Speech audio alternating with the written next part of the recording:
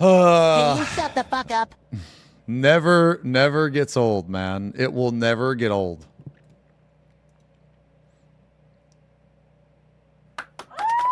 Thank you. Thank you. Yo, yo, yo.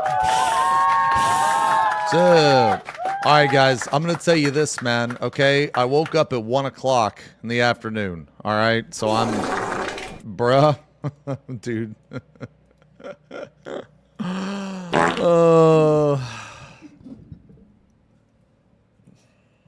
I'm a bit unprepared today.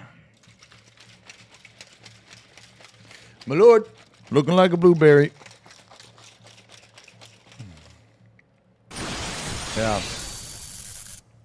Man, today we're just chilling. Dude, I streamed so much last week, man. Yo, I'm taking Wednesday off.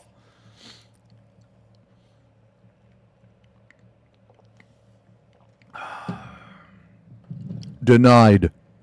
Denied. PTO denied. Now we're going to paint today, guys. We're going to paint today and watch some stuff. I kind of want to watch a 40K video, though. I have like 3 up, but we're not going to watch all 3. I figure we watch like one now, another day, you know?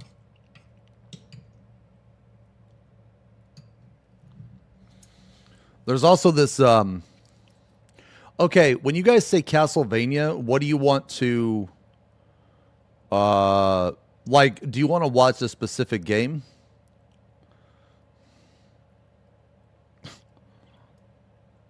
You don't even know. Ask Druid. He knows. Okay, Druid. Ask D. Okay. All right, D, hit me with it. No, cook him.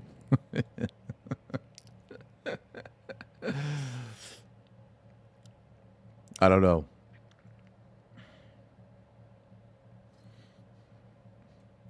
I painted this. I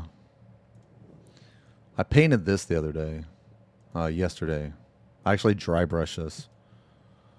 So like, on the left here is dry brush. And on the right is layers. I don't know which one I like better. But I'm like, I think I might like this one better. But I was really happy that I was able to do this with dry brush. Yeah, we're going to paint today. Yeah, I did this with the dry brush. It's like it's like my weakest area in painting. Or well, I guess one of my weakest areas. I don't know why either.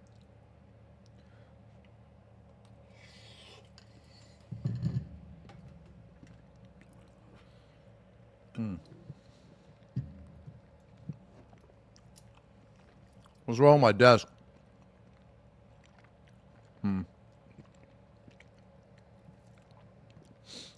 Yeah, I might paint the other side of this with airbrush.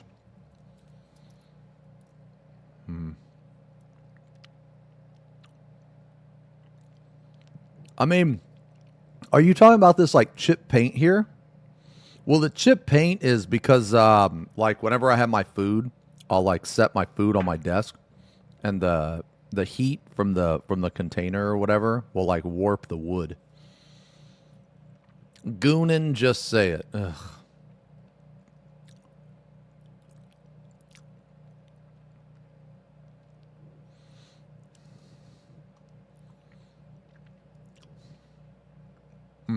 Yeah, I still use a keyboard tray. Yeah, we're gonna. I think. So there was this. Welcome back. So there was the Balmung Virgin.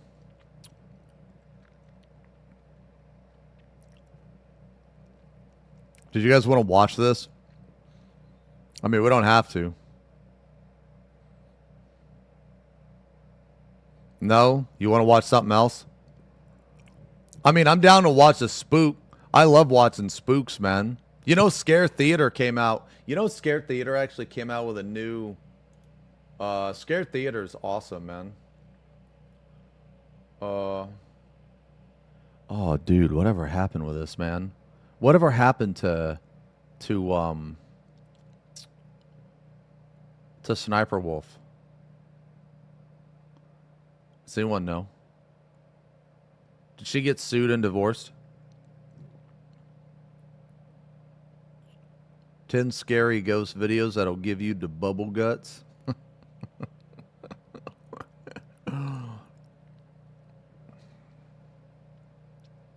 Oh, I saw the new Makina trailer, yeah. Mm-hmm.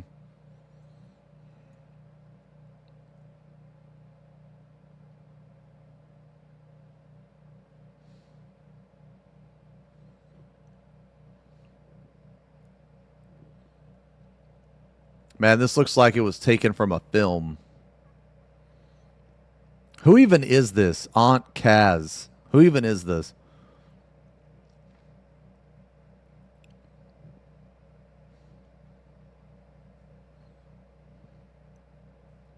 I've never seen the film, actually. No.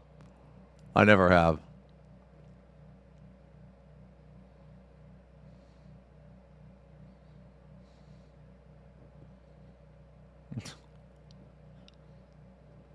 Anyway, yo, Scare Theater had a new video.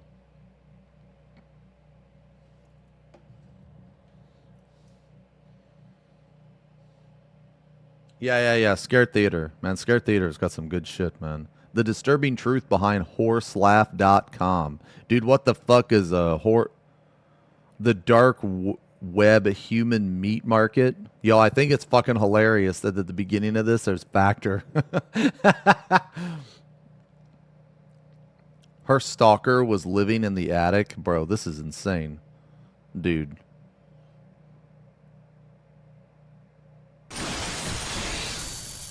Disturbing found footage. Dude, we need to watch some of this. We haven't watched Scare Theater in a while. You know, I've seen Cook Unity, man. I've seen it, and then I went to their website because I was thinking about trying other stuff.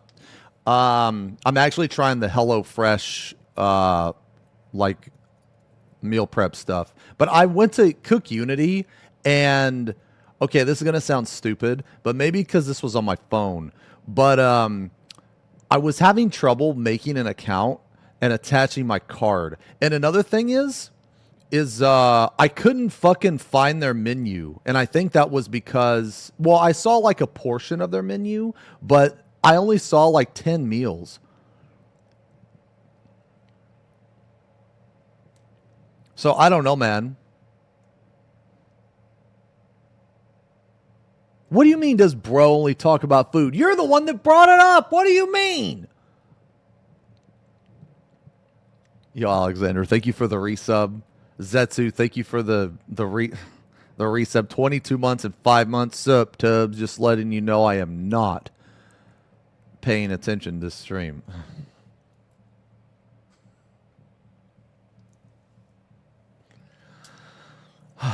Yo, Wolfie, thank you for the resub. 17 months.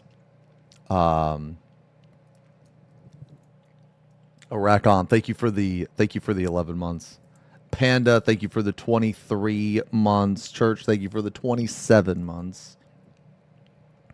Ike, thank you for the 5.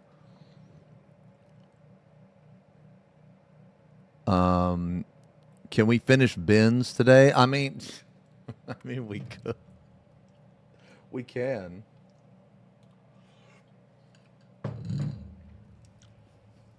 But I want to watch one video of Silent King. Just one.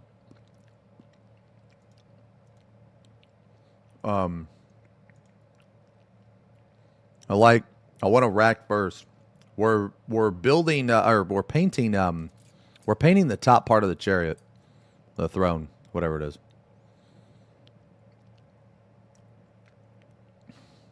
So yeah, we're gonna paint that today. I don't know how long it's gonna take. I don't know if we're gonna finish it.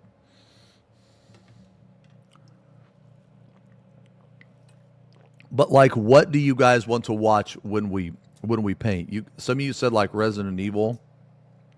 Like, do you want to watch? Or sorry, not Resident Evil, but I mean Castlevania. Do you want to watch a specific one? See, I kind of wanted to watch like Final Fantasy 16. That's what I wanted to watch.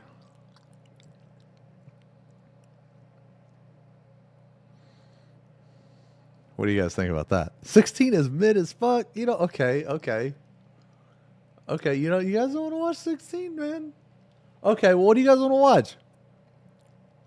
Ew. Cat boy. Ew. Cat Yes, boy. Attack. Thank you for the resub. 1 year already, and you're still bald. Time flies.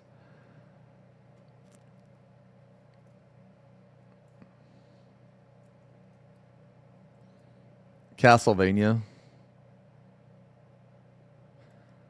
Well, like, do you guys want to watch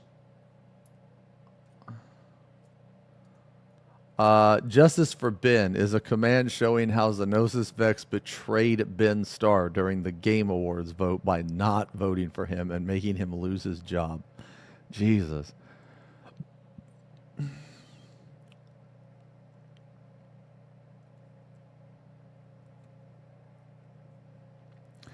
Oh, you know what we could watch?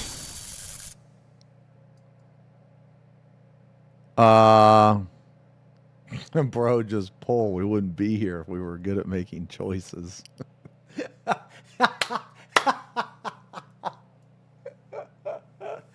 God damn. Okay. Yo, Rune, thank you for the 15 months, man. Thanks a lot, man.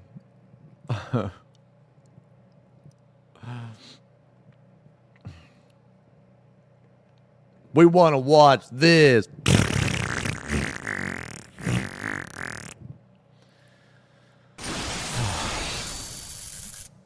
Yeah, we're gonna watch Silent King of War.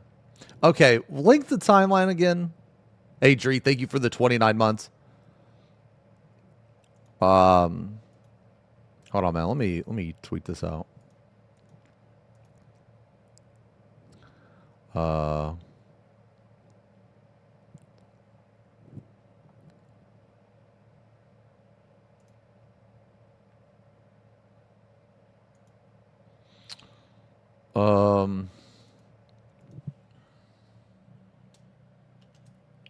Oops.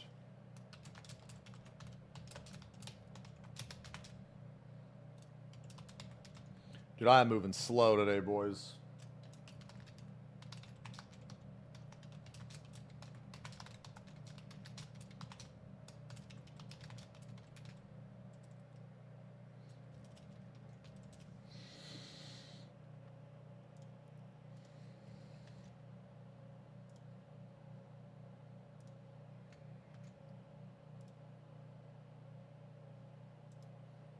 Okay. All right. Is this strength against 5 guardians? Oh, is this like long ass playlist? Holy fuck.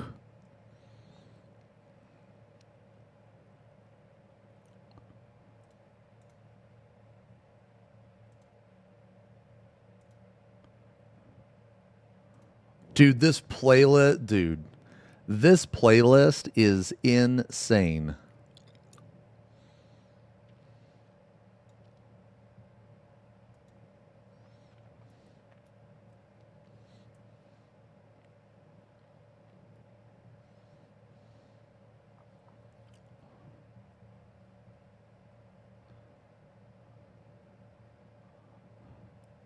Okay, you guys want to watch all this? Bro, this seems like a lot.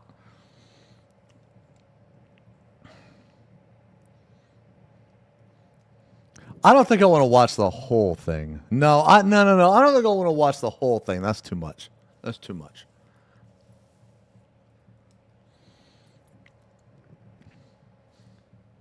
Yo, what about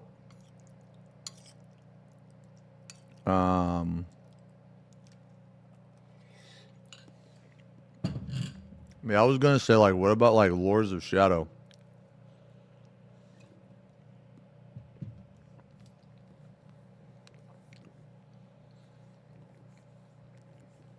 Wait, I murdered you? Wait. When did that happen? Clipper didn't happen. Clipper didn't happen.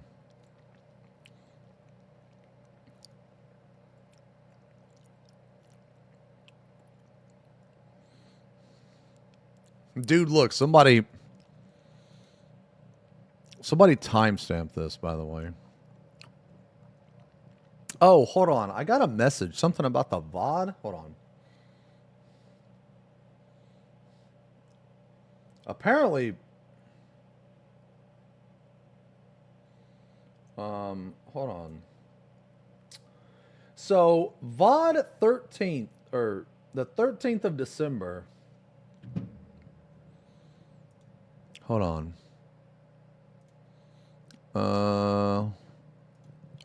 So the 13th of December.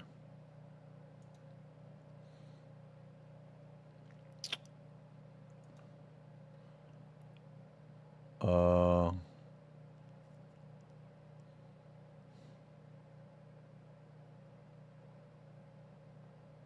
12/12. Oh, 12/13. Okay, okay, hold on. And it's at 4:54. 4:54. 欧阳老师，你不吃吗？ Ada's photo. 我看你吃。 What the fuck is this person talking about?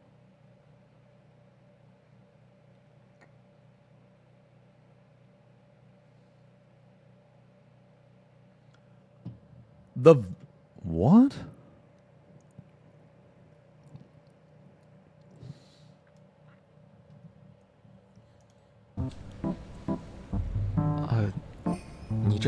Dude, is Ada the new wife? Like, I hear the sound. So this person's saying,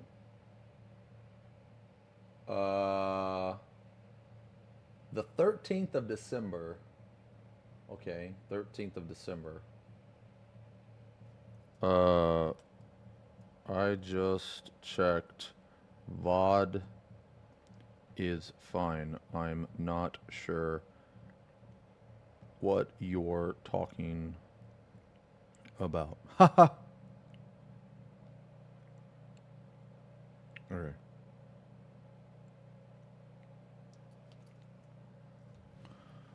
Anyway. Yeah, like I don't. Yeah, I don't know why. Like this person sent me a message saying the VOD was fucked up, and like many other VODs are fucked up, but they only gave me the that one.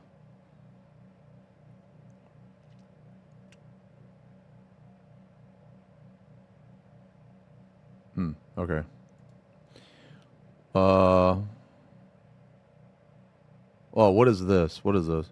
Oh my god.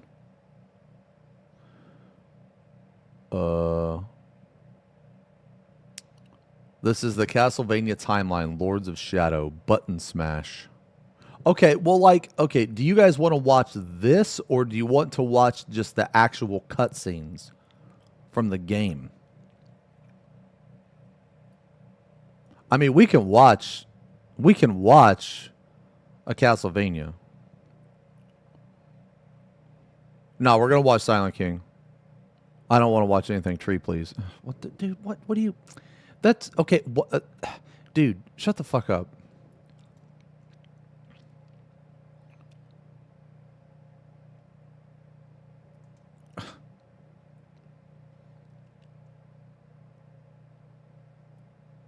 The cutscenes from the game are ass. Oh, are they? Okay, okay. Oh, the timeline has gameplay plus cutscenes. Okay, okay, all right, all right, all right, all right. So, okay, I don't mind watching the Lords of Shadow. Yeah. Okay. Yeah, I don't mind watching this. So, I don't know how long today's stream is going to be. Like, it might be super long, guys. It might be.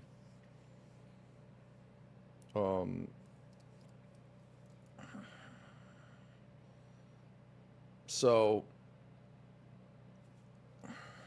Dude, I gotta wake up, man. Oh, man, I overslept by like an hour today. Oh, man.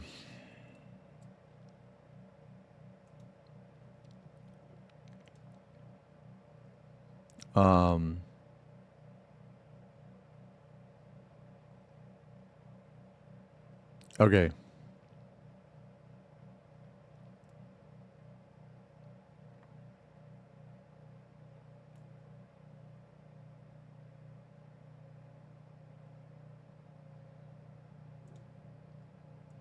Okay, let's watch this.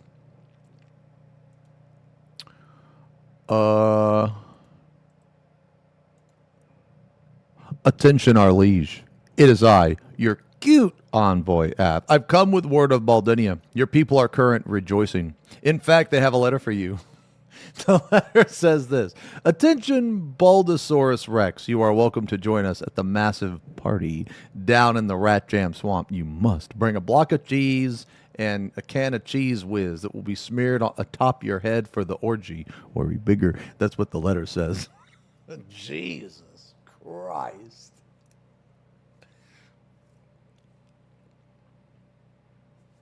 Well.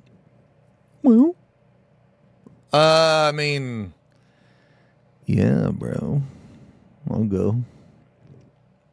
I don't really understand this lore. It's because you're a Burge, bro. It's because you're a Burge, okay? You're too busy fucking trying to start shit with the fucking Baldinia, okay? That's fucking why.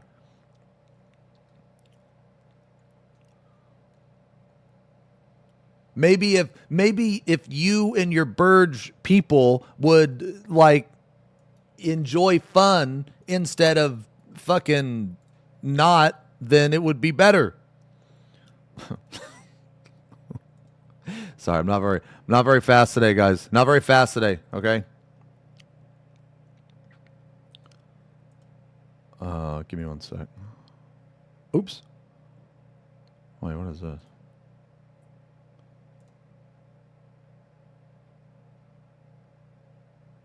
Okay. Oh, god damn it. Hold on, sorry. Okay, there we go. Yeah, I mean, fuck it. You know, I'm down. Let's go. Yeah. I have tried to be nice to the Burge. Can you shut the fuck up? I have. My name is Bridge, not Burge. Not in here. Not in here.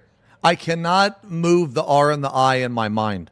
I can't. I'm sorry. I'm sorry. Please forgive. Please forgive.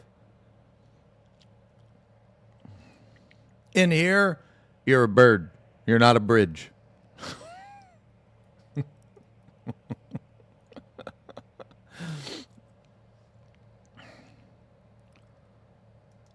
Okay. All right. So hold on. What's our plan for today? Okay. All right. Look, here's a plan. Okay. Woo. All right. We're gonna watch the Scare Theater. Okay. We're gonna watch the Scare Theater, maybe 2. These are kind of short. 14. Okay, we're gonna watch the Scare Theater. Now, after this, we're gonna paint. We're gonna start to paint the Silent King. And then, did I change my channel back? Hold on, switch account. Okay. Yeah, and then, we will watch the Castlevania Lords of Shadow. Okay. Okay, you guys ready? Is everybody ready?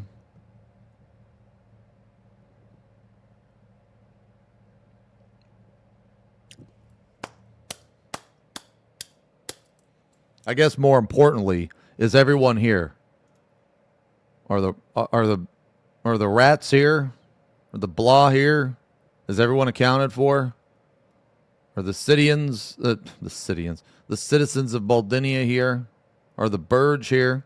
Checking in. Is F Nation here? Okay. All right. Okay, now we gotta pick. What the fuck are the sleeping tapes? Man, that looks weird, dude. Her stalker was living in the attic. Okay, this looks bad. This looks bad.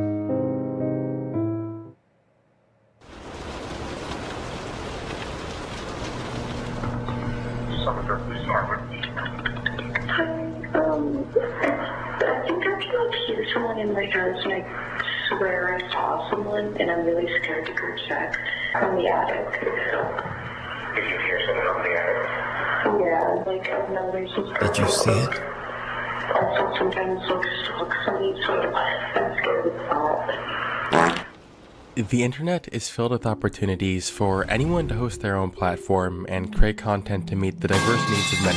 Some more recent controversial platforms cater to those willing to fill content niches often consumed by lonely men or individuals seeking a more intimate connection. These platforms are notorious for Whoa. Intimate? fostering parasocial relationships, which, while usually harmless, can turn dangerous when a client becomes overly attached to their creator. This is exactly what happened to an OF creator in 2022, when one night, at 4 o'clock in the morning... Yo, did you guys see that there was this like stalker fucking burned this girl's car or something? It was like recent.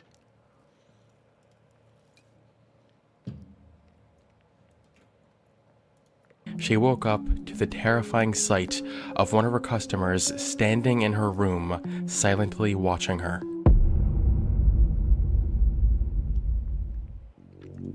Rachel Nunez was a single mother in her early 20s from New Hampshire who started an OF page to get some extra cash. Business was going as usual until one day in October of 2020, a 19-year-old boy from Pennsylvania named Mauricio Guerrero subscribed to her page. Things started off as normal, with Mauricio paying money for pictures and videos and whatnot, but Mauricio was a client who was particularly interested in Rachel and gave her an absurd amount of attention. The communication between Rachel and Mauricio continued to escalate until eventually Rachel gave Mauricio her personal phone number where they would continue to text and make video calls. Man. Mauricio quickly became... Man, Phil, you gotta be careful about that shit, man.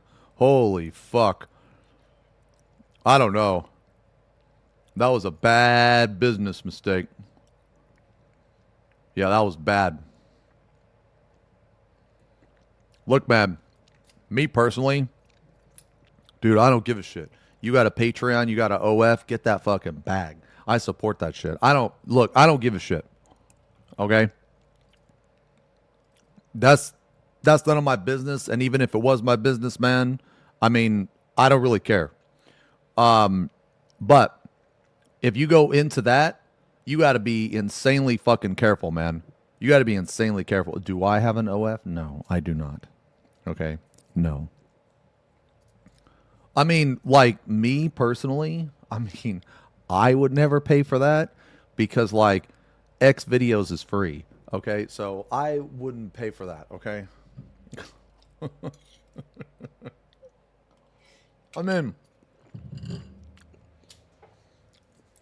I mean, I got, like, you know, a couple of friends I support or whatever.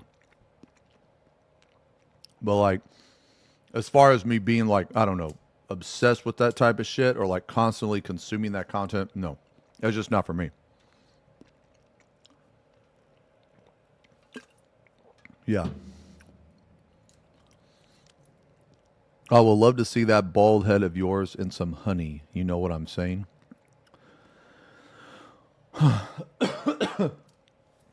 Couple friends, dude, guys.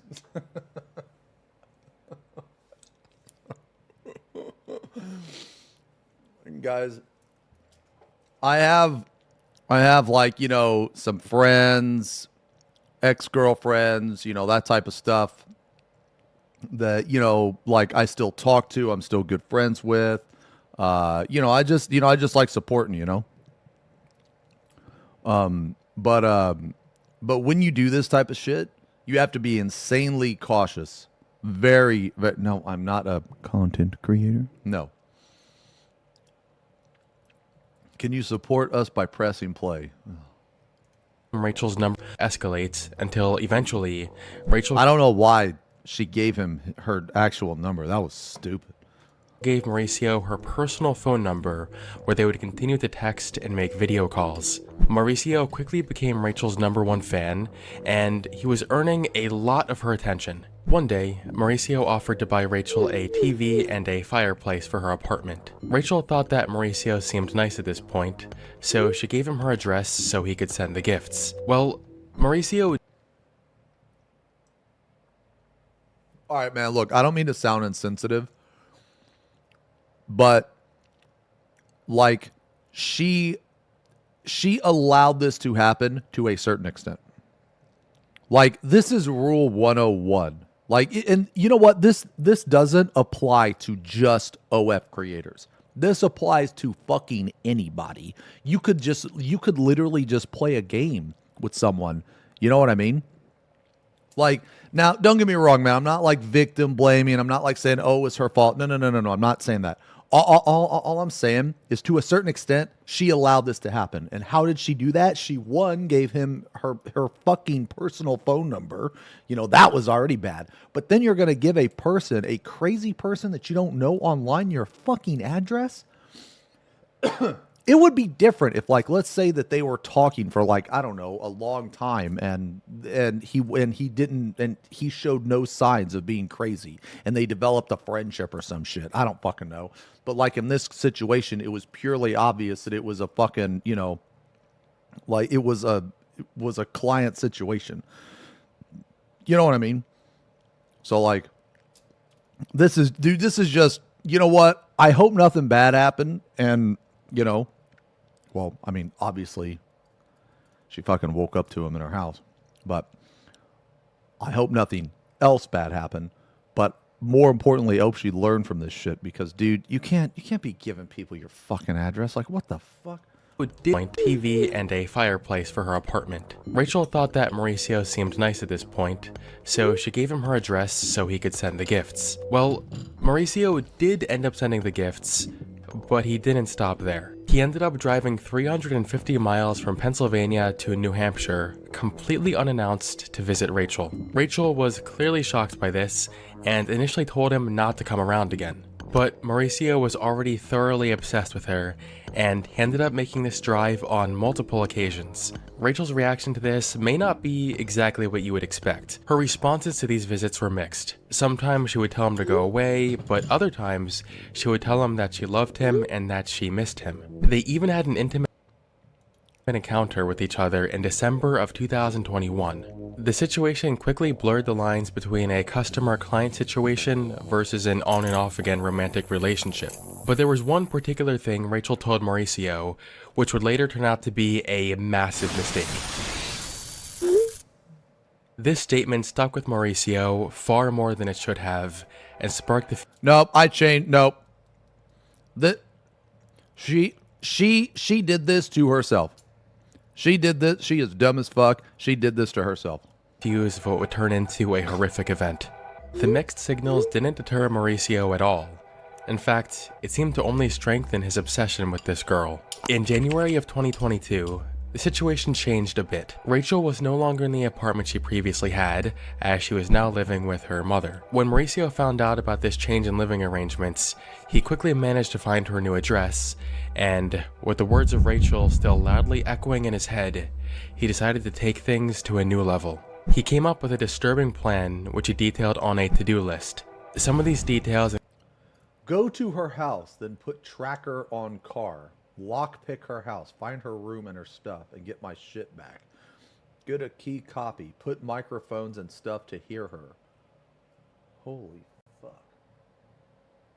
included putting a tracker on her car, picking the lock to her house, and putting microphones in her house so he could spy on her. I mean, like, look, I'm not saying that she deserves what happened, but she allowed it to happen. She actually, like, egged it on a little bit. Like, she's an idiot. Like, I don't feel sorry for her. I'm sorry, but I don't. I don't feel sorry for her at all. Like, she allowed this to happen, and she even enjoyed some of what he was doing. This is crazy. Before he could enact his plan, however, he needed to first visit the house. This is a fuck around and find out.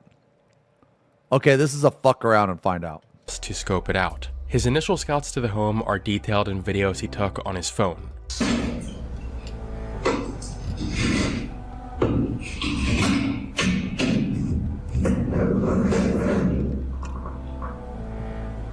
This video was taken when Mauricio tried entering a back barn area of the house. He needed to insert the phone through the window to figure out why he wasn't able to get it opened. This would be one of the first of many visits Mauricio made to this home unannounced, and he made his way inside multiple times. On February 8th, 2022, at around 10 o'clock in the morning, Mauricio recorded this video of him walking around inside the house. It's kind of messy.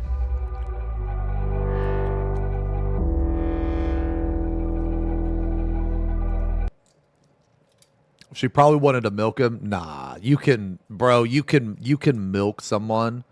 You can milk someone without doing any of this shit. Like, as a matter of fact, like, there's like, okay, now I don't like know this for sure, but there are some content creators that I've heard that they don't even actually interact with their clients. They just have someone else do it, or they have like an AI fucking do it. Like, so like you'll have like a tier 1 badge or whatever, you know what I mean? And then the tier 1, you know, gets like one text message like a week or something. But the thing is the creator doesn't even send that text message. It's either it's sent by someone else or sent by like their account manager or some shit. You know, they don't even fucking know. You know what I'm saying?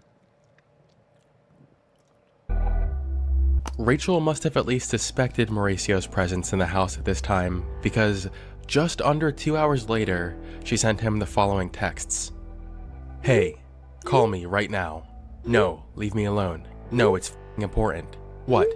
They go back and forth with Rachel trying to get Mauricio to call, before Rachel just responds with, I know you're here. What? The f*** are you talking about? You're here. No, I'm not. I was just making sure you didn't break into my house or something, cause my door looked weird. I want nothing to do with you. Then stop texting me. Dude, you said you were gonna show up last week, but the snow stopped you. You said you were just gonna walk around my neighborhood. Like, you scare me. They stop communicating at this point, but that quickly changes when nighttime comes around. As puzzling as it seems, Rachel suddenly wanted attention from Mauricio again. At 9 o'clock p.m. that night, Rachel started the following— Dude, she's fucking crazy. She's crazy. No, she's crazy. She's an idiot. She's crazy. conversation over text. Want to FaceTime in a bit? Hold up. I'm on the phone with my mom. Cool. I think I'm literally in love with you. Please don't say that. You're just the only one that makes— Nope, she deserved it. She deserved it. She allowed this to happen, and she kept doing this, and fuck around, find out. I have no fucking sympathy for this person. Makes me happy and feel special. I'm just drinking alone once again because it's the only time I actually feel something. I just wish you were here. If I was there right now, what would you do? Oh god. I'm outside. I'm gonna shower, then I can come and say hi real quick. But like legit, I can't even stay long.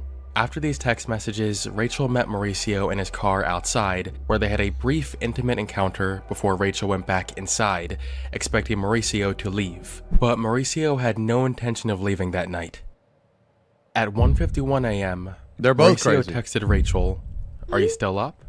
After getting no response, he got out of his car and made his way into her home. Once inside, he took his shoes off to avoid making any noise. He remained in the house for the next 2 hours. Every detail of what he did in these 2 hours isn't entirely clear, but one thing we do know is that he snuck into Rachel's room while she was sleeping, lifted up her robe, and took an exposing video of her on his phone. Shortly after this, Rachel woke up and saw Mauricio standing in the doorway before he quickly jolted away. Rachel freaked out and immediately texted Mauricio, "Are you in my house?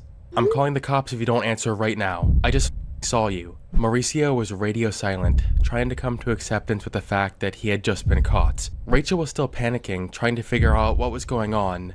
Then, suddenly, she heard a noise coming from the attic. Fearing the worst, she called the police.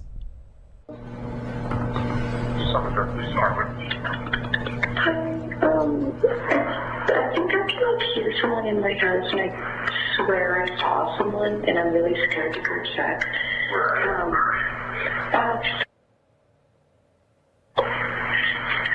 Your name? Rachel Nunez. You think you saw somebody in there? I mean, I could be imagining this whole thing, but I swear I saw someone and then I can like hear something that's like in the attic. Did you hear someone up in the attic? Yeah. It could be. Okay, so you think maybe rats went in the attic? It could be, or someone was walking around, like, I don't know, there's this person that, like, also sometimes looks somebody, so I'm scared of that. You got somebody else in with you at the house now?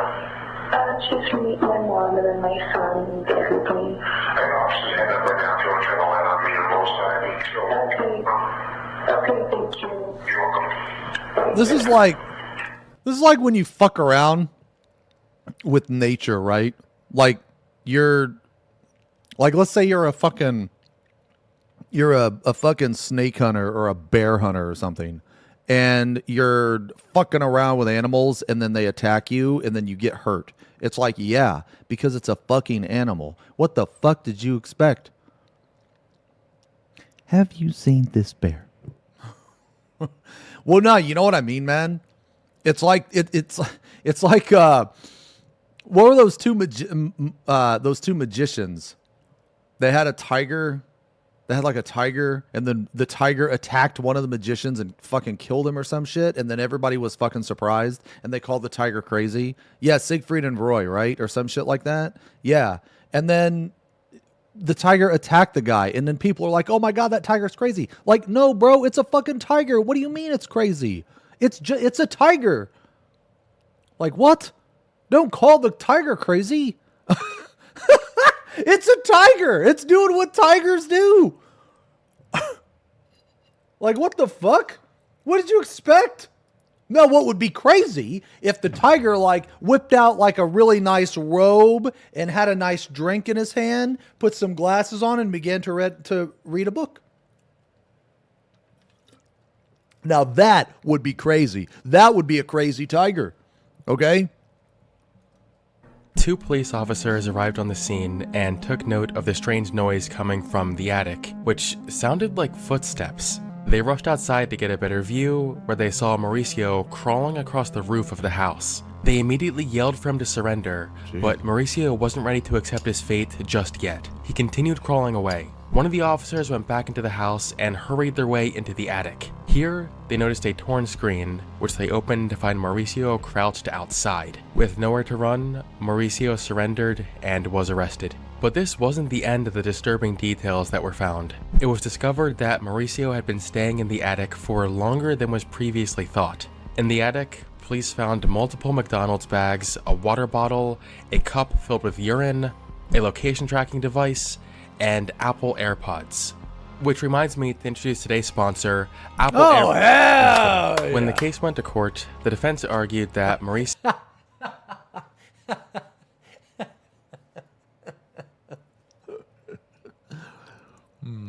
thought Rachel was his girlfriend, and the ways in which she led him on confused him into thinking this is what she wanted.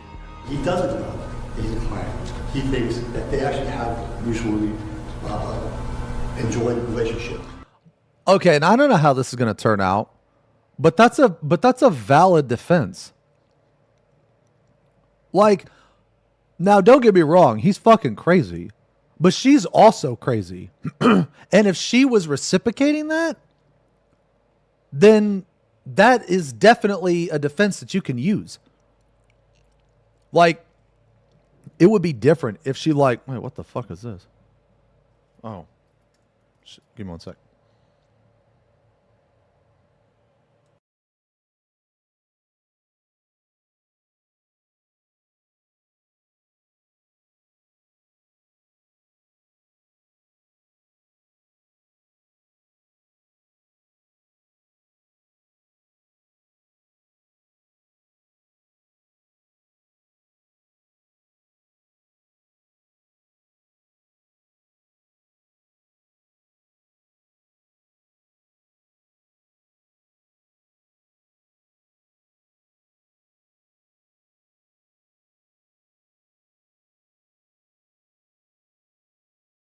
Okay, sorry.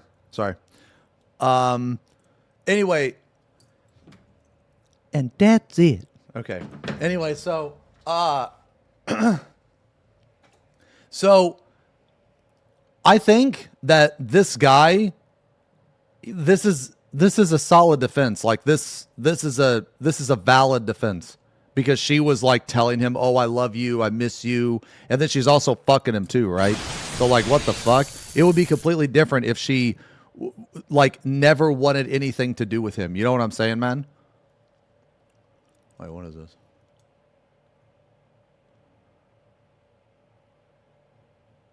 Oh. Okay. Yeah. Anyway. Here's some of him into thinking that Rachel was his girlfriend, and the ways in which she led him on confused him into thinking this is what she wanted. He doesn't know that he's a client. He thinks that they actually have mutually enjoyed relationship. Here's some of what Mauricio said when he took the stand. She still continued to say things like, I love you. And of course then we would FaceTime again still a lot of times. She said she wanted me to be obsessed with her, to be a stalker, that she liked it. One thing I thought was pretty comical was one point in Mauricio's testimony where he accidentally refers to Rachel's attic as his room before correcting himself. She did like a loud gasp, and I went up to my room. No, not my room. I'm sorry. That's what you said. Yes, but I'm sorry. I went up to the attic. He must have really made himself comfortable in there.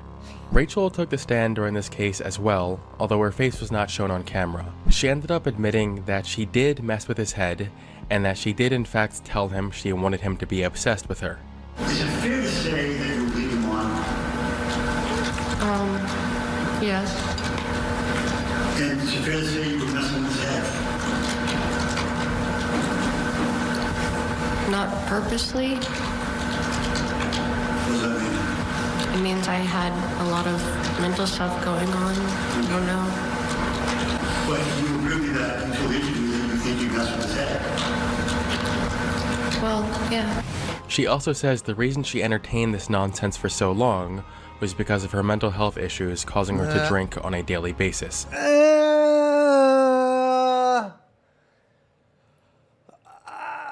I think she liked him.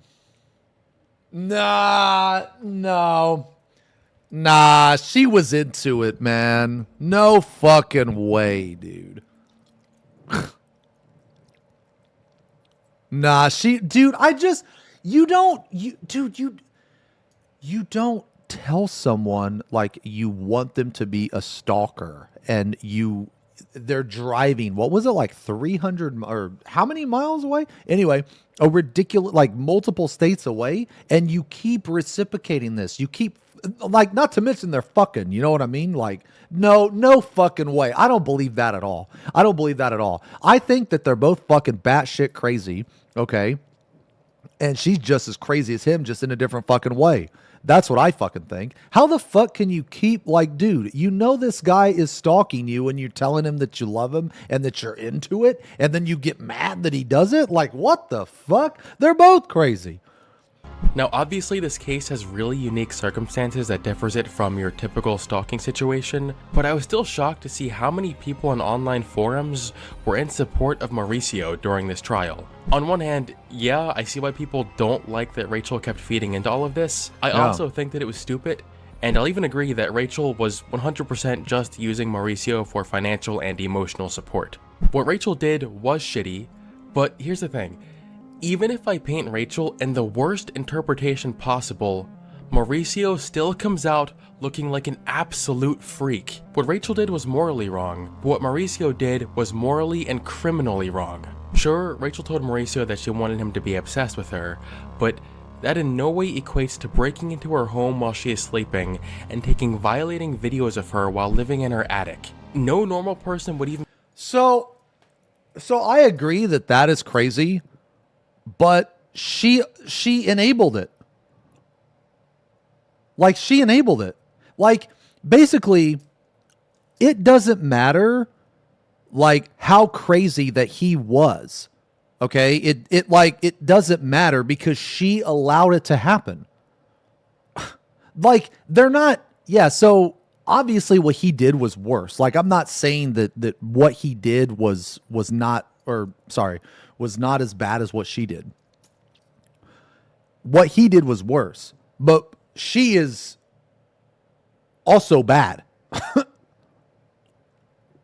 She's also bad, and I don't feel sorry for her at all. I don't feel 1 ounce of sympathy for her. She literally allowed this to happen, and to a certain extent, she wanted it to happen. That's the crazy part. To a certain extent, she wanted it to happen. How the dude? This is like, this is crazy. Because how are you gonna tell a stalker that you met through your OnlyFans? Okay. You met them through your OnlyFans. So your first interaction is they want to fuck you, okay? You are going to tell this person that is obsessed with you and wants to fuck you, all right, that you like them stalking you. You want that, like, that it was kind of hot that you showed up unannounced. Like, are you fucking kidding me? What the fuck? Like, I feel no sympathy for that. I mean, obviously what he did was worse, because he like actually broke the law, but what she did was pretty bad too. Not like pretty, like, okay, it was pretty bad in multiple ways. It was one really fucking stupid. It was really fucking stupid. Okay. And it was really bad for her and her son. Like, I feel like people are forgetting that she like has a son and that she also lived with her mom. So like she kept doing this knowing that there were 2 other people in the fucking house. So no, you know what? The more that I'm thinking about it, the more that she allowed this to happen, the more I'm thinking that she's actually worse than I originally thought. Dude, imagine if your mom did that. Like, what the fuck? No, she has a son. Yeah, she has a son. At least according to this, she did. She sure as fuck wasn't thinking about him. No, I think they're both horrible. They're both fucking stupid. Begin to taking violence, but that in no way equates to breaking into her home while she is sleeping and taking violating videos of her while living in her attic. No normal person would even begin to think that this is a sane thing to do. You can paint Rachel however you want, but at the end of the day, Mauricio is still a creepy, stalking weirdo. No, nothing more, nothing less. Mauricio was found guilty on 2 counts of burglary, 3 counts of criminal trespass, and 1 count of invasion of privacy. He was sentenced to 1 year in jail, which at this time is now over, and required to participate in counseling. As disturbing as the whole incident was, it definitely could have gone a lot worse. It's a good thing Mauricio wasn't violent. I hope Mauricio is getting the mental health treatment that he very clearly needs. Thank you for watching, and I will see you on the flip side. I'm actually surprised that... This is a really good video. I'm actually surprised that he got as much as he did. Man, that was a really good video, actually. Very, very, very, very crazy.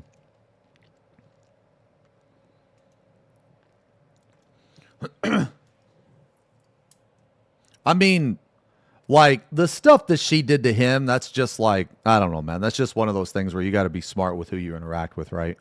So, like, obviously, obviously she was crazy, and that's just not, like, applicable to like women, you know what I mean? Like, men are obviously the same, like, men can be the same way, you know what I'm saying? So it's not like, but, like, I don't feel sorry for her at all. As a matter of fact, dude, I feel sorry for her mom and her kid because she, like, allowed this to happen, bro. Heavens above. A vision both obscene and irresistible arrests me. A man, yet no man, for where his head should be lies the luscious curve of a woman's breast. Smooth as velvet, gleaming in the light, its forbidden beauty tempts me. Its sight stirs something primal, something I dare not name. I should turn away, but instead I lean closer. Its horrific allure beckons me forth, ensnared by the sultry pull of the maddening, unholy creation. Lest.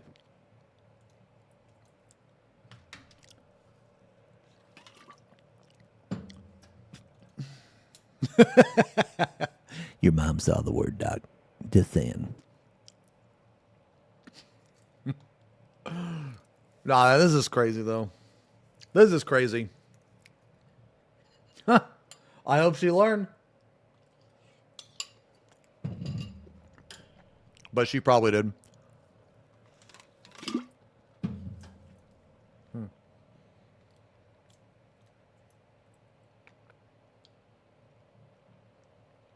Yeah. It's very rare I'd assign any blame to the victim here. Yeah. Bro, when I first saw this, I was like, holy shit, this guy's a fucking nutbag, you know? A nutcase. The fuck? And then, like, you know, we dug into it more.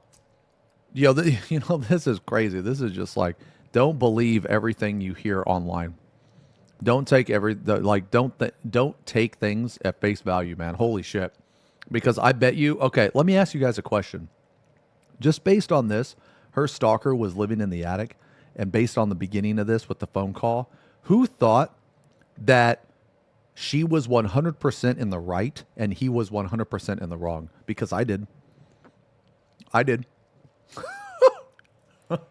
I had no idea that this was going to turn out the way that it did. No idea. It's very rare that I'd assign any blame to the victim here, and obviously no one deserves this. But like, I mean, no, I disagree. See, I'm a very realistic person. If you fuck around and find out, then yeah, you deserve it. Like, yeah. If you invite a tiger into your house, then you deserve to be mauled and attacked by a tiger. Yes. Yes. That's what I think. That's a fuck around and find out. Yeah. Like, don't be an idiot. Don't be stupid. Like, I have no sympathy for people that stick their hand in fire and complain that they got burned. Like, I have no sympathy for that. You stuck your hand in fire, you deserve to be burned. That's how it is.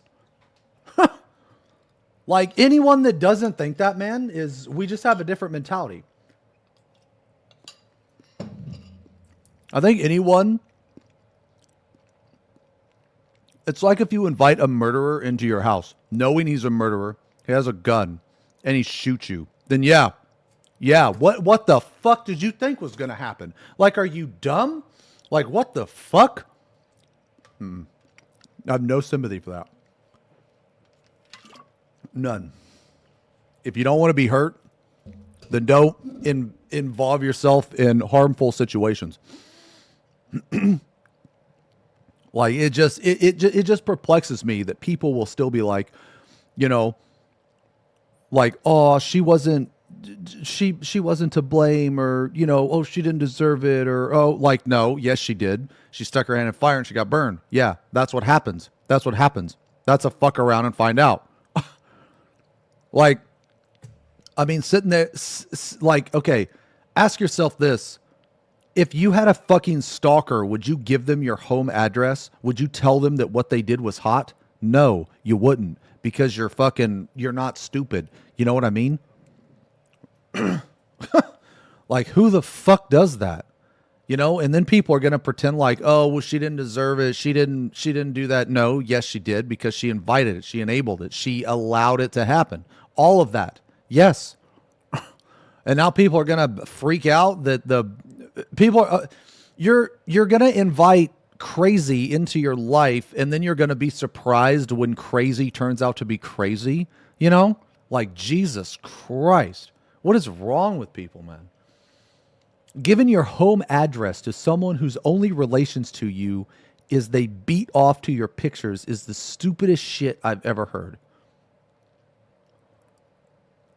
This is the weirdest stalker case I've seen for a while. The girl just keeps dragging the stalker back to life instead of cut ties to him. And the guy keeps being freaky stalker, spends his life in an attic, and record video while he is in her house. Yeah. So all of this was happening while she was living with her mom and son. She was not only endangering herself and her mother by teasing a clearly unstable and creepy person, but also presumably small child. Yeah, exactly. See, this is what I mean. This is what I mean, dude. I feel like people aren't thinking about the mom and the fucking kid. You know what I'm saying? I don't even know why this chat box exists for YouTube. Frog should be the comment section. Now shut the fuck. I see your guys' comment. We're racking. We're talking.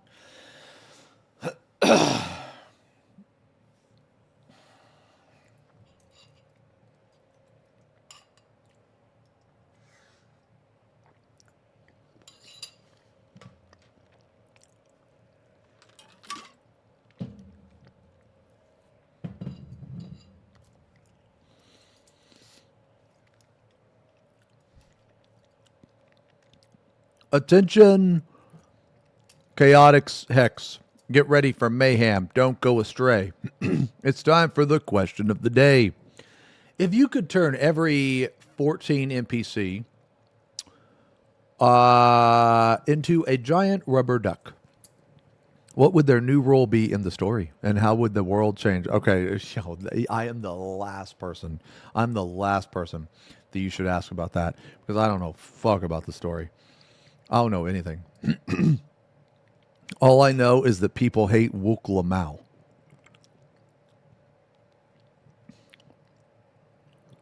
Yeah. That's it.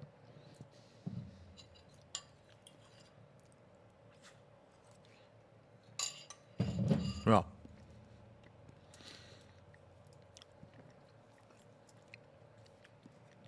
Woke Lamau. Mm-hmm. Oh, no. I'm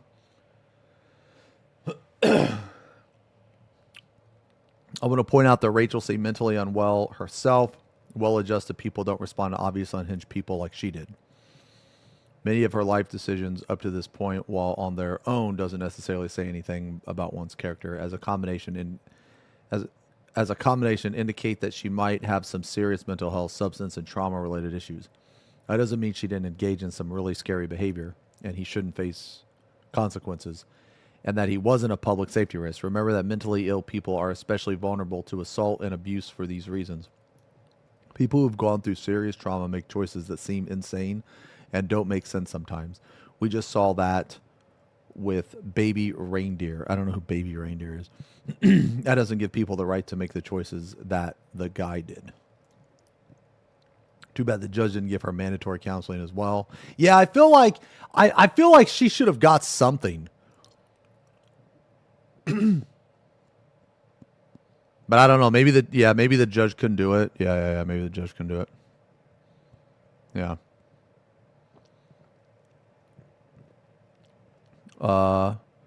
Ironically, it seems both of these people struggled with loneliness, though they obviously handled it in very different ways. Her biggest mistake was everything she did. I mean, yeah.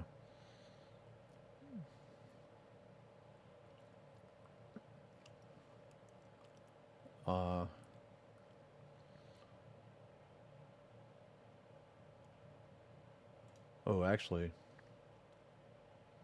Why do I feel like they both went right back to their old games when he got out? I don't know, actually. I'm curious about that. Actually. I don't know, man. I feel like that she should have got like you said, child endangerment. I think she should have got something like that too. Like she knew he was crazy.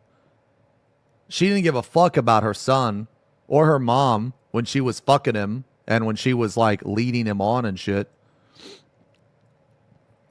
I don't know, man. I don't know. Weird story. Weird story. A lot of different takes, you know? A lot of different opinions. Yeah, I don't know.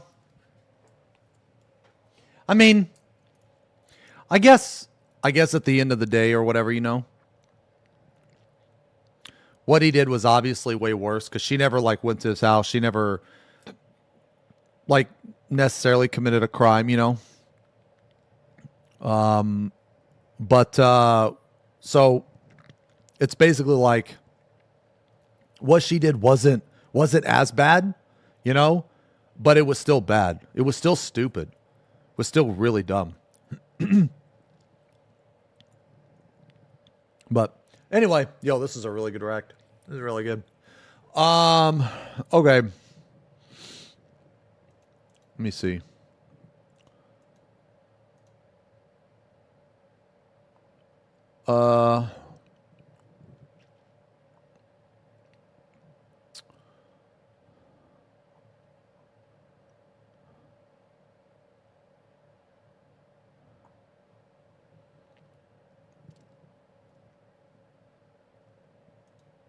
Okay, so I think we're gonna paint. The horse laugh one is good. Horse laugh?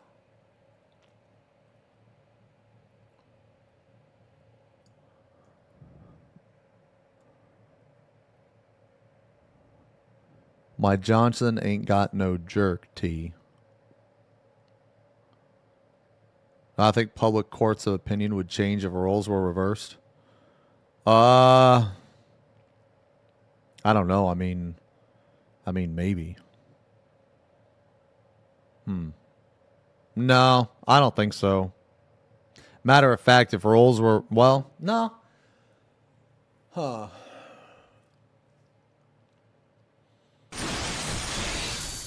I don't know. That's an interesting question. Like if she was the one stalking him, yeah, I don't know. I mean, because you have people on both sides, right? Like there's some, like, you know, there's people that think like that, you know, really sexist people, right? Like, oh, that woman deserved that, or, you know, whatever like that, you know, like they're, you know, like let's take like a case of like, you know, abuse or something. And it's like, you know, some people actually have the mentality that like, you know, like let's say there's like a marriage or something, like a man and a wife, they're married, and then like he beats on her or whatever. And like obviously she didn't do anything wrong, you know what I'm saying? There's some people that actually will think like, oh, she deserved that even though she didn't do anything wrong. There's some fucked up people, right? And there's also fucked up people on the other side that will always believe a woman no matter what. Like it doesn't matter. Like a woman can completely abuse a man and they will always be on the woman's side. So there's people on both sides, you know what I mean? So that's why it's like it's really important to hear the whole story. You know what I'm saying? It's not, it's like, that's why whenever man, you see anything online, right? Like if a woman comes out and she's like, oh, he abused me and he, you know, did all this shit to me. Like you can have sympathy, but don't believe it. Don't, unless you hear both sides of the story and then you see the complete picture. Like you can have sympathy for someone and at the same time still want to hear more information, because that is how like situations like Amber Heard and, you know, that type of shit will happen, is because people will jump to conclusions. This also works for like, you know, it just, I feel like that people, they're too focused on the like, you know, like the gender aspect of it or some shit like that. And I feel like people forget that we're all human and humans lie. It doesn't matter. Like it doesn't matter like what race you are, you know, what gender you are, it doesn't matter. Everybody lies. So you have to understand, right, that whenever someone tells you something, like especially online for someone you don't know, you can't automatically believe it. You know what I'm saying? You can't like automatically believe that shit. And like gender, race, like where you're from, you know, none of that matters. None of that matters. Like, because it's not like one particular group of people is like lying more than the other. You know what I'm saying? Like, you know what I mean? So like, when you automatically believe someone online, you get all these like false cases, right? Like, I still can't believe that there are people that will automatically believe women in particular after all of that Amber Heard shit. Like, bro, I cannot believe that people will like, that was a huge wake-up call to so many people. To so many people. It's insane to me, man. Because she fucking shit all over him and lied like crazy. And remember that fucking pro Jared shit too? Remember that shit? Now, don't get me wrong. He's kind of weird too, you know? But he didn't do anything that she said he did. He didn't do anything she said he did. Like, just because he's a little weird doesn't mean that he's a rapist. You know what I mean?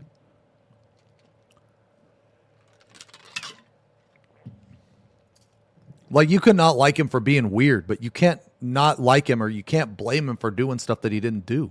You know what I mean? Like, it's not right. You know?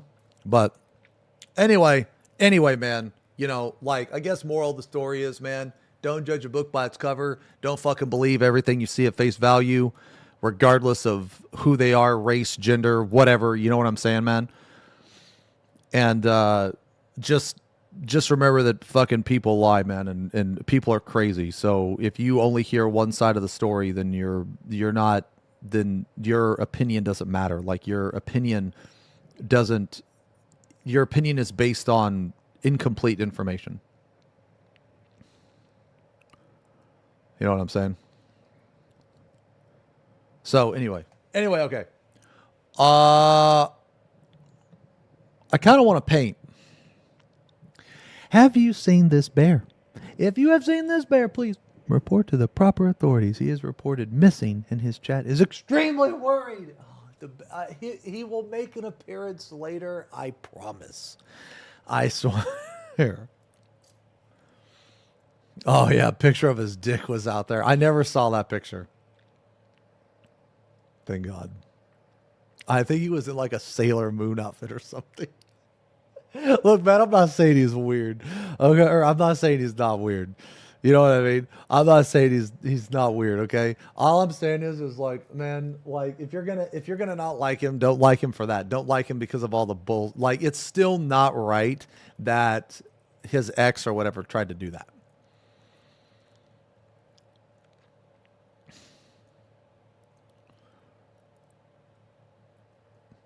Didn't see it. Explains the outfit he was in. T. No, no, that's just what I heard, man. Mm-hmm. Yeah, revenge porn is a felony. Yeah. Yeah.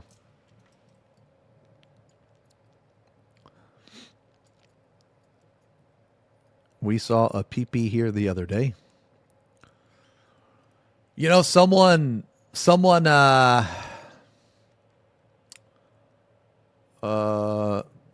me see. Let me find it.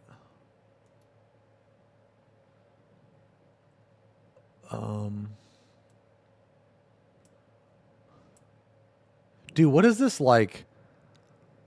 What is this Ninja and Tim the Tapman stuff? Hold on, what is this? Magneto slapped? Magneto no bubble? I need a heal. Don't be if you need to back grab. I've heard about this. Alright, boys. Okay. Alright, just back up, regroup. Come back. Can we wrap this shit around?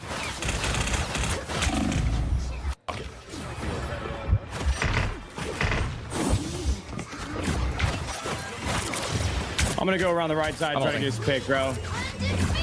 Oh, Ninja's not good, and Tim roasted him. Okay, anymore. Alright, well that all sucks. I think it was one of the greatest ults ever done to me. Sucks. Yo, okay, I don't know what to tell you, brother. Just why would you ult that? Just play solo. Just play solo. You're tilting me. You're tilting me, dude. It's every time we don't do anything, it's just.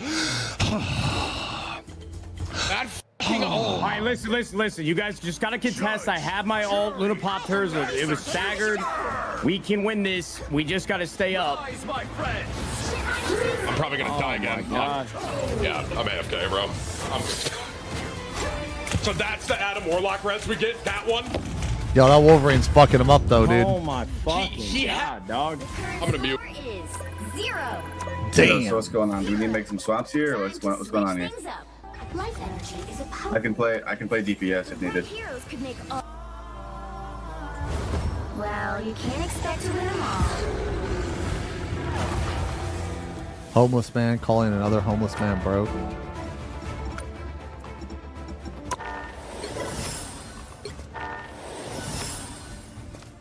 How Damn, do you rage get out of a quit. shared chat?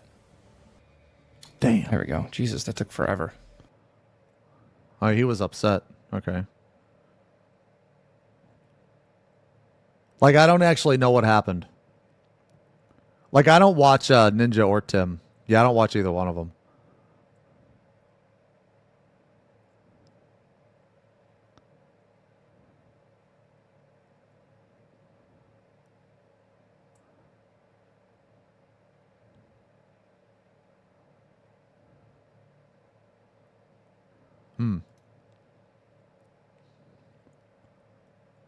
Nah, I haven't been playing Rivals. Ninja's bad and Tim got tired of carrying him. Oh, okay, that's the TLDR. Okay.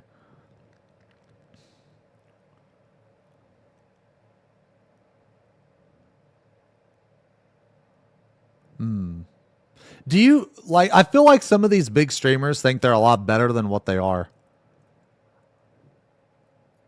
I don't know, though. Like, I feel like some of them are just like, yeah, I should be like auto fucking pro or some shit. I don't know. Wait, is Tim actually good? Oh, okay, okay. Yeah, I don't really watch. Yeah, I don't watch Tim or Ninja. I saw that Tim said that Ninja was bad because this isn't a solo game.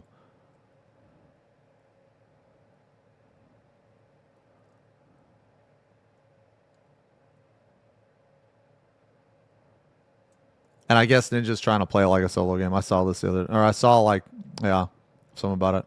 Tim is bald, so you'd like him. Huh. Yeah, I've never watched. Grown-ass man getting upset because his friend told him he sucks. Man. Dude, why does the Ninja just retire, bro? Dude, isn't he? He's like a fucking multi-millionaire. Why don't he just retire, bro?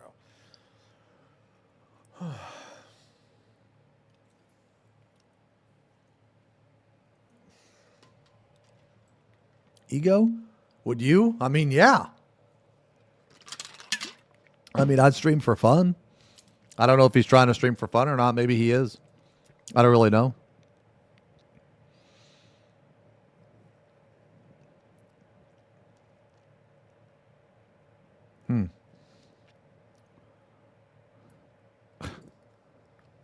No, I wouldn't. No, like, guys, I'm going to stream until I'm dead.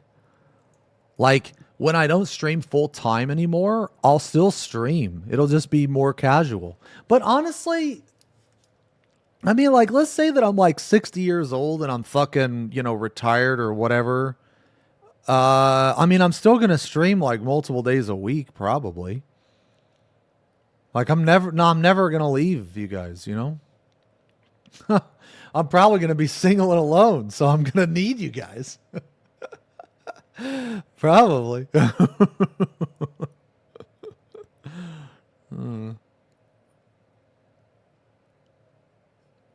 don't know. A bit parasocial, aren't we, T?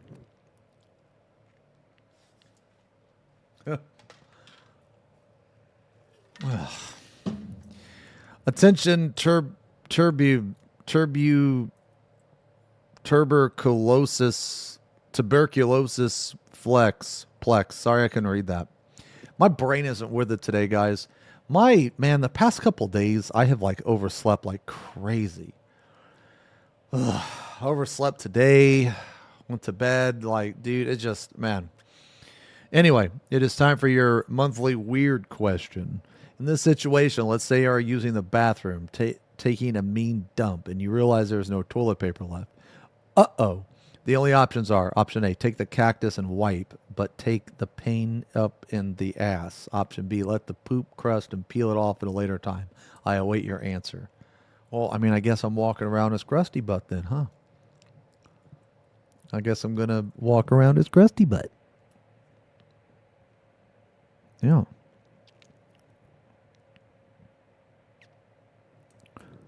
Correct answer.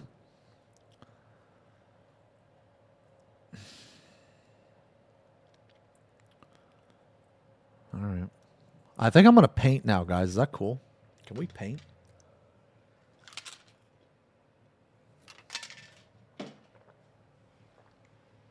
Man, I've been playing a fuck ton of Dark Tide, actually. Would you guys want to see that? Maybe? A Dark Tide stream? I've been playing a lot of it.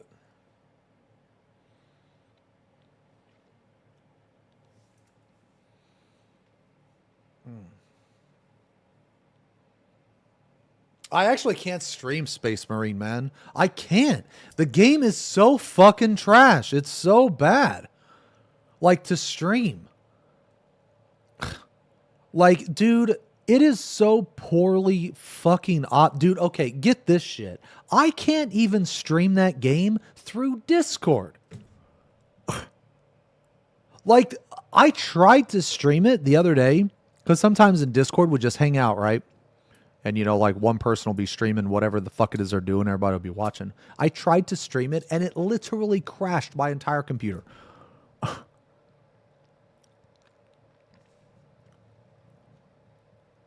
My CPU... Oh, fuck, man. I think it's this. I think it's that. I'm buying a new PC this year, though. I'm buying a new PC this year, but I'm buying a pre-built. Buying a pre-built.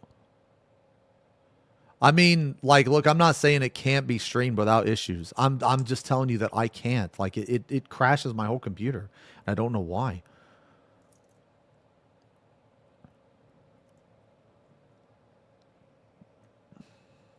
I don't know.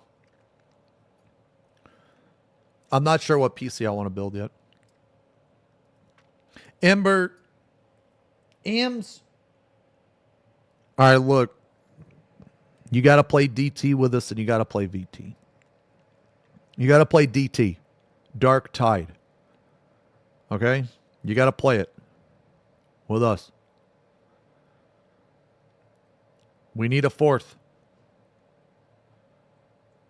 And we need a fourth. Okay, look. All right, look. I'm going to tell you this. Okay, you got two choices. Okay? And you must choose. You got two options. Option one. Okay? Option one. You must play. You have to play. Or option two. You fucking get Darwin to play. Okay? You got two choices, bro.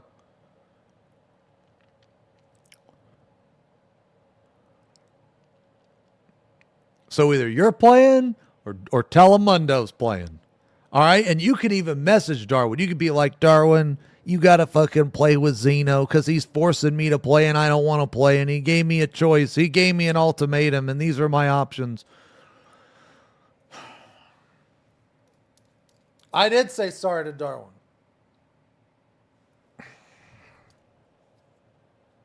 Why am I responsible for this? I don't know. You must do one or the other. Show us your feet on camera. Show Thirsty Bia without any gear on. You have 10 minutes, otherwise we will seek vengeance. Dude, Dude. I mean, maybe get a quick feet peek.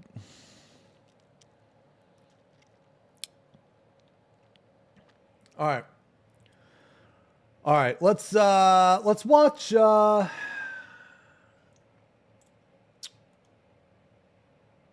all right, first watch this. All right, I'm going to get ready. Okay? I got to go get my paints. I got to go get my paints and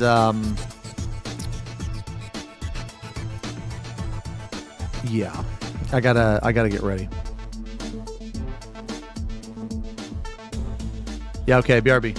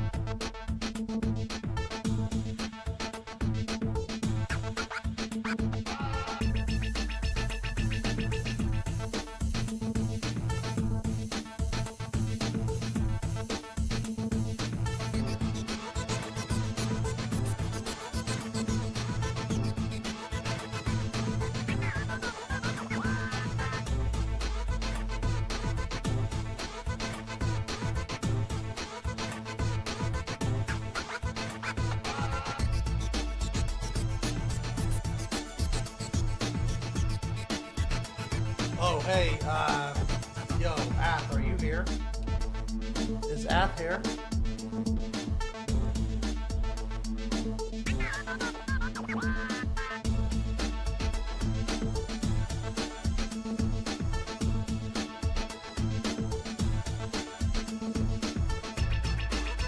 Yo, check this out.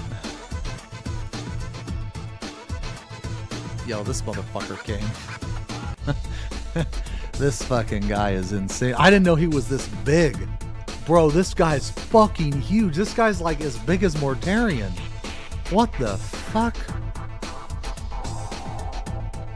Yeah.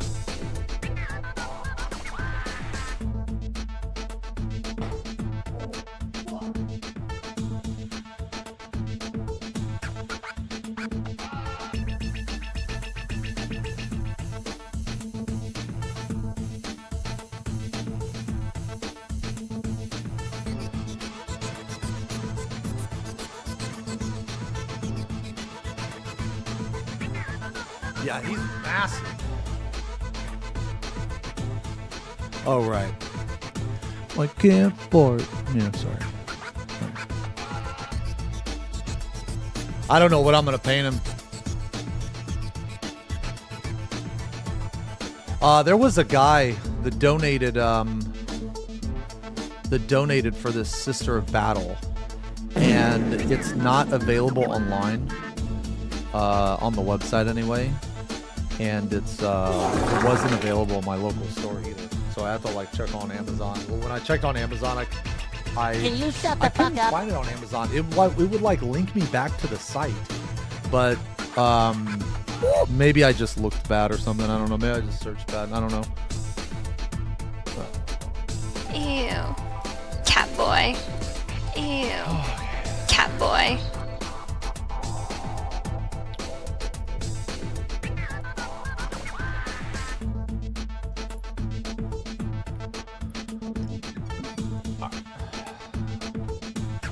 All right, let me set this up.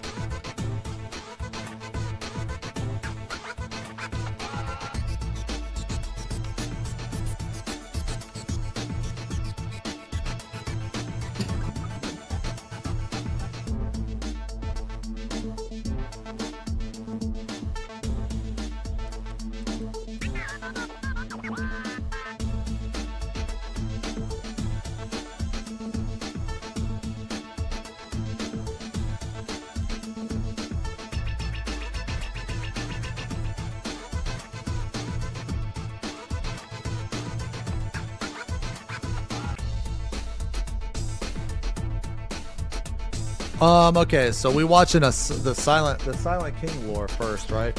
Oh, let me fix my camera.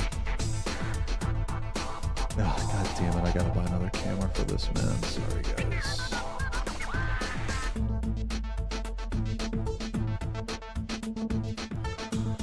All right.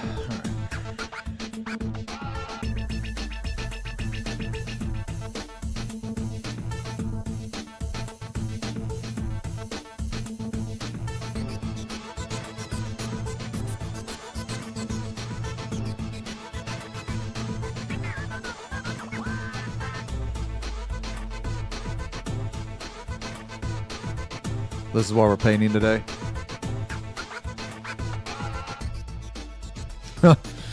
This is huge, man. And then we have two more pieces. They like go in like this.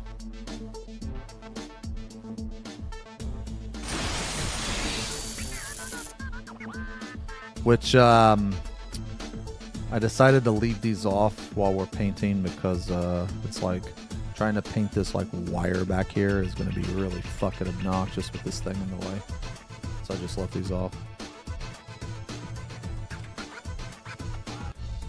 So we have like a combination of like, I don't know, like wires here. There's like these little monolith things here. I need to go get the paint though.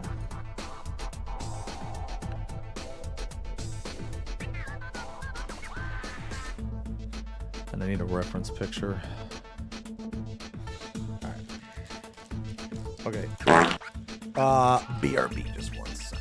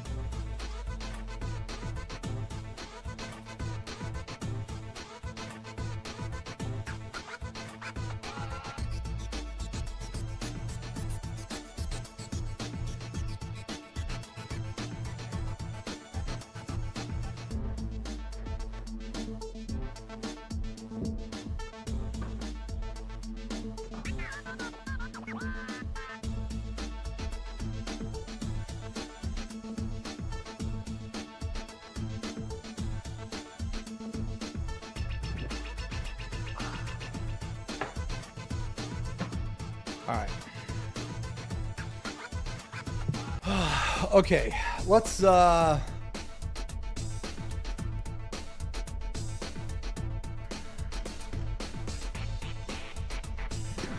look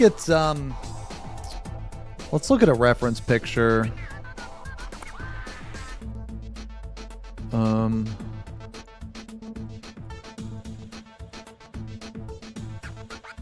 Okay.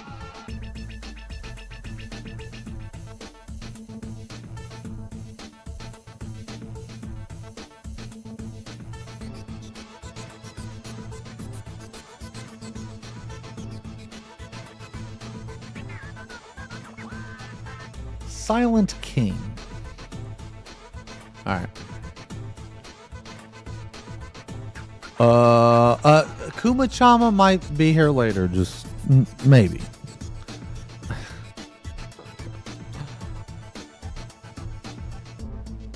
Can you please add this? What is this? Oh, I'm not adding this. All right, hold on. Okay. Okay, I gotta plan out what I'm gonna do.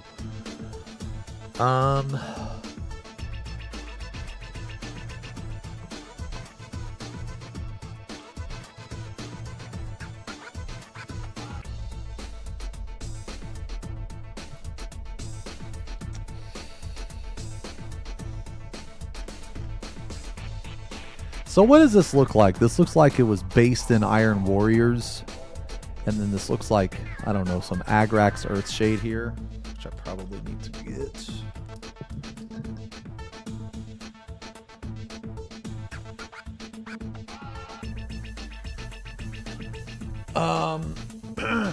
You just take it step by step.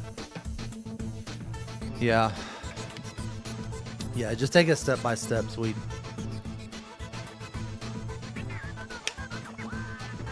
So like when you look at the whole picture, it's like really intimidating, right? Okay, so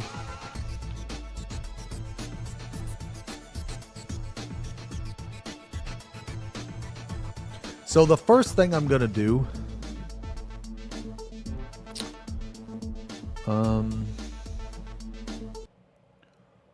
okay, let me move this up here. This is the Silent King. Sorry, this is that. I do want to watch. I do want to watch the Silent King lore video. Maybe we'll watch 2 of these.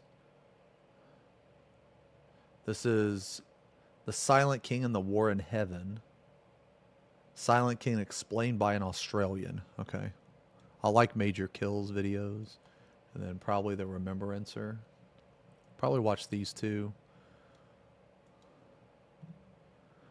Okay. I am going to do the introductory set in the next couple of days. I need to prime the figures, right? Yeah. You need to prime it, but it's pretty easy. It's pretty easy to prime. You just take it. You just take the. So you take whatever it is, right? Ooh. You just take whatever it is. And make sure that when you spray it. So I don't know. Pretend this is like. I don't know. Pretend this phone is my spray. You want to have it like, I don't know, like this. You want to have it... You want to have it like, I don't know. Somewhere like... Oh, shit. You guys can't even see it. Fuck me, dude. Here. I would say spray from like this distance.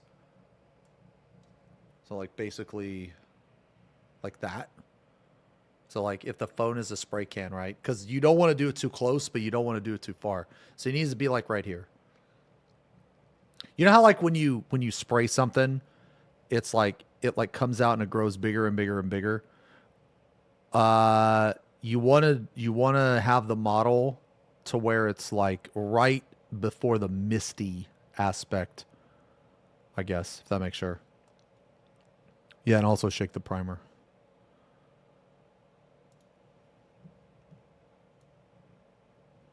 Yeah.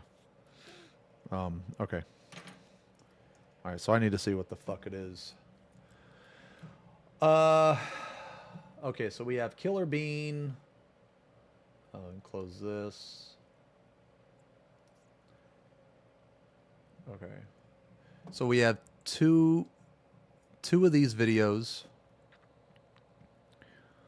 Let me get this window capture.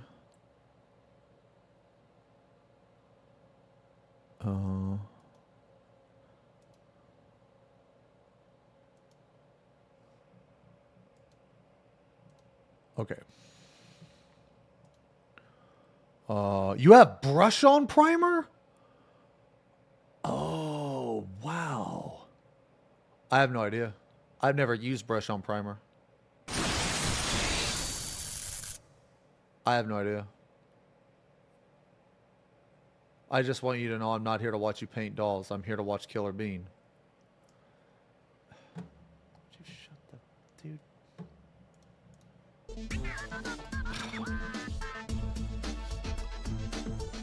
I'll have to look into it. Brush on primer. Yo, Alex, thank you for the resub. Celtic, thank you as well. 33 months, 18 months. Ghost with the 22. Torsha with the 26. Rain with the 14. You helped me through a lot of dog shit. 24 Zeems. I appreciate you. No, you, a cute chatter. Thanks a lot, man. I'll have to check it out. Yo, Sick. CEO, thank you for the 21 months. Combaticus with the 14. Thank you guys a lot. Rune Dog and Dree, thank you guys again. Wait, what is this brush on primer? Oh. Yo, I'll save that.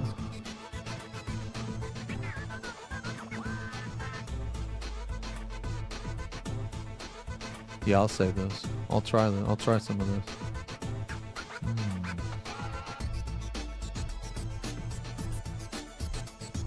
Yeah, I'll try it.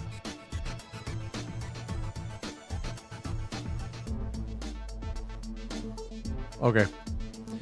All right, we're gonna look at. I need a reference piece. I need to plan out my. Okay, so. Okay, so all this texture here is gonna be. Oh fuck! I need the Terra.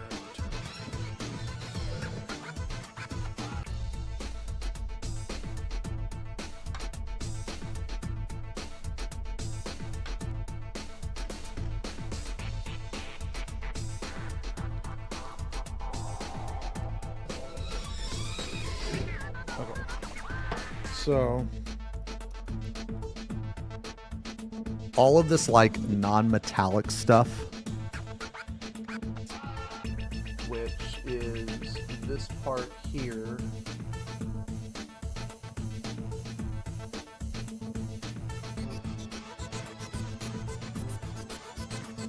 So it's basically everything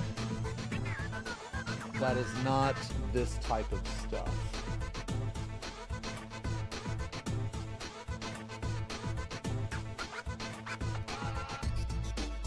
So this.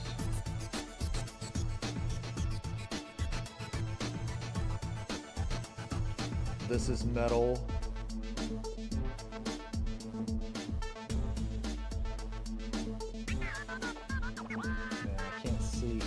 I'm going to assume that this is metal.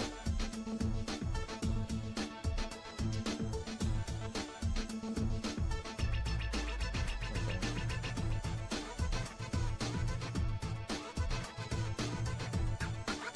Honestly, I'm going to make this part black. Yeah. So this is going to be a very, very dark metallic. Same for this. Oh man, that's gonna be such a piece of shit to paint. Oh my god.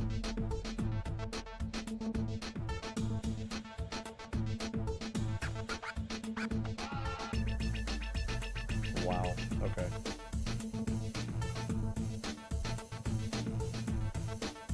Alright, we're gonna do some cool stuff in here. And here. Okay, so the first thing we're gonna do, Pterodon turquoise, all of this stuff. You know what? I might actually work on this in sections.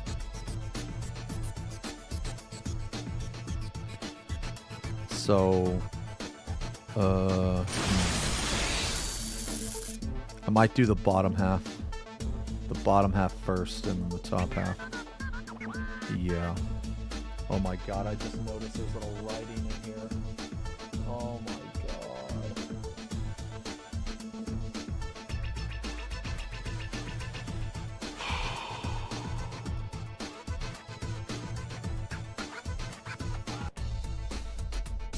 All right. All right.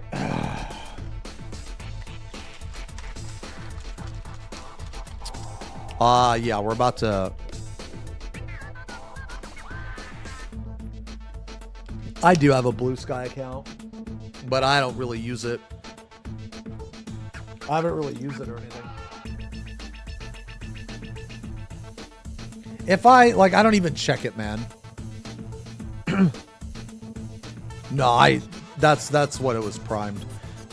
These come in gray. Normally, these come in gray, and I primed it white. And the reason I primed it white, okay, so here's why I primed it white instead of black. So I typically prime my Necrons black, but the reason why that I do that, I don't know. I don't think it's necessarily the right or wrong thing to do, but my reason for doing it is because if you prime it black, how long does it take to prime? Like maybe a minute. Wait, Cremo. What?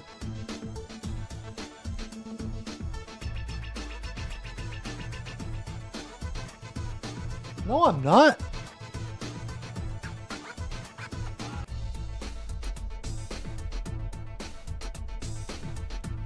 Indiana Department of Transportation didn't prepare the roads. The roads are fucked here in Kansas. My mustache? Wait, what? Really?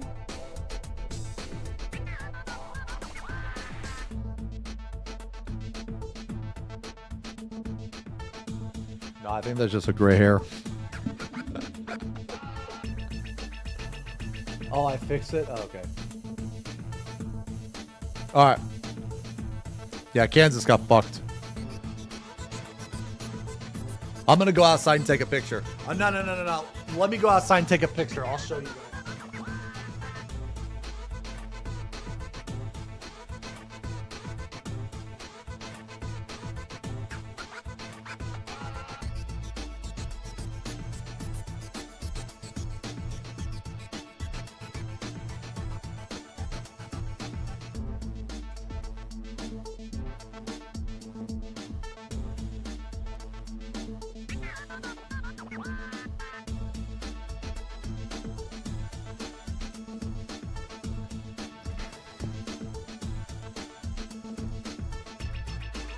All right, look at this. This is an entire day. You guys see that? This is my front step. This is an entire day after. So look, the snow actually came all the way up to my door. And my entire yard is fucked. And the street is fucked. Yeah.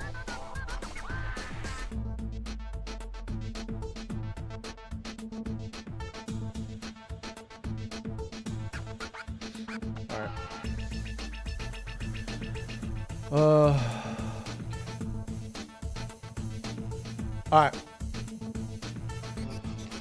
Okay, so just real quick. Where's Ben's at, man? Just real quick, guys. This is what we're gonna do.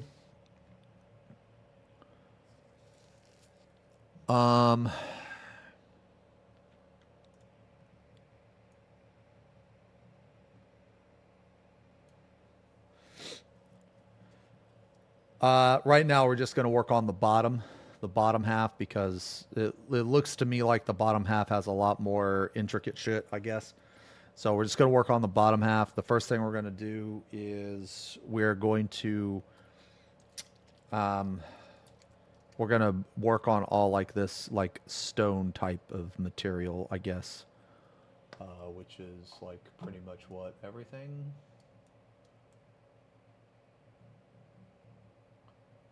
Yeah. Yeah, okay.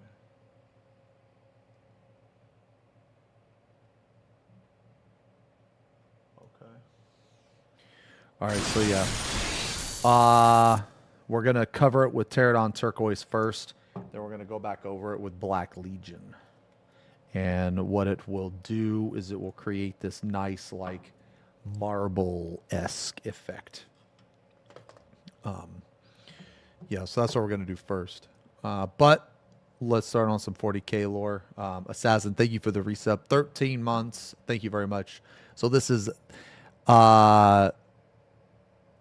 Zarek the Silent King, explained by an Australian. G'day, guys and gal. When you think of the most powerful character in Warhammer 40K, what he did during the war in hell. God damn it. G'day, guys and gal. When you think of the most powerful character in Warhammer 40K, who comes to mind? Is it the Primarchs, the Emperor, Khorne? What if I told you that all these characters were just spittles of cum compared to the true overlord of the setting, an entity who has led the most powerful faction the universe has ever seen during a time where Emperor tier psychers were commonplace, and Krorks, 12-meter tall armored juggernauts, were the frontline troops. 12 meters is extremely tall. It's about 5 times taller than a Space Marine or 3 times taller than a Primarch. This entity, this god-slaying being, was Zarek, the Silent King, Lord of the Necrons. Dude who is clap gods of every race for breakfast. A man who uses a shard of his own god as a battery for his mobility scooter purely because he can't be stuffed walking. A guy that is probably the galaxy's only hope at surviving the Tyranid onslaught. Speaking of Krorks and the Silent King, before we get started, I'm so excited to finally unveil the newest major minis. Hold on to something, because first we have the King Orc, or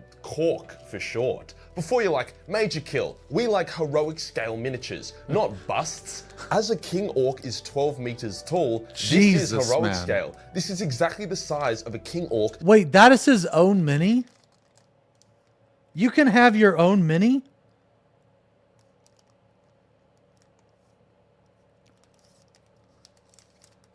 So I could technically have like a Baldinian citizen. Well, that's cool. Hey, Infested, thank you for the resub. Almost 2 years, 23 months. At 1/64th scale, according to Battle Mace 40 million lore. Comes with awesome shit. Blade arm, gun arm, spiky grenade, and a massive custom blade. The catch is that because limited edition items are dope and this guy is very difficult to 3D print, like one of our printers exploded halfway through printing one of these, there will only be 100 of these guys in existence. So if you want one as like a proxy Gargant or Mega Gargant, or want to be the first person in the world to make a lore accurate War in Heaven diorama, or you know, dude, look at that Space Marine, what the fuck? Then link is below. International shipping on the King Orcs is free. But wait, there's more. As well as the King Orc, I'm also releasing Cetron, the Undying, bringing back a fan favorite into the futuristic setting of Battle Mace 40 million. Makes a great Overlord or, you know, Silent King proxy. It's a stunning model, very detailed, and will blow the socks off anyone you wield him against. I actually had him put together and ready for photos in my lightbox, but Leroy got excited and smacked him with his tail at 500 miles an hour. So Cetron got low-key obliterated, and he needs his reanimation protocols to kick in before he's ready for photos. As the $10,000 painting competition is just getting started, I'm so excited to see what you guys and gals do with these two new models. You've still got 3 months to buy a Major Mini, paint it, and send me a photo, and you could win thousands of dollars. So bloody hyped for these two, we've been working on them for ages. Today we'll go over the lore of the Silent King, what he did during the War in Heaven, the impact he has had on the setting, and what he was up to for 60 million years, as well as the exciting shit he's currently up to at the moment. Let's get into it. I've already made a War in Heaven video, so I'm not going to jerk off that dead horse twice, if that's how the saying goes. But long story short, an ancient godlike race of super psycho frog people began seeding the galaxy with life. They encountered a race of salty little sausage people who didn't know how to make sunscreen, hence were getting turbo-raped by cancer from their sun. You would have thought they would have evolved beyond that or figured out a solution by now, but that's neither here nor there. The salty sausages asked the god frogs to make them sunscreen, and the god frogs told them to suck their amphibious scrotums.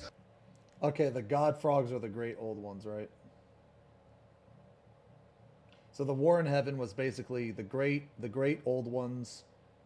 The Catan hated the great old ones.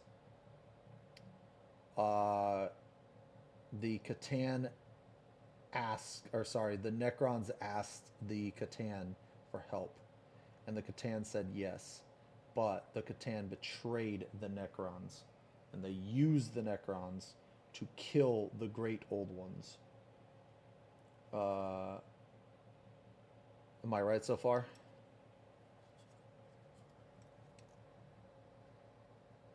And then the Necrons, and then they fought back against the Catan. Yeah, okay.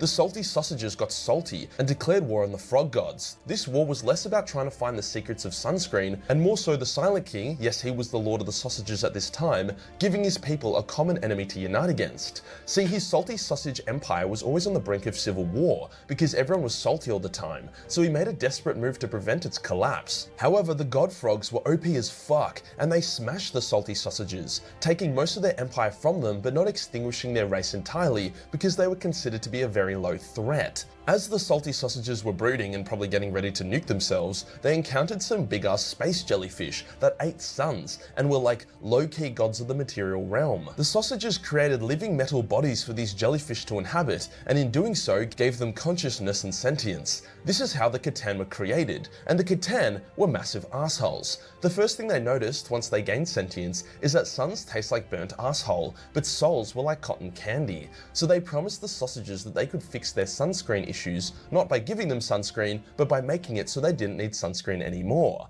After some, but not a whole lot, of debate, the sausages agreed, stepping into toasters which fed their souls to the Catan, but gave them these advanced metallic bodies. The entire race was also stripped of their free will except for the Silent King, who was given total dominative control over his entire race. Free of their salty forms, the newly created immortal Necrons alongside their star god Catan were finally able to turn the tide of the war, killing and exiling the god frogs one by one and smashing their armies. With total domination theirs, the Catan got bored and were low-key tricked into turning on each other, hence the Star Gods began to prey upon their own kind. During all of this, the Silent King came to regret sacrificing the souls of his entire race and damning them to slavery. Fair enough. Hence, when the Catan were at their most vulnerable, he directed the Necron legions against them, shattering each of the Catan into shards that they could then use as batteries, like the cute one in Eternal Agony on his dais. Fun fact, Zazarak actually defeated one of the Catan personally. Dude is a fucking beast. However, curb stomping your own god's tits is hard work, hence the Necron Empire was smashed and wounded. Dude, that's insane. He's so strong, he fucking killed I guess defeated a god. I guess you can't really kill it, but defeated it. Similar time, the Eldar were on the rise, and the Silent King recognized that they would probably lose to them this time round. Hence he ordered the entire Necron race to sleep for 50 million years, giving the Eldar Empire time to rise and fall, at which point the Necrons could return to claim what was rightfully theirs. The Silent King's final act before the galactic coma was to remove his command override, giving his people their free will back. Well, kind of. Giving the top 1% of Necrons their free will, whilst the other 99% remained as low-key lobotomized slaves. There would be no slumber for Zazarak, however. Dude felt like shit for turbo-raping the galaxy with his bad decisions, and he went off for 60 million years to try find a solution. But before we talk about his vague but cool vacation, let's take a step back. Why was he called the Silent King, and how did his royalty actually work? The Necrons, and indeed their salty sausage precursors, which were called the Necron tier, were split into dynasties that were all under the command of the Triarch, a ruling council of 3 Necrons. The Silent King was called such as he never spoke to anyone except his fellow Triarch members, who would then tell the rest of the Necrons his will. It was a pretty flawed system and it didn't make much sense, but the nickname Silent King is fucking badass, so I'll allow it. When the Necrons were dude, that is a pretty cool fucking name, dude. The Silent King. Dude, that's fucking cool, man. I dig. Flesh and blood and died all the time, the dynasties were able to elect the new Silent King from any of the other dynasties, so the balance of power was always moving around. However, since Zazarak and his people became Necrons, he has become the permanent lord of the Necrons. Well, in title anyways. More on that in a bit. The Silent King travelled all around the galaxy and even outside the Milky Way during his 60 million years of exile. He was quite melancholic, able to do what no other Necron had done, get over his own pride, ego, and accept responsibility for his failures. Dude, he looks badass. He resolved to fix them, believing he could potentially take biomass from other sources and use it to create living bodies. Then after that, he could transfer the Necron consciousnesses into them, more or less bringing the Necron race back to life. I don't know what they would do about their lack of soul situation, however, the vast majority of Necrons are keen to return to flesh and blood, even though it means giving up their godlike immortality status. During his vacay, the Silent King also encountered and fought a fuckload of Tyranids outside of the Milky Way. He realized that if the Tyranids were able to consume the Milky Way's biomass, then his dream of returning to flesh would be impossible. Hence he Okay, we're lucky. Nothing bad happened. Alright. declared them as his nemesis, and he returned to the Milky Way to prepare for their oncoming hordes. At first he was stealthy, subtly influencing Necron dynasties in his own disguises to make them keen for a return to flesh and blood, also attempting to unite them. Eventually he made his return official, uniting his own dynasty and regaining the loyalty of numerous others. However, with the Necrons gaining their free will, many others have resisted his call for unity. Others prefer their Necron state over flesh and blood, whilst others are salty that he fucked over their entire race and enslaved them. Fair enough. However, little by little, he is becoming more and more powerful. Orican the Diviner, one of the Necron's greatest, is his advisor, whilst even Trazyn has popped his head in to say g'day. He also has the loyalty of the Triarch Praetorians, who are like the moderators of the Necron Empire and have a shitload of authority. Overall, he's actually a pretty swell dude, an honourable warrior who won't use his insta-win super weapons on you as long as you fight with honour yourself. He'll even let you live if you are worthy enough. Damn! In a piece of controversial lore, he once teamed up with the Blood Angels by wearing a peaceful death mask of Sanguinius in order to take on a greater Tyranid enemy. As his honour dictates, he then departed peacefully and without incident. I actually don't mind this lore. The Tyranids were the greater threat and he is honourable. Obviously he would attempt to team up with the Blood Angels. Dude, I didn't know he was like super honorable like that. That's really cool. Man, it's too bad Sanguinius died, because he looked really cool, man. Maybe he'll come back. No way, right? Have you seen this bear? If you see this bear...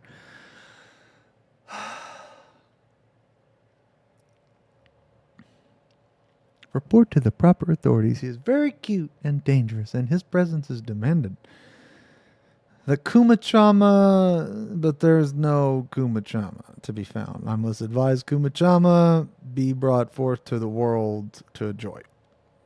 Where is he? Oh, he'll be here, okay? He's running away. In recent times, after the birth of the Great Rift, the Silent King has taken matters into his own hands. He activated a protocol which accelerated the construction of anti-warp Necron pylons, which had been creating null pariah zones across the galaxy. His plan is to link these null zones together, creating a galaxy-spanning null zone which would defeat Chaos, fuck with the Tyranids, and more or less remove the warp from play. Now this sounds like a good thing until you realize it also strips your soul from your body. See, humans and Eldar need a little bit of warp to survive, enough for their souls to exist and thrive. Chaos is the other end of the spectrum, too much warp, so the Mortal Order factions are really aiming for that middle ground. Either extreme would spell their extinction. As such, the Imperium has begun invading the greatest of these null zones, the domain of the Silent King, which is called the Pariah Nexus. It cannot allow the Nexus to expand, just as it cannot allow the Great Rift to expand. After all, even if the Silent King is a swell dude, he is still a Necron and doesn't give a fuck about the souls of the other races. The Imperial forces have been able to push into the Nexus, taking over a few worlds. However, they can't really do shit against the Silent King, at least not without help.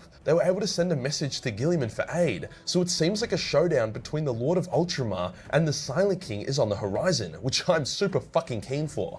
I predict that the Silent King will outmatch and beat Guilliman at the cost of Guilliman sabotaging the Pariah Nexus. Guilliman will be at the Silent King's mercy, who will let him live, as he sees him as an honourable rival as well as an important tool against Chaos and the Nids. That is my prediction. If it is right, you guys have to buy my merch or some shit. And if I'm wrong, then I'll hire someone to cock and ball torture me. Seems like a fair deal. I do need to quickly address the elephant in the room. I said the Silent King is one of, if not the most powerful being in the galaxy, and I have provided some evidence, but I'll really lay it out. The dude is a Necron dialed up to 11. His living metal instantly regenerates from any wound. His DS provides him with obscene firepower and defenses. I mean, it's got a Catan shard battery after all, the kind of battery which lesser Necrons would use to power entire worlds. He struck and shattered the Burning One, a legendary Catan, a feat which no one in the setting has been able to do other than Cain, the Eldar god of war. Even the Emperor's defeat of the Void Dragon isn't as impressive when you discover that that was just a shard of the Void Dragon.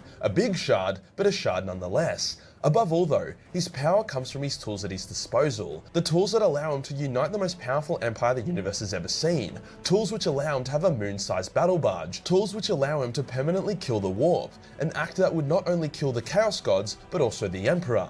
The Silent King is powerful as fuck, the most powerful individual in the setting. Above all though, the Silent King represents a solution to the Necron's main problem, their internal division. If you read any Necron book, you'll know that they are so much more powerful and advanced than all the other races. However, they waste it with petty infighting, lack of ambition, and pride. However, as they become more unified, they get way more powerful. In only a few short years of his return, the Silent King is already putting a plan in motion that would defeat the entire galaxy and bring it under his heel. Compare that to Chaos, who took 10,000 years to break Cadia, or the Tyranids, who have been invading the Milky Way for centuries, and you'll see just how powerful this guy is. I, for one, am glad to finally see a genuine threat that isn't Chaos, and I'm hoping this is one of the first steps of many to bring the Xeno factions back to the forefront where they belong. Now all GW has to do is make Gazkala Krork, wake up your neck. So he could basically kill a Primarch.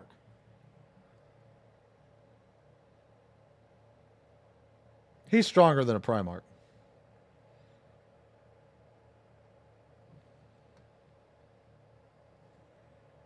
Yeah, this guy's badass. This guy's really badass. Can he kill the God Emperor?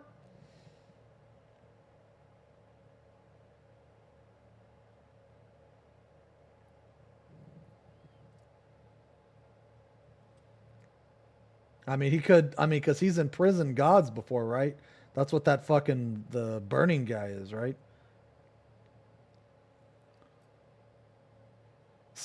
Probably could kill Big E.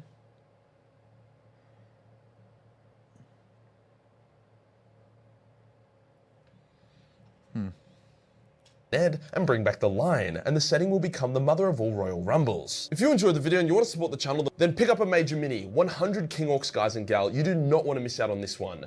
Hit the subscribe button and hit the real subscribe button for more silent content. Join the Discord for more memes and I'll see you on the next one. Peace. That was good. That was a good video. That was good. That was a good video.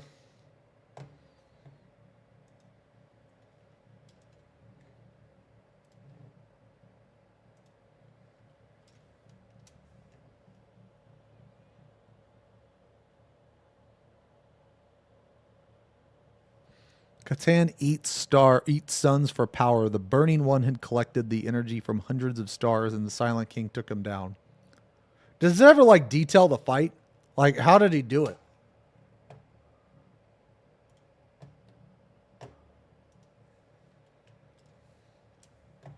That's a good video. Alright, Silent King. Alright. Let's watch one more. 17 minutes, and then we'll watch Castlevania.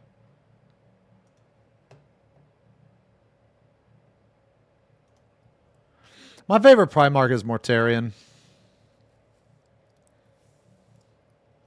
And then probably Vulcan. Probably. I really like Lion as well. They came to us as gods, and we, like fools, took them at their word. Nephedran, the Deceiver, Azagorod, is this from the book? Nightbringer, Lash-Udra, the Endless Swarm. I curse their names, and the names of all their malevolent brethren. Dude, this is no cringe. Holy shit. The rulers of the galaxy are burdened with the survival of their people in an existence forever drenched in blood. Each imbued with power, alike to gods, these terrible monarchs changed the fate of untold billions with each decision made in their name, and hope to hearken a brighter future from a dystopian galaxy. For today, we shall elucidate the clandestine and mysterious sovereign of the Infinite Empire and broker of the curse of biotransference. The Silent King of the Necrons, Sarek. Prior to my people's ascendance into forms of living metal. Oh, so this is from his perspective. Okay. Empire was typified by suffering, death, and decay. This is like Darth Vader ASMR. The lifespan of the Necrontyr of old, as few as 3 decades in most instances. Despite our toil in escaping the cradle of our birth, the affliction of our accursed son had sullied the very genetic code of our people. Radiation bombarded our homeworld as generation after generation sought to make vast strides in technological wonders to find a means to extend our lifespans and deny fate its costly toll. Dynasties sprang up to lead each desperate civilization of the Necrontyr with promises of salvation, yet among all hierarchies of my people, one figure loomed large, of a doomed species. Born into the Sarek dynasty, the boy known as Sarek would one day assume the mantle of the Silent King, and address his subjects through his 2 subordinate pharaons, as was the custom for each previous chosen to rule the Triarch Council of the Necrontyr. Inherited by his forebears as a hereditary position, Sarek carried the burden of his predecessors, each characterized by an impermanent and brief existence, before perishing from their radiation-induced affliction. Served in turn by their Triarch Praetorians, each pharaon of the council commanded their subjects to uphold the codes of law of their empire, and forever maintain their desperate quest to one day find reprieve from their dire circumstance. Ensuring that no dynasty shall fall during his reign, the Silent King of each generation swore to uphold the laws of his people, for should they descend into infighting, the doom of the Necrontyr people would be assured. For what greater fuel than egocentricity is there to the flames of desperation? Yet Sarek was not to know that he would be the last of his position, nor that he would rule over his people for millennia. Discovered by the ancient celestial beings known as the Old... Dude, this thing... If I would have thought about this, I would not have attached these pieces. This thing is actually a big pain in the ass to paint. If I were to do this again, I would not have attached these pieces. I would have painted these pieces individually. Anyway. Old ones, the psychically gifted primordial entities looked upon our people with disdain, and despite their immense power, did abandon us to our terminal fate. Enraged at the slight made by beings of such power, Sarek knew in his heart that despite the immense scientific and technological sophistication of our people, they would be no match to humble the Old Ones. Their psychic prowess anathema to our kind, with their underling species adding to their dominion of the stars, there would be no hope for victory against such a union of foes. Yet the deeds and glories of all prior inheritors of his title would be overshadowed by eons of toil made by the quintessential king, due to the intervention of mysterious and terrible entities. Much of the C'tan's involvement in the destiny of the Necrontyr has been twisted, and many source false accounts of their arrival to the galactic stage of conquest. Archives within the Solemnis galleries claim their first encounter to be mere chance. The Book of Mournful Night within the Eldari Black Library states that their hatred of the Old Ones drew the Necrontyr to them, alike to a moth to the flame. All that can be discerned in truth is that the people of the Necrontyr would be divided as the star gods cast their shadow across the dynasties of old. Some allied with their new patrons, whilst others sought to contain their essence within shells of necrodermis. Yet not long after these initial encounters between our two species was an accord struck. Sarek the Silent King and ruler of the Necrontyr spoke with the being known as Mephed-Ran, bargaining an exchange of resources. The C'tan would aid the Necrontyr in destroying the Old Ones and their ilk in exchange for necrodermis bodies to substantiate their intangible forms. Mephed-Ran, known to its kin as the Deceiver, would prove to be a felicitous bearer of such a title and lead the Necrontyr down the path to damnation. Aware of his associate's true nature, Sarek would, despite his misgivings, willingly surrender his people to ensure the survival of the dynasties, after months of debate within his royal court. Warned by the court astrologer. Is that so? The different dynasties. That's why you see like different types of Necrons. Like you see some Necrons with like a fucking red glow, and some with like an orange glow or some shit. And what's that like? Just different like armies or whatever.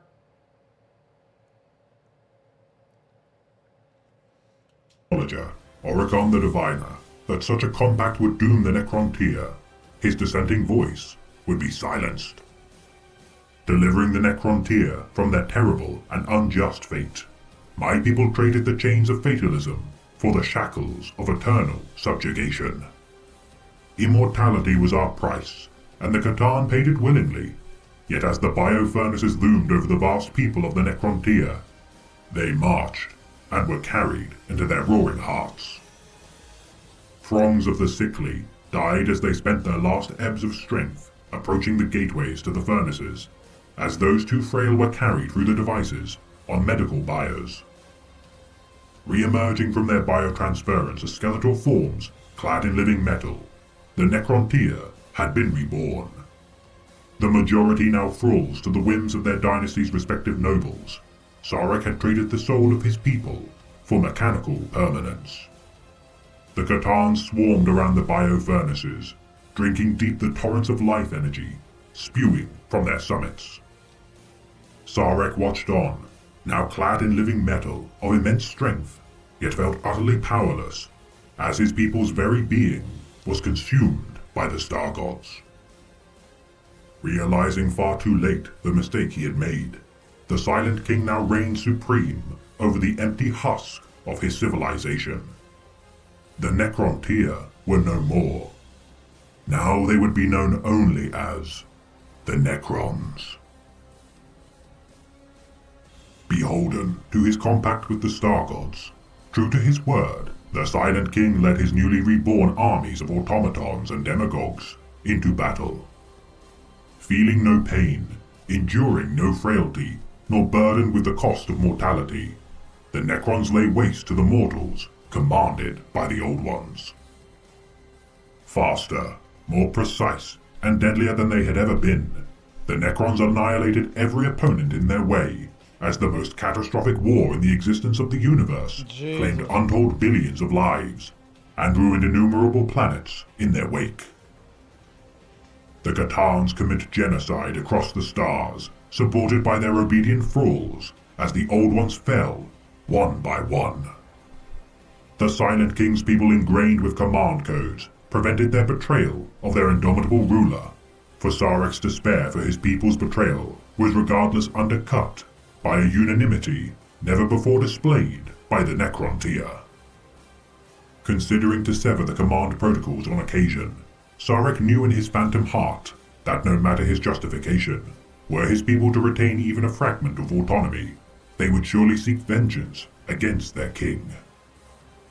As entire solar systems expired and were devoured by the star gods, Sarek began to plot their containment after the inevitable defeat of the Old Ones and their puppets.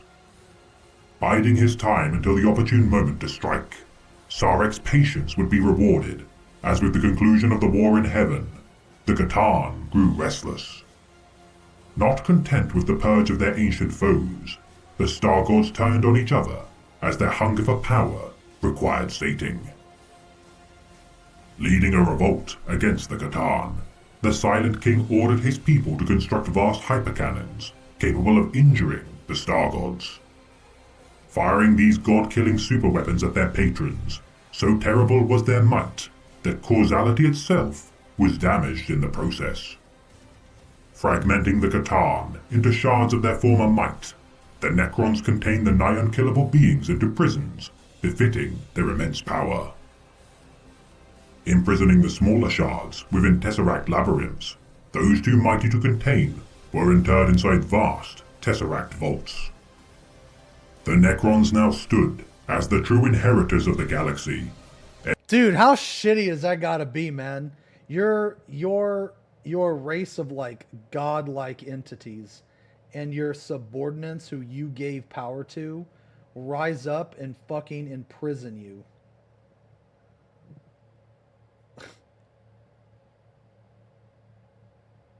Like, dude, what the fuck? Every one of their foes slain, imprisoned, or diminished beyond all hope of reprisal. Victory's cost had been high, and many had fallen, including the Triarchs of the Royal Court. Sarek was truly alone, save for the squabbling lords beneath him, the monarch of a phantom empire. Yet whilst freedom was a worthwhile endeavor, the Necrons now held dominion over heaven torn asunder, and untold millennia would be required to heal a wounded and ravaged galaxy. Knowing the Eldari to be resurgent in their strength, their last remaining foe of note could capitalize on the beleaguered legions of the Necrons, following their revolt against the Star Gods. Yet the Eldar were of flesh and blood, and with time they would inevitably lose their grip on galactic dominion. For such is the fate of all species bereft of the eternal blessings of living metal. Transforming the infinite Empire cities into great tomb world complexes filled with stasis crypts, the Silent King commanded his people to undertake a great sleep. Whilst the Eldari labored to rebuild the galaxy, the Necrons would slumber for eons until the opportune time for their reclamation of their empire was at hand. For flesh is ephemeral, and none can hope to outlive the infinite empire. As the tomb worlds of the infinite empire sealed their vaults, the Silent King destroyed the command protocols which for so long had been used to subjugate his empire. Failing his people utterly, the Silent King's legacy, though greater than any of his people in their history, had been stained with the surrender of their own souls. Embarking upon the void of unknown space within a planet-sized sepulchral engine, the Song of Oblivion, Sarek's pilgrimage of solace and penance lasted millennia as his people slept and the lesser species continued the cycle of supremacy and decay within. So, okay, there are Necrons that are awake, right? Like, Sarek is awake.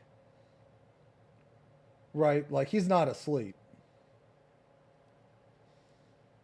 Nah, I'm using contrast paint. Which is probably the same thing as the speed paint. Probably. Yeah, but I'm going to do more to this. I know it kind of looks... I know it looks a little bad right now, but I'm going to do more to it, make it look better.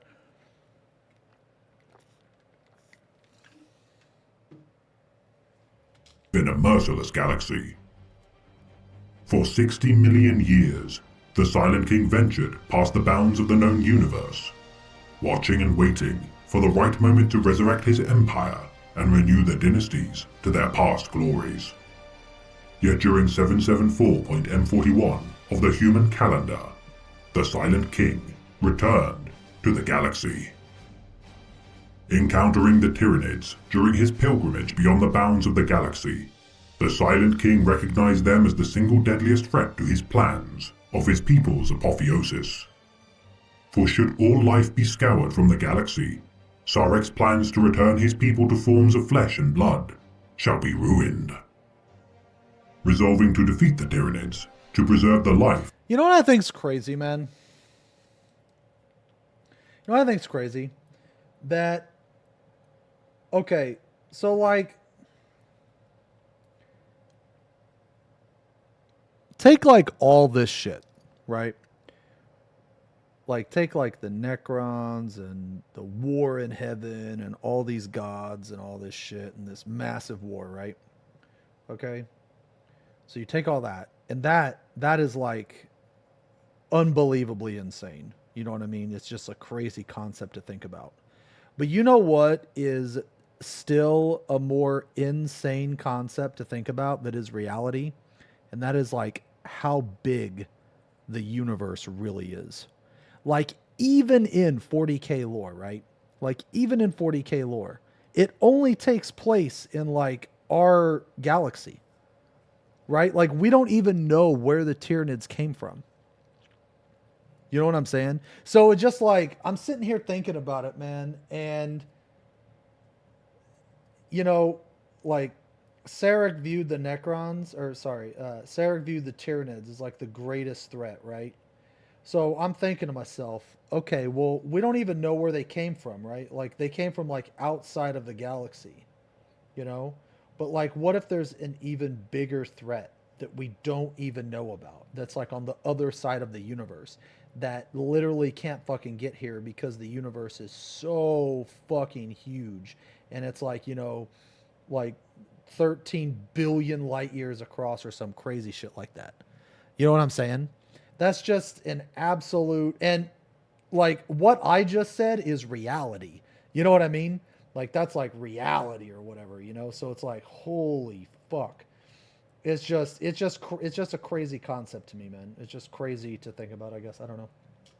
Of his besieged galaxy, with the advisements of his new Triarch Council of Hapfrata, the Radiant, and Mesophet, the Shadowed Hand, the Silent King returns to find the majority of his people still dormant. By the meddling of lesser species, several tomb worlds had fallen, and unforeseen threats. Man, sorry I keep pausing, man. I really, really wish I would have took these off. I really wish I would have not attached these. Because this is like a big pain in the ass, man. Such as the humans have wreaked havoc across the void. Oh, something worse called immaterial entities now split the galaxy in twain as warp spawn phenomena spew forth with reckless abandon. Yeah, that's crazy. Working in secret to reawaken the slumbering tomb worlds to face the great devourer, the Silent King spent years meticulously concealing his identity and influence by allowing his Triarch Praetorians and unwitting Necron nobles to achieve his goals. Attempting to manipulate the younger species to aid in his own schemes, legends tell of his interaction with the so-called Great Angel of the Humans, though little evidence pertains to this incident. Revealing himself to his people after accruing ample resources, Sarek bid his followers to return to the tomb world of Antrak, with his chosen Triarchs now joined into his Dais of Dominion, powered by the shard of the failed Catan, Nyadra Zatha.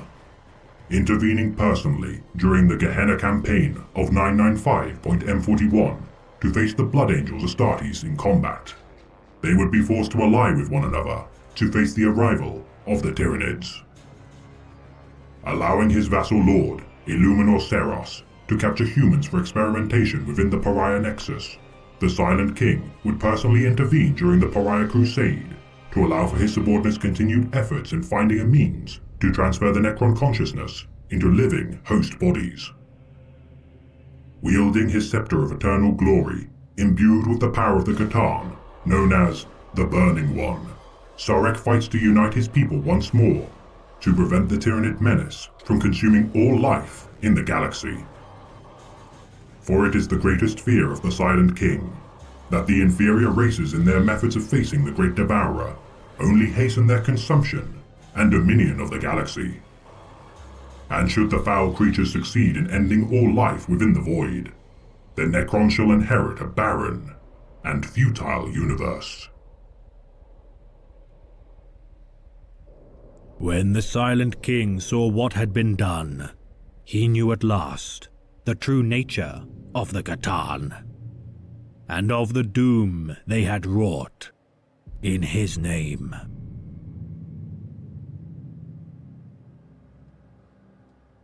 Dude, that was good too. This has been a tale of the Infinite Empire, read by the Omniscient. Oh shit.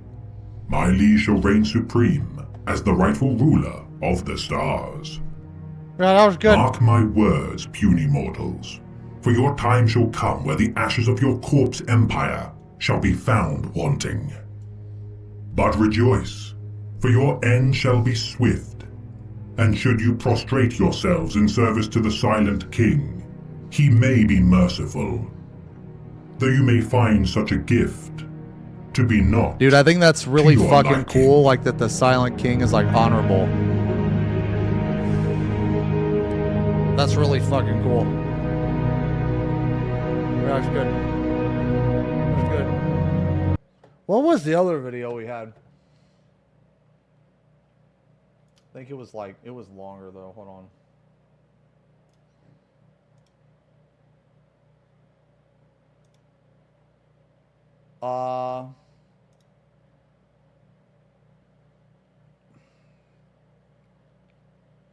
Oh, here's a video about Imhotep, man.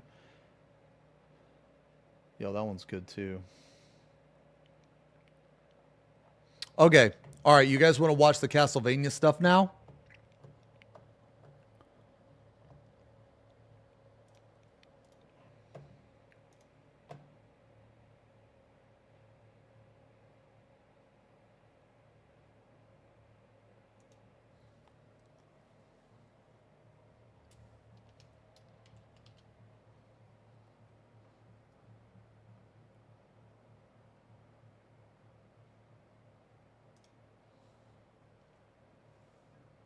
Hold on.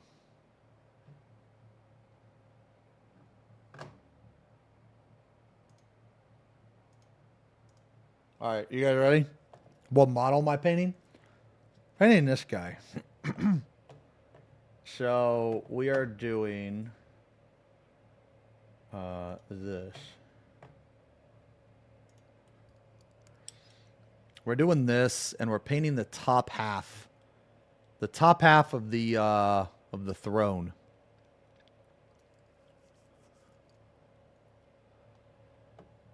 Yeah. We've already painted I've already painted 1.5 of these. So I've got like both of these done except for one side. And then we got this guy done too. Up top. And I'll show this guy a bit later. Well, I guess I could just show him now, but yeah, I painted this the other day.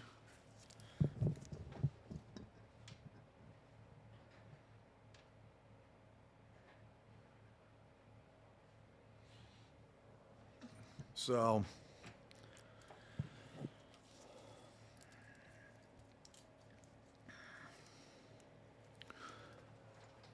so we have this done. We have this done. But not this side. Just this. I'm not sure how I'm going to paint this side. I don't know if I'm going to layer it or dry brush or airbrush, but I'm kind of want to airbrush it, honestly, man. But if I airbrush it, I'm going to run into the risk of like hitting other things. So if I do, I'm going to need to like tape it off. But anyway, so we got this. And then we got this the other day. So like basically all of the green that I'm painting, all of this green shit right here, it's going to look like this after it's all like said and done.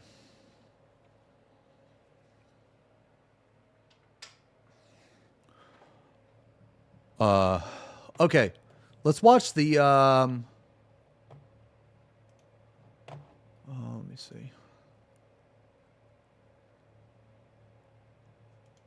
Oops.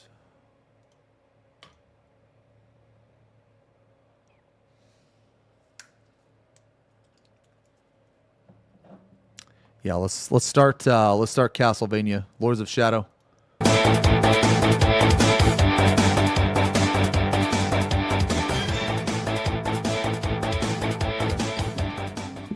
Castlevania, the story of humanity fighting against Dracula and the forces of darkness throughout the centuries. In parts 1 through 4 of the Castlevania timeline, we explored the origins of Dracula and the complete history of the classic Castlevania series, ending with the final destruction of Dracula's threat to mankind. With the Castlevania story concluded in Dawn of Sorrow, Konami decided to completely reboot the story in 2010 with the release of Castlevania Lords of Shadow, starring a new hero and introducing players to a completely different Castlevania universe, not connected to the classic I love this one game, dude. in any way. In this presentation, we're going to go through the history of the Lords of Shadow universe and tell the story in an epic fashion. Keep in mind this video will have major story spoilers for the Lords of Shadow saga.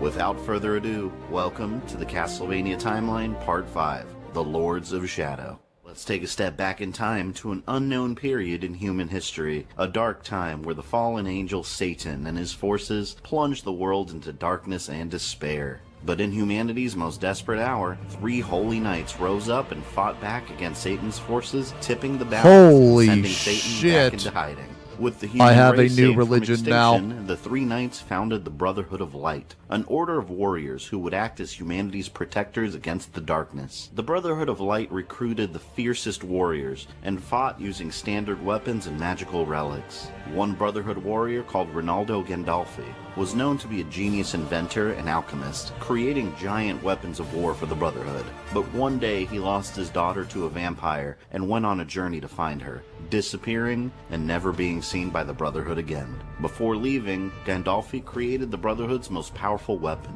a retractable chain whip, rumored to have been made from the nails of crucified victims and wood from the original Holy Cross. And this weapon came to be known as the Vampire Killer. The Brotherhood armed many of its warriors with replicas of the Vampire Killer they called combat crosses, and for years used them against the creatures of the night. The Brotherhood discovered a castle that was the source of much of the evil covering the land. It was owned by a man named Frederick von Frankenstein, who created mechanical monsters performing horrific experiments into artificial life. Eventually, the devil-worshipping Bernard family imprisoned Frankenstein and took over his castle, and regularly summoned demons. There was so much contact with evil spirits that the castle itself became possessed by multiple demons, and became a living creature itself.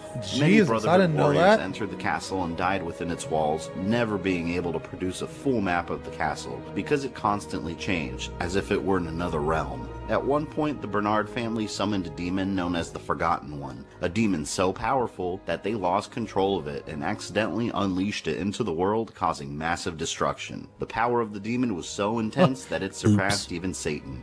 The 3 founders of the Brotherhood of Light confronted the Forgotten One directly, and realizing they were no match for him, looked for a way to send him back to where he came from. The founders drove out the Bernard family and reopened the portal the Forgotten One came from, deep below the castle, then forced him back inside, sealing it closed with a powerful spell. But the seals were tied to their life force. If the 3 founders were to die, the seals would break and the Forgotten One would be unleashed again. And inside the castle, the founders also discovered a magical mirror known as the Mirror of Fate. that had the ability to show someone their possible future. The mirror was possessed by a spirit known as the Lost Soul that would guide and manipulate a person into the future that the mirror foretold. The founders took a piece of the mirror with them to the Brotherhood and used it to decide much of their actions. The piece of mirror showed them 3 locations where God's power strongly connected to the earth, and they tracked down an ancient relic known as the God Mask. And using the power of the God Mask and the knowledge of the Mirror of Fate, they traveled to each of the 3 locations and performed a ritual to ascend to the heavens as immortal beings, leaving a piece of the God Mask, now powerless, behind.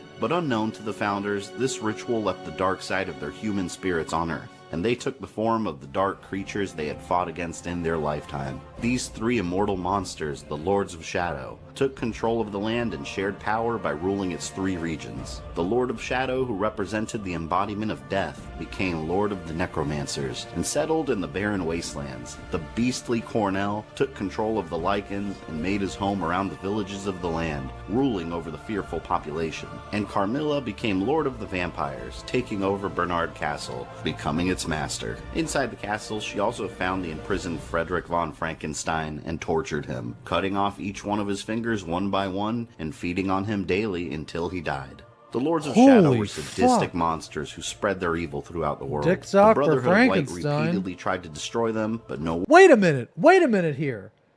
No, what a lucky guy. She fed on him until he died?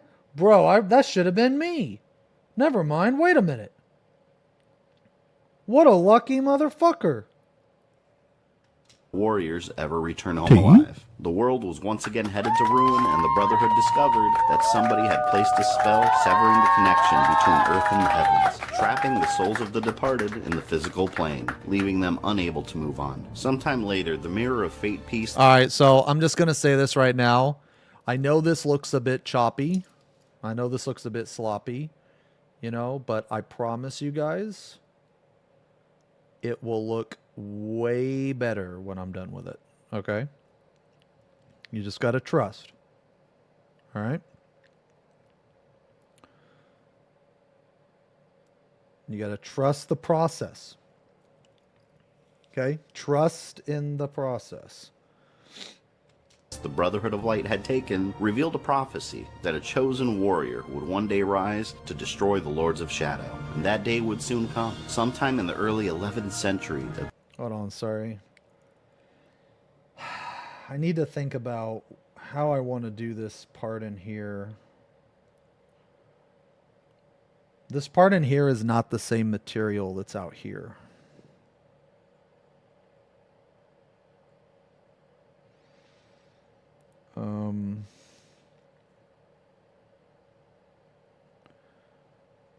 I think what I need to do, I'm going to paint the entire inside.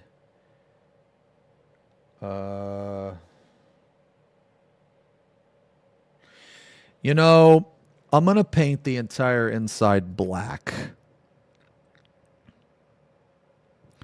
And then I'm going to go back in with white.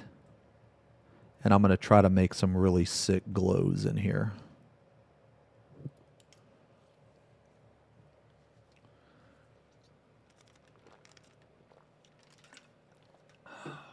Yeah, okay.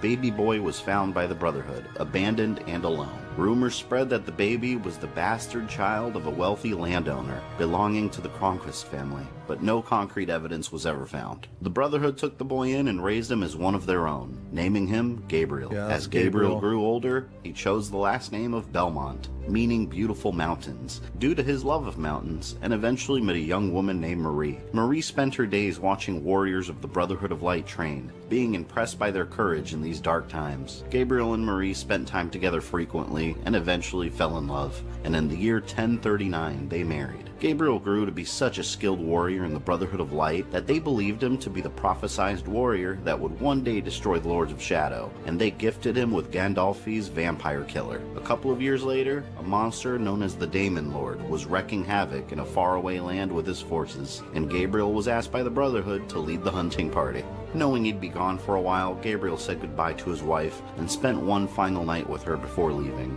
The next day, he left to track down the Daemon Lord with his group, but unknown to Gabriel, he had left his wife pregnant with his child. and she gave birth to a baby boy she named Trevor. Trevor Belmont. Relying on the Mirror of Fate shard, the Brotherhood foresaw that Gabriel would have some kind of dark future, although the details were unclear. They showed Marie and convinced her to leave the child under their protection, away from his father. We will come for him at nightfall.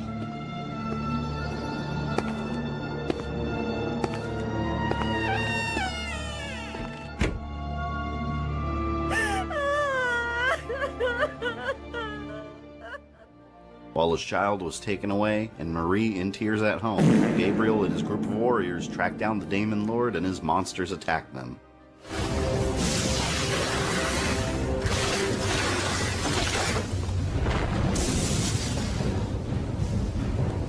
Man, this was such a good game, dude. Dude, I loved Lords of Shadow.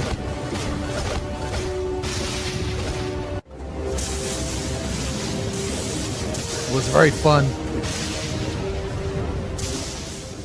Gabriel was the only man left and had to stand alone against the Daemon King, finding a way to seal the monster.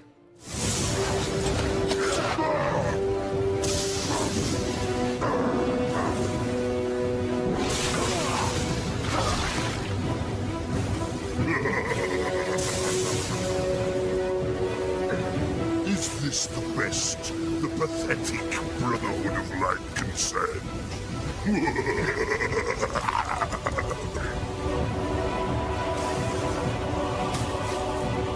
That music is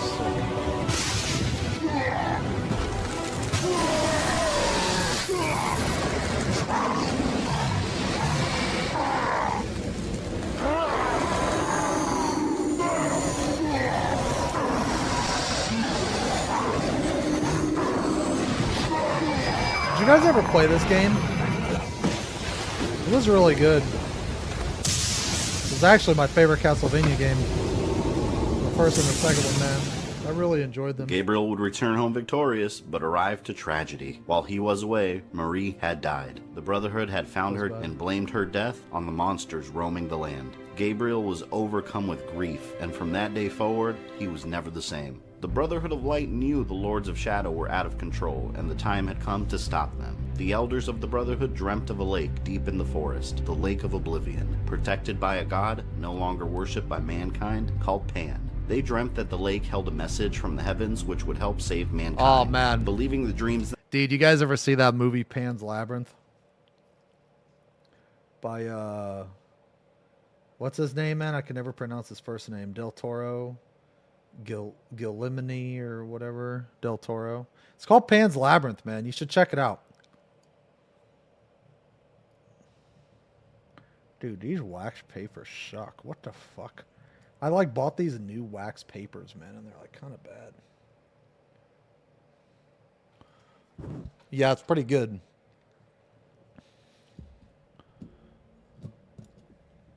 Themselves to be messages from the other side. The elders of the Brotherhood of Light put all their faith in Gabriel Belmont and sent him to find Pan and a way to save all of humanity. This leads us to the year 1047 and the events of Castlevania Lords of Shadow. Gabriel set off on his quest to find the Lake of Oblivion and came across a local village that was being attacked by Lycans. Knowing that the villagers may know the whereabouts of Pan, Gabriel readied the vampire killer and defended them from the beast.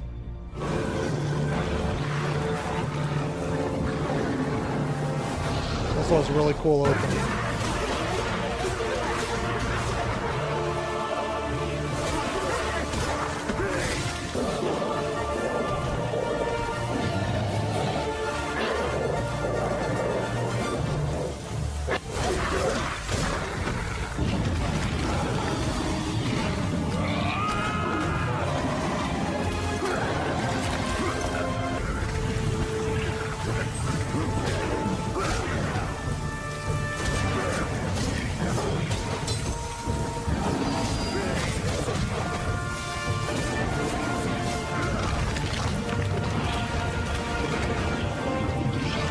Dude.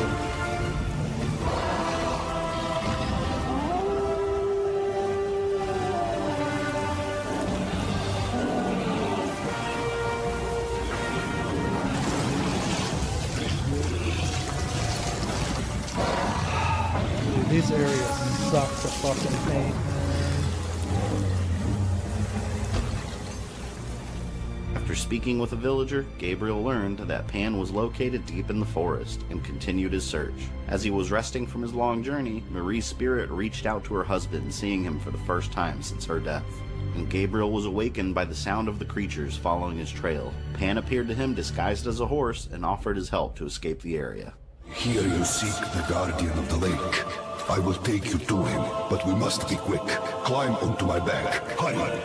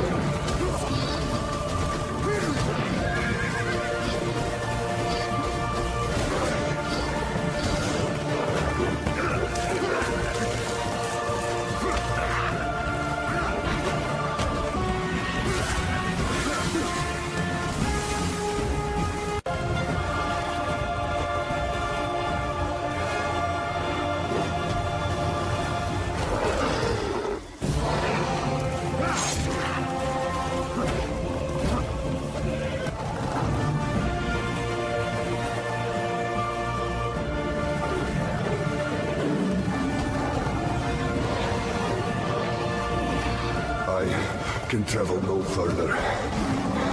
You will find what you seek ahead.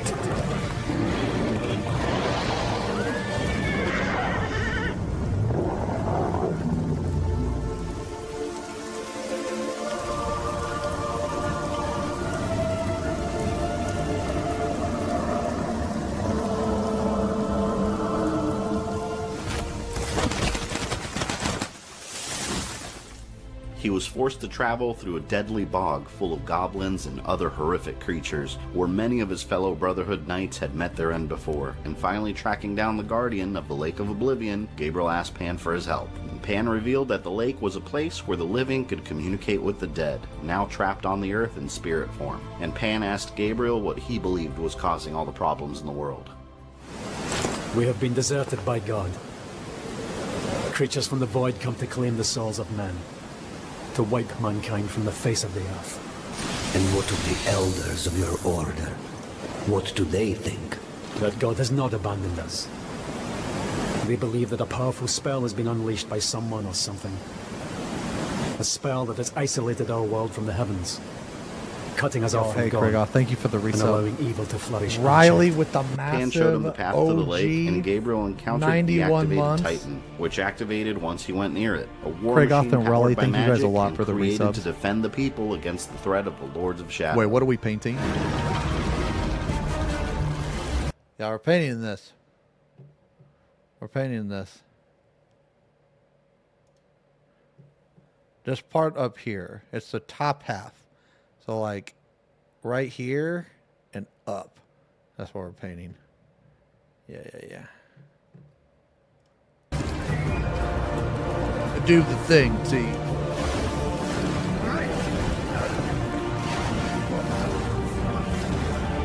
We're just gonna paint the bottom half, I think, today.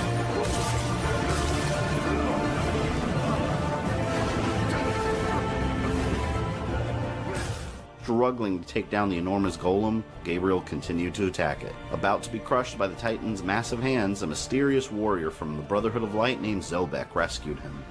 Oh man, Patrick Stewart. Patrick Stewart. Dude, I love Patrick Stewart. He's one of my favorite actors, man. Quickly!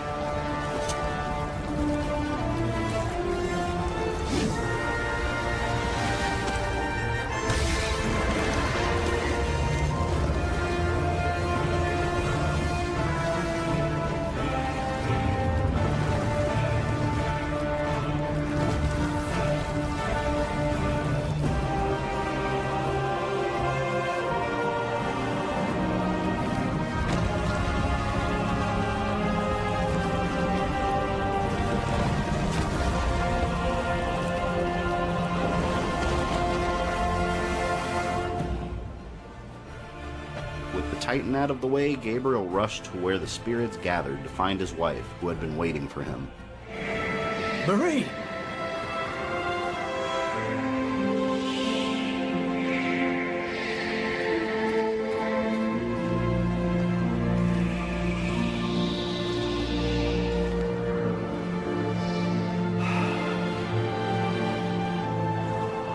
This is all like mechanical right here. Forgive me. I was not there to save you. There is nothing to forgive, my love. I am so happy to look upon your face again. I feel that the spirits are trying to talk to me. They whisper things to me. It is hard to understand them all. It is so dark. So many people crying. I cannot find them in the blackness. I'm scared. You must help us, Gabriel. What are they telling you? Who are they? They are the spirits who founded your order, and that the power of the Lords of Shadow is the key. They talk of a prophecy. I don't understand what they mean. I can feel myself fading. I can hardly see you. Darkness is closing around me. Marie. I love you, Gabriel. Don't go, Marie. I love you too.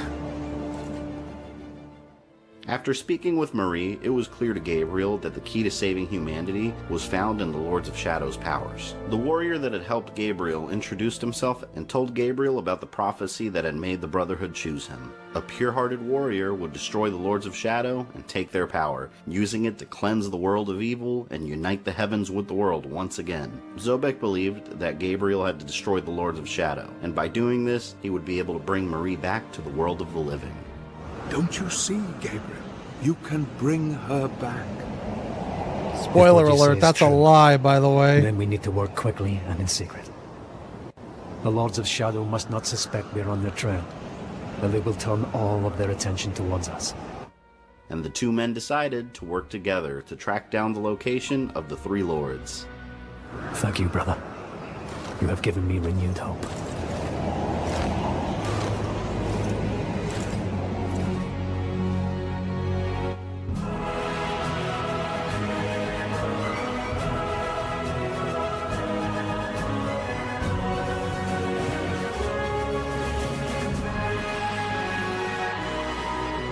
Pro tip, if anyone is looking to paint this model, do not attach this fucking thing because this is fucking awful, man.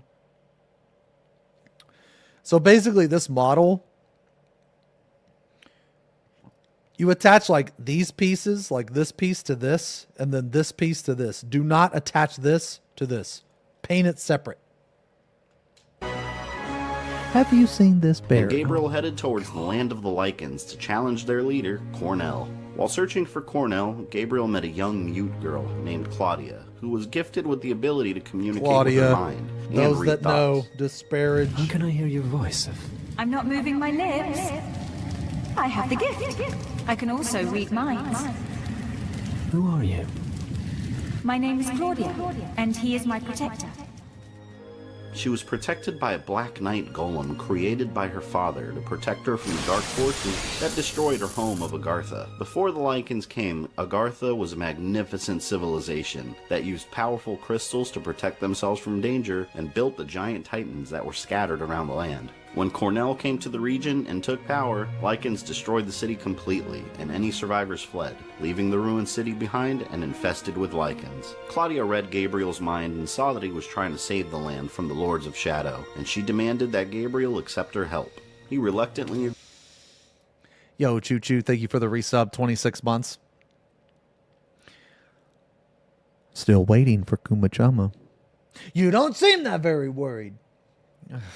Dude. Okay, let's just pause for a second. Let's take a second here. Let me look at the reference picture. So it's this part too. Okay. All right, so I think what we're going to do, guys,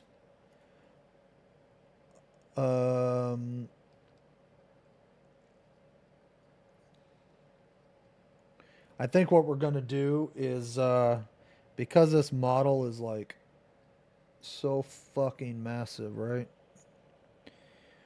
I think we're just gonna focus on the bottom half. So basically from here and down, and here and down. We're gonna focus on that and then kind of see where we go. See what happens. And don't worry, like I know it looks kind of sloppy right now, but it's supposed to. Basically we're just getting the undertones or whatever. And it'll look a lot better. Right now we're just focusing on getting paint on the model.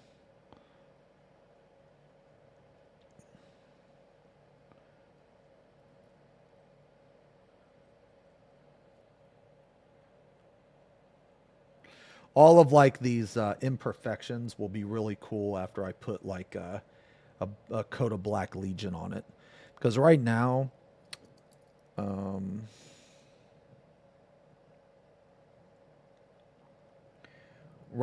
it just kind of looks like uneven.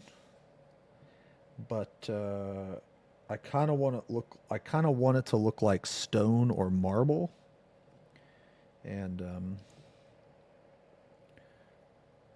And after basically all these imperfections will be good later on. Because like, you know, when you look at like, I don't know, stone or marble, it's like, it's very rarely is it, you know, like perfectly symmetrical, you know, like the different effects, I guess. Different designs and shit. Anyway, well, I took a lot of it apart, Ath. I just didn't really... I guess I didn't... I mean, to be fair, the parts I was bitching about, there's going to be zero detail there. Like, right here. Like, you see this, like right here? There's going to be zero detail here. And the reason why is because there's literally going to be a guy that stands on top of this. So it's going to be absolutely, completely pointless to paint that. And like this stuff back here. Yeah. What contrast paint? This is Pterodon turquoise. So right now we are using Pterodon turquoise. And then after this step, I'm going to mix some contrast medium with Black Legion. And I'm going to put another coat on top of this. And then I'm going to dry brush it. And then after I dry brush it, I'm going to go in and... I'm going to put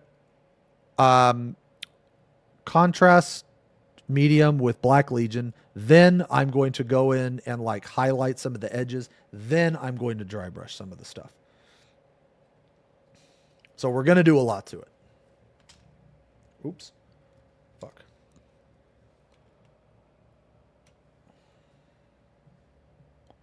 Agreed, and Claudia showed him how he can reach Cornell, but the last remaining stone titan of Agartha was blocking the path, and Gabriel had to find a way to destroy it, with the help of Claudia's Black Knight.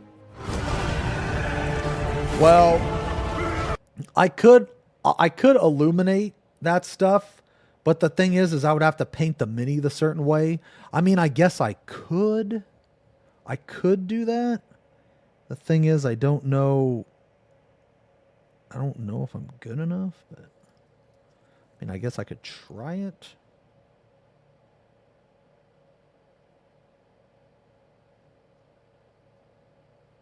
You know what? No, I'll try it. Worst case scenario, I fuck it up, and if I fuck it up, it doesn't matter because it's covered anyway, right? Yeah, I'll try it. Fuck it.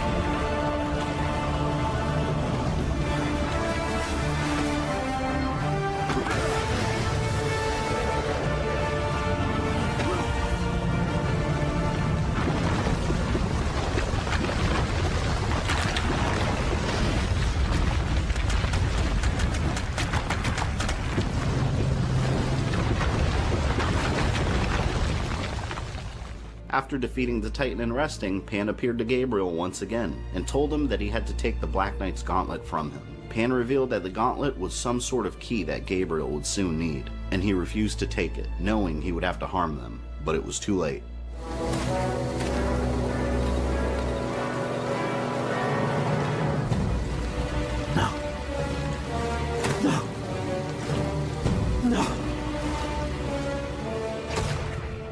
A horrified Gabriel realized he had plunged a knife into her chest, apparently in his sleep. He had no memory of the event or desire to harm Claudia, but once the Black Knight noticed what had happened, he attacked Gabriel, forcing him to defend himself. Feels bad.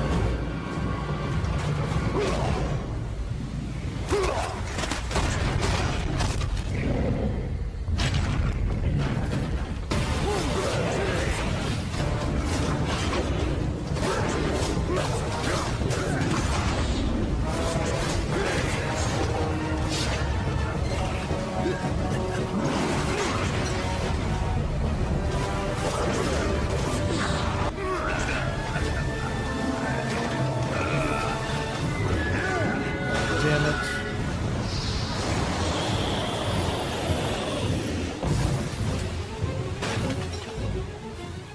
Destroying the golem, the gauntlet he was wearing attached itself to his arm, and full of regret, Gabriel headed towards Cornell's location. Finding one of the 3 pieces of the God Mask, the founders of the Brotherhood used to ascend to the heavens, and turned around, coming face to face with Cornell, the Lord of the Lycans. Gabriel fearlessly told Cornell that he was there to fulfill the prophecy, and Cornell revealed a disturbing secret that not even the Brotherhood knew. The Lords of Shadow and the 3 founders of the Brotherhood, now in heaven, were still linked, and what would happen to one would affect the other. Kill me, and you kill him. Kill us all, and you will kill the sentry founders of your own order. Perhaps he is willing to sacrifice himself for you, for the greater good. I, however, am not. Call yourself a warrior?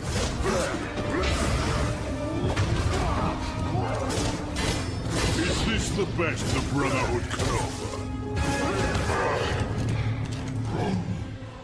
Amazed at Gabriel's strength, Cornell used the power of the full moon to transform into his ultimate Lycan form.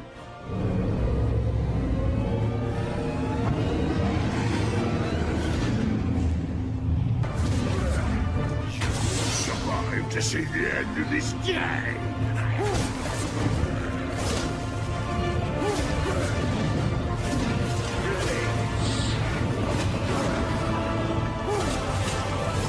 Enjoy dismembering you, bellow.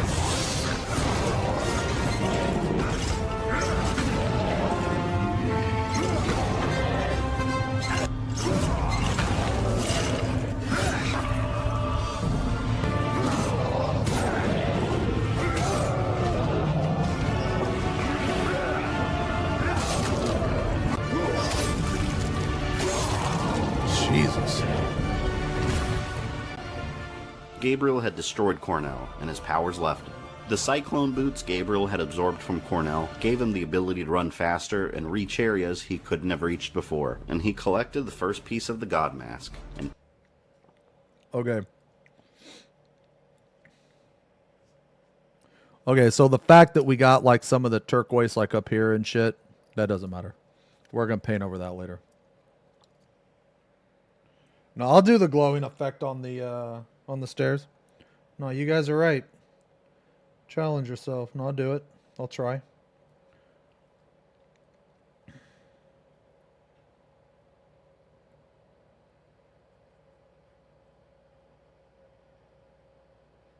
All right.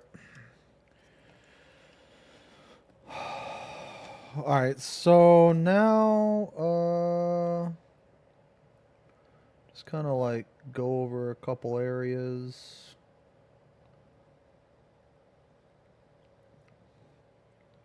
All of that's going to be black. This is going to be gray.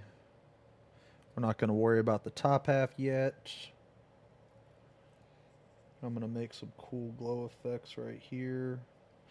I mean, I could bust out the fucking, the airbrush.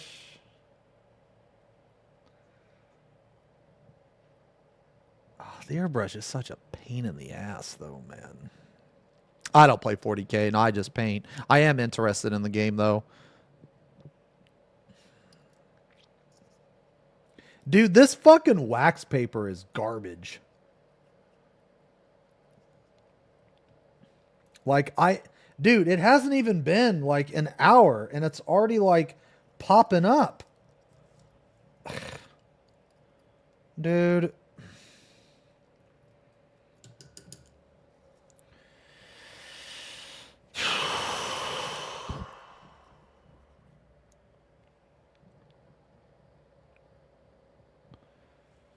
All right. We need to let this set just for a second, guys. Need to let this set. I'm actually gonna fucking buy more wax paper right now.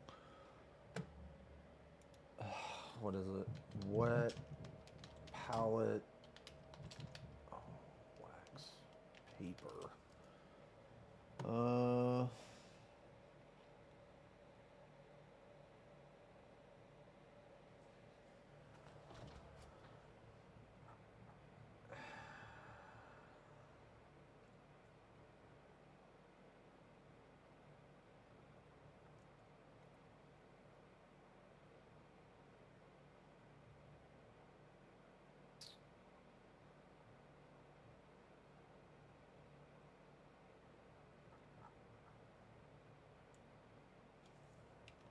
There was a specific kind that I like.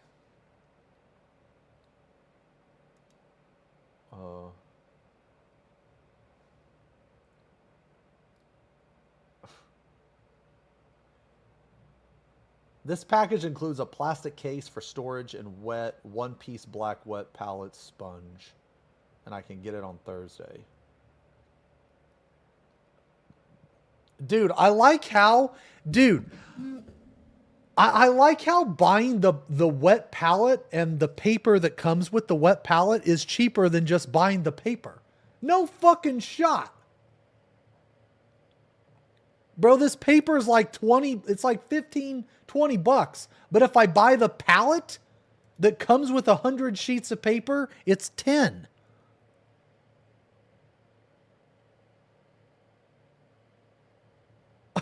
Okay. I'm just buying 2. Yeah, okay.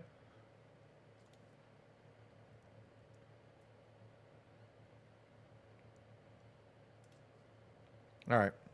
We're going to let this set just for a second. I'm going to use the bathroom. Yeah, I'm going to use the bathroom real quick.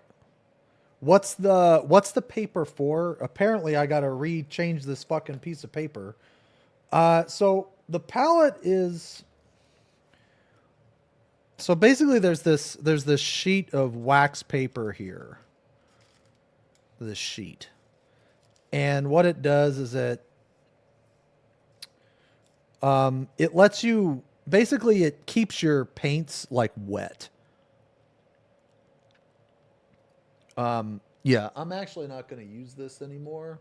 I'm going to use the other fucking paper that I got because... So when I originally bought this palette, right? This palette's like very, very simple, very easy. Not only is this paper smaller, but the other paper that I had covered the entire sponge. So for those of you that don't know what a wet palette is, this is a sponge. It's soaked, you know. That's why it like looks dark. So you see when I like press down on it. Okay, so it's wet. So basically the other paper that I had, it stuck to the palette better and it was also bigger. So this is like kind of dumb that this didn't even last very long. But anyway, I'm going to use the bathroom real quick. I got to re-wet my palette and yeah, so sorry about that. Bear real quick.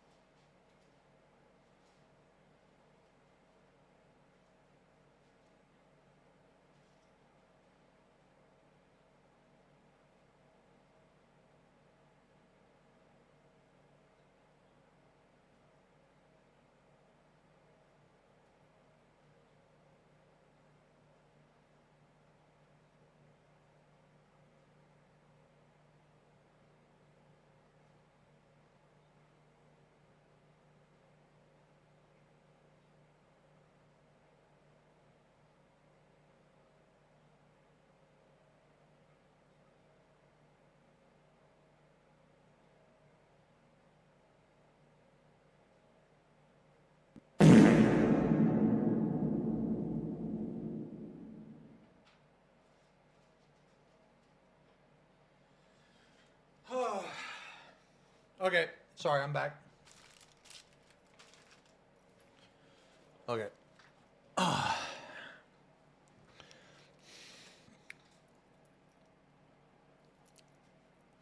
He's here! Have you seen this bear? He's here! Kuma-chama's here! Yay! Yay! Akuma! A chum.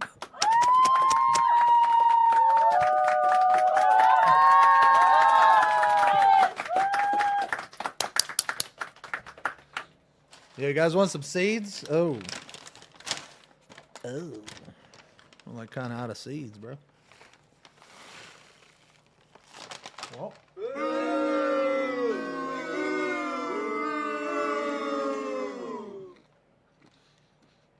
Can you shut the fuck up?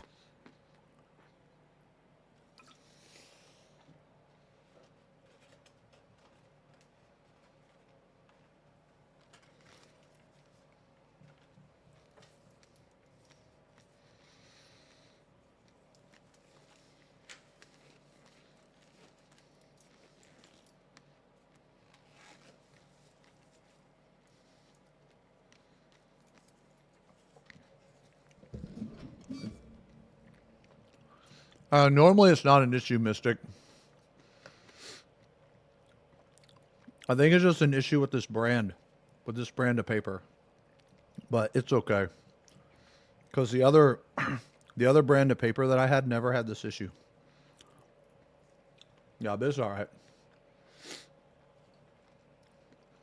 I already ordered new shit anyway. It'll be here on Thursday.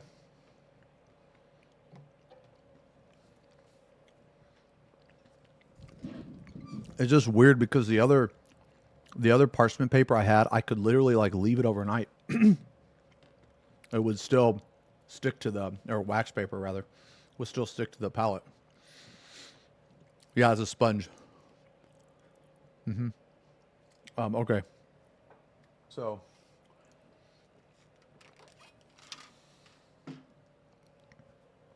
like I said earlier, we're just gonna focus. Let's go focus on this bottom half today.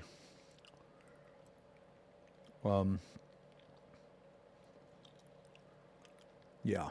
All right, so we put the first coat. Pterodon turquoise. So now what I'm going to do is are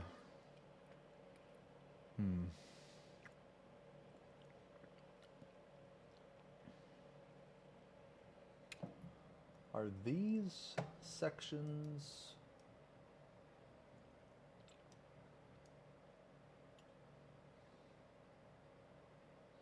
Oh, I guess I gotta get these two.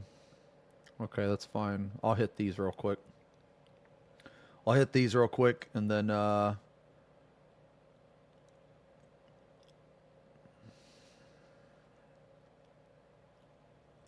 gonna coat the whole thing in black. Yeah. And then like the plan is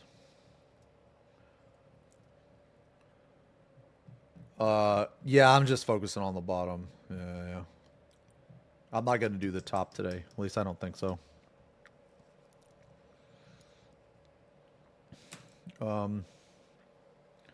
So I'm going to do all these parts in black. And then I'm going to go back in and highlight all of this shit with white, or not highlight, but repaint it with white. And then some of this stuff I'm going to paint silver, like this right here. These things right here will be silver.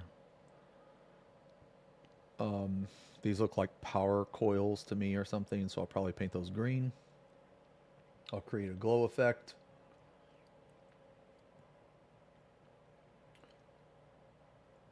Highlight this stuff. Okay. So plan 2. Paint this.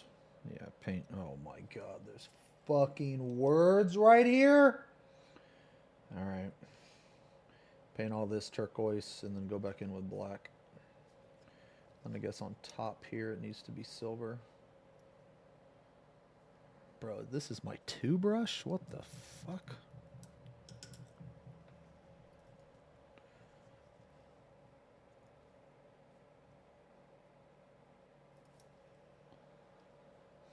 This brush might be cooked.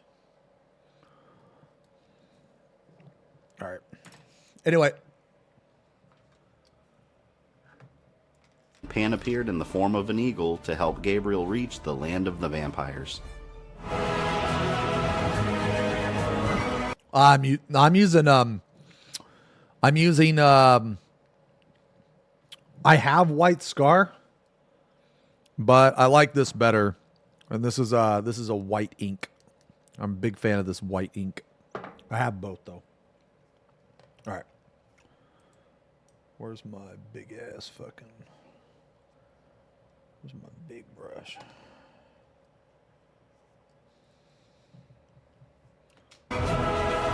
Citadel whites and blacks are fucking horrible, man.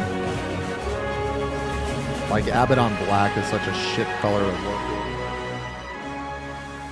Heading towards the land of the vampires, Gabriel faced many horrors, including a giant ogre, one of the last remaining ones of his kind, and hungry for man flesh. Malphus, a witch who had plunged to her death but survived, and fed off of crows as they fed off of her, becoming a terrifying monster. Traveling through the land of the vampires, Gabriel found Zobek, having discovered a village where all the inhabitants were slaughtered by the vampires. And the village had contained a powerful relic that could have helped the villagers fight back, but a crazed monk took it and barricaded himself in the church tower to protect himself, leaving all of the innocent people outside to be killed.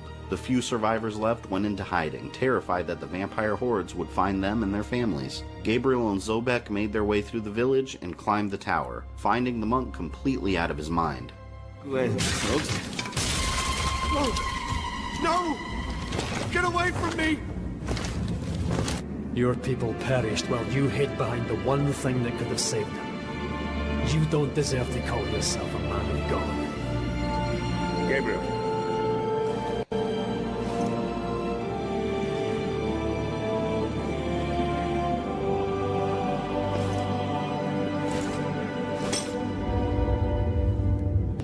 You cannot take it. You are not worthy.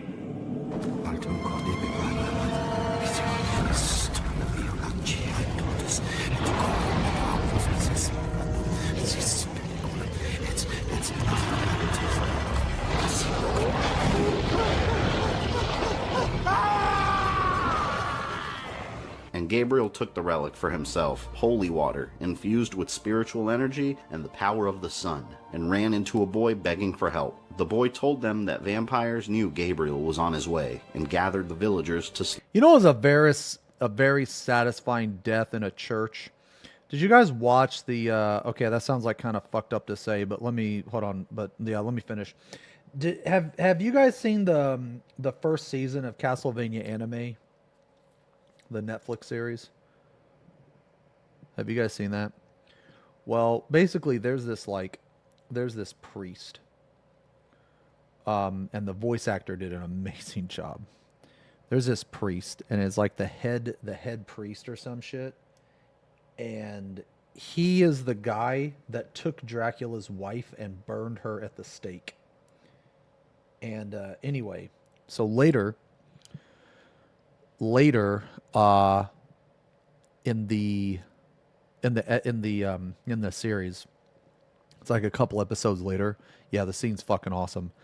He's in this church, and these demons attack the city, and the demons like slowly enter the church, and he's like, my God will protect me, and the demons are like, your God isn't here.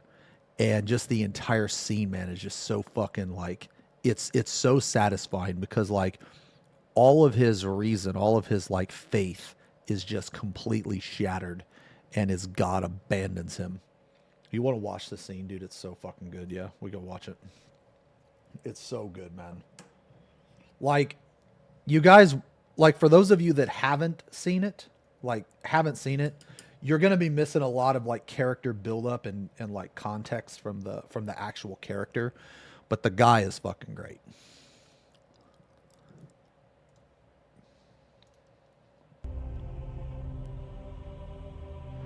Hold on. Let me make it big.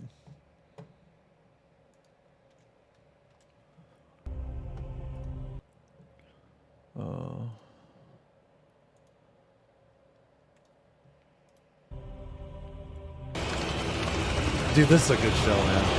This is a good show. So he gets kissies, but not us. Yeah, it's so good, man. Woo! So good. All right, anyway. Anyway, that's what the that's what like the church, that's what it reminded me of. Slaughter. To save them, Gabriel had to go face them alone. Knowing it was a trap. Okay, all right, sorry. Real quick, okay, I'm just going to say what I'm going to do again. I'm going to mix... all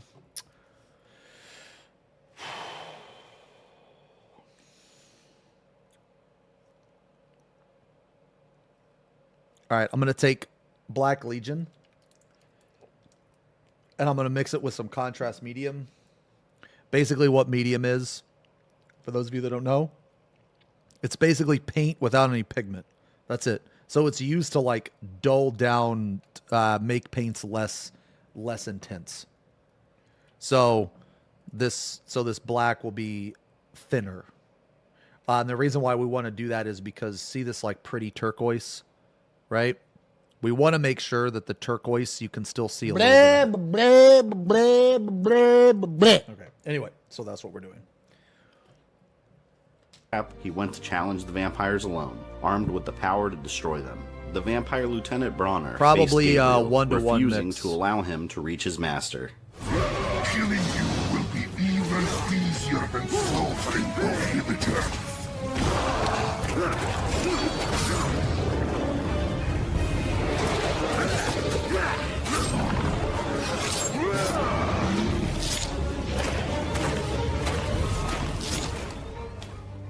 Bronner was no match for Gabriel, and the inhabitants of Weigel Village were finally freed, looking upon Gabriel as their savior.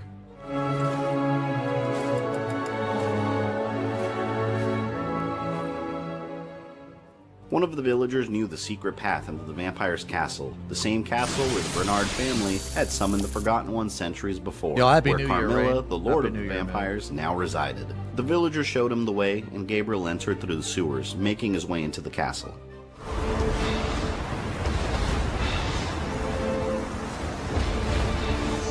Let's do 2-to-1 for now. Inside the castle, Gabriel met a playful young girl named Laura, who liked putting her victims through twisted games for her own enjoyment. Turned by Carmilla ages ago, the innocent young girl had no choice in becoming a monster, and considered Carmilla her mother. She promised to let Gabriel continue to look for her, only if he played her game. After winning her game, Gabriel descended deeper into Carmilla's castle, facing a demonic butcher that would dismember victims within the castle walls to feed the monsters inside, Frankenstein's mechanical traps and creations, and ran into Laura again, now furious that Gabriel had won her last game. Oh, damn. Well, you guys got it soon. You're a cheat. Yo, you guys know Lila played Camilla in Castlevania? Dude, her voice is sexy. And you're going to pay. I told you I was going to win.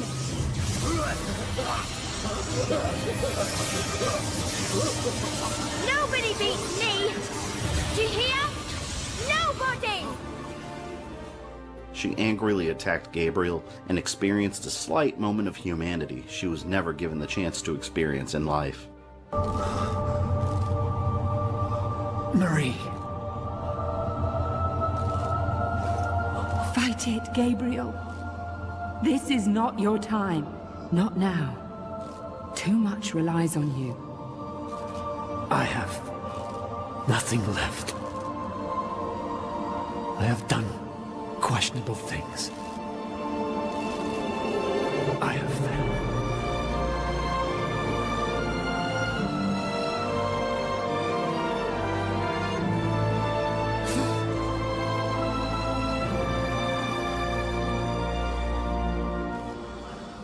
I envy you. I envy you both.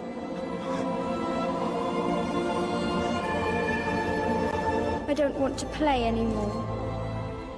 After Laura vanished back into the castle, Gabriel rushed to Carmilla's location, prepared to face the Vampire Queen, and encountered Commander Ulrox, ready to defend his master and avenge the death of Lieutenant Bronner by Gabriel's hands. You know who my favorite character in the Castlevania series was? Just guess.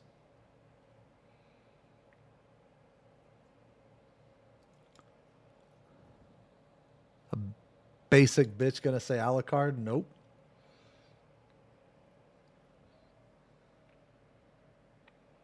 It was Isaac. And I'm not saying that just because he was bald. Isaac was the most badass motherfucker, dude.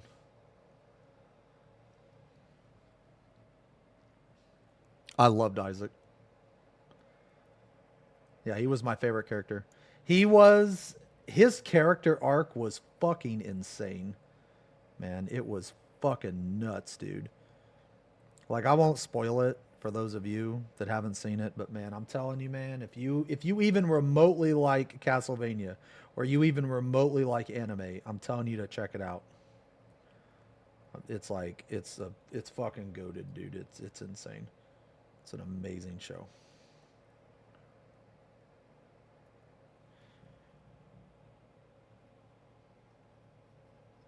See, this is like already looking way better. See how you could see that turquoise undertone? It's like you could barely fucking see it. You know what I mean?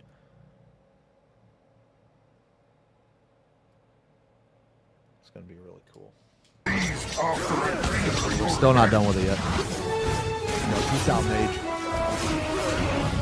How dare you challenge my energy?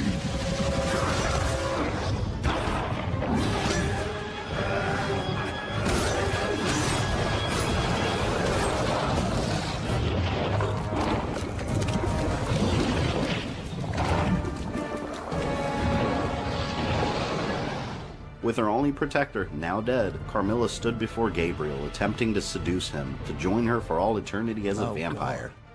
Your empty promises mean nothing to me. Your god cannot save you now. You will be one. Real talk, if this would have been me, if this would have been my story would have ended right here and now. Real talk. One of us eventually. It is inevitable.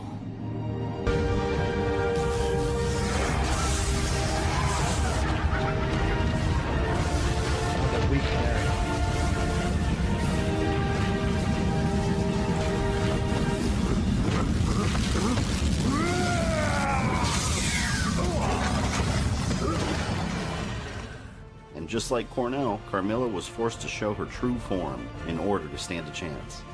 The true power of the Dark Lord!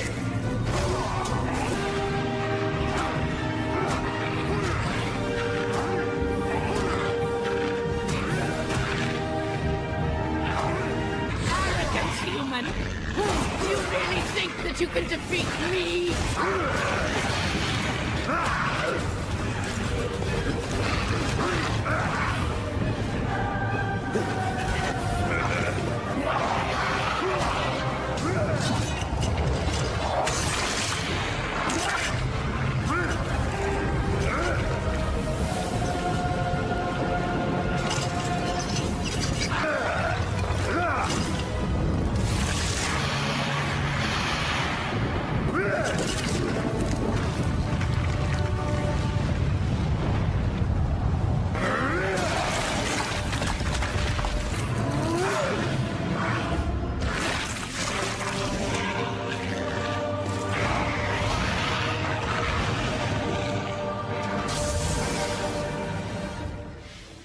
Destroying Carmilla, Gabriel claimed her Seraph Shoulders ability, which allowed him to reach heights which were impossible for a normal man, and collected the second piece of the God Mask. Gabriel was only one piece away from freeing the lost souls trapped on Earth and returning his wife to the world of the living beside him. At that moment, Pan appeared, checking on Gabriel's progress, and he expressed his anger towards the Brotherhood, not knowing the reasons behind the creation of the Lords of Shadow.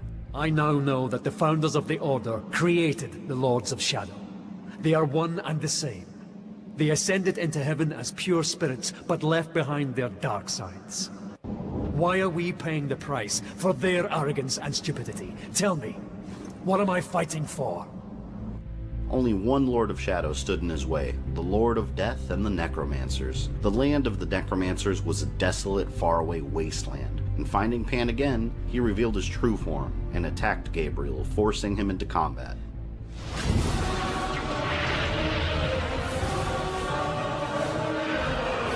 Dude, everybody's backstabbing Gabriel, man.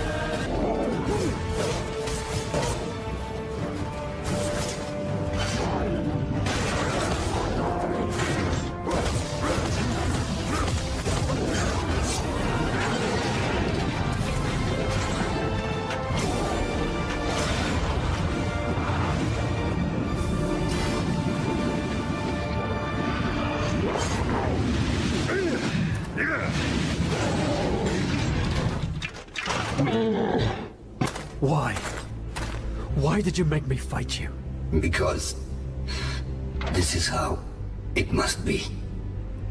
We must all make sacrifices in order to find redemption. No, I did not want this. I did not ask for this. I am not worthy. I am not of pure heart. Slowly dying from his wounds, Pan revealed that the path to the Necromancer Lord was locked. The only way to open the passage was to make a sacrifice and spill blood, and Pan allowed Gabriel to end his life in order to open the passageway. Angered by the evil deeds he had been forced to do, Gabriel rushed into the land of the Necromancers, ready to finish his journey and end the Lords of Shadow for good. Reaching his destination, Gabriel encountered a Necromancer he assumed was the final Lord of Shadow. I have come to end this. This was a cool boss fight, too. By whose authority? What right do you have to judge me when so much blood has been spilt by your own hands? Yeah, this is like the Castlevania Look at reboot you. or whatever. You revel in death. We are one and the same, you and I. The Necromancer used his powers to summon the carcass of an ancient dragon and unleashed it on Gabriel, but even that couldn't stop the determined warrior.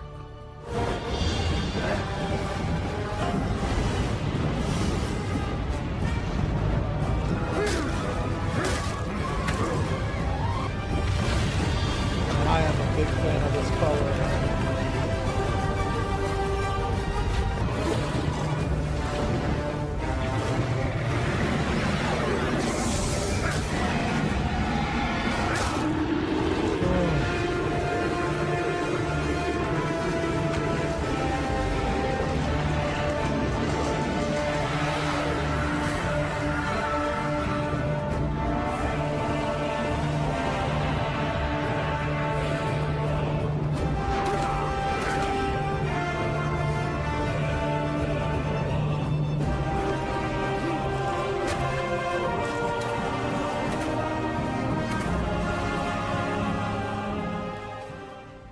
Gabriel destroyed the dragon and found the final piece of the God Mask, uniting all three pieces. Now Gabriel had the power to end the world's suffering and bring back his wife. And at that moment, Zobek appeared and revealed that he was not the person Gabriel had come to know. Finally, it is time for the truth. Let us remove our masks.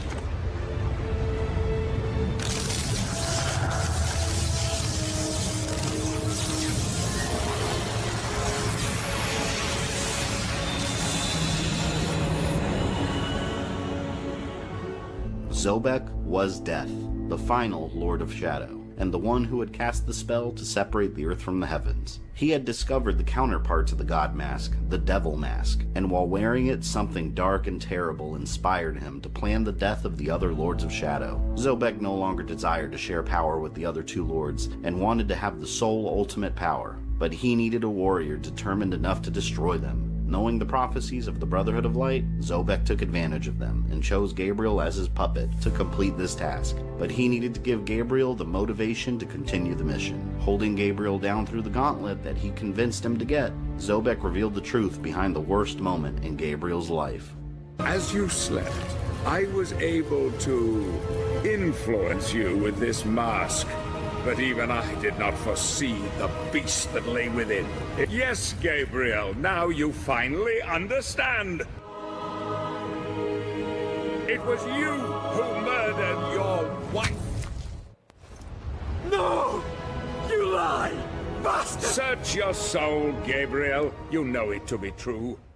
I was worried she would reveal my charade to you at the lake, but it seems she had a false hope that even a killer such as you could redeem himself and save the world. He had used the devil mask on Gabriel to force him to kill his own wife without his knowledge, and used the same strategy to end the life of Claudia as well, who was an unexpected obstacle in his plans. Gabriel's burning desire to resurrect his wife left him blind to the truth, and after revealing his plans, Zobek no longer needed Gabriel and decided to end his pawn. As Zobek celebrated his victory, the real power behind the devil mask and the architect behind Zobek's ideas revealed itself.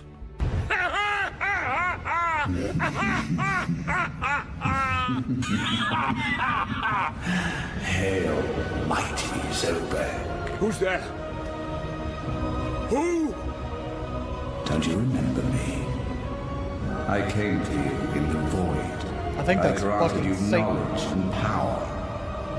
Power that you could never have obtained on your own. Pretty sure. Surely you haven't forgotten. In fact, I planted the idea for this whole elaborate ruse into your tiny mind in order to serve my own higher purpose. I no longer need your assistance. The power is now mine. No!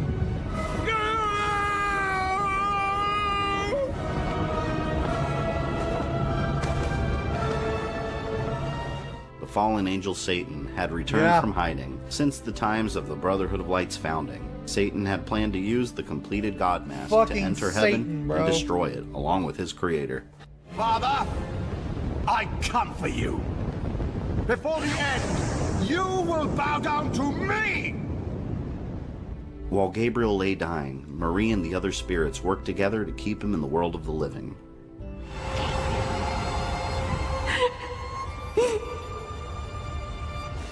If you take him, we are all lost. Darkness will triumph, and there will never, ever be peace or hope. We will be trapped here forever. Don't you see? We must grant him the power to go back. Will he free us? Will we see the light that was promised? I believe in him. His heart is pure. He is our last hope, our only hope.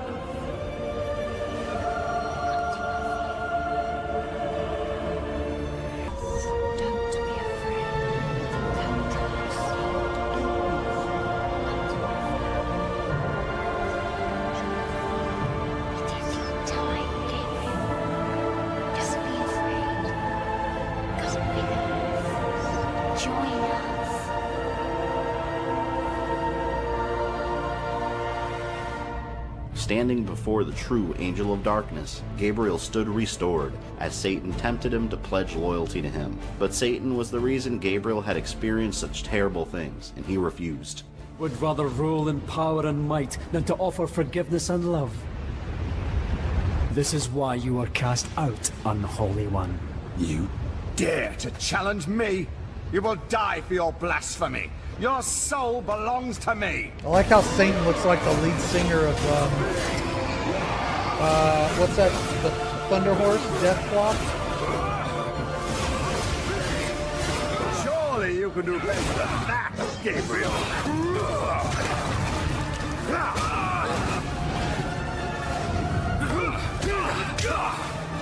Thunder. Horse. Rise as the wicked. Rise.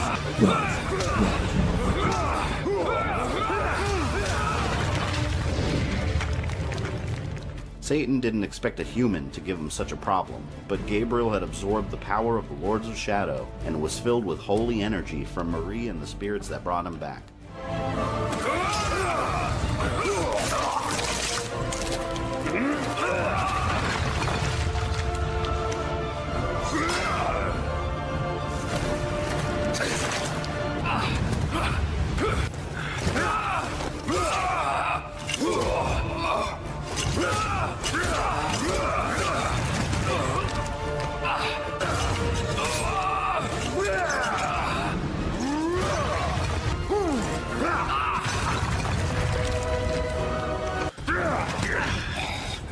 it considered cheating if I'm watching a tick bottom right? Of me, murderer. Your soul is damned. I ask forgiveness and mercy for those that I have wronged. What I did unknowingly. Yet I would change everything if I could. He isn't listening, Gabriel. Your fate is fixed. Forgive me. Forgive me. My God.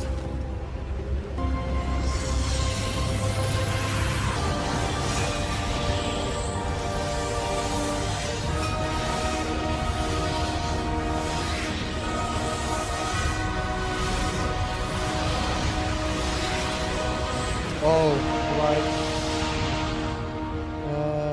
I have to Gabriel fulfilled paint all his this mission, black. and unleashing his power, sent Satan back to hell, freeing the trapped souls and breaking the spell separating heaven and earth. My love. Alive?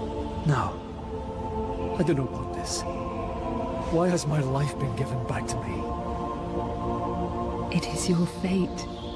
You have been given back what was wrongfully taken from you. You freed them all. You saved us all, my Gabriel. I couldn't save you.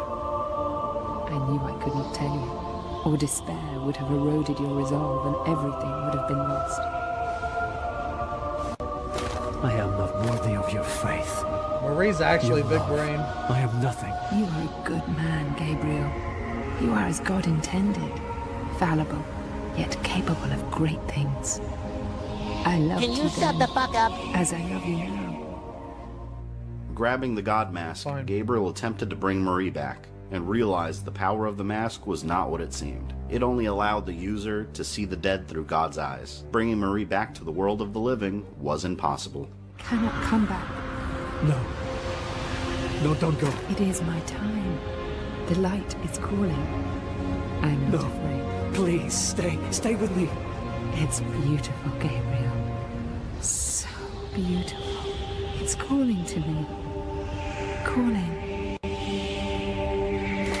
I love you, Marie. I love you. Forgive me.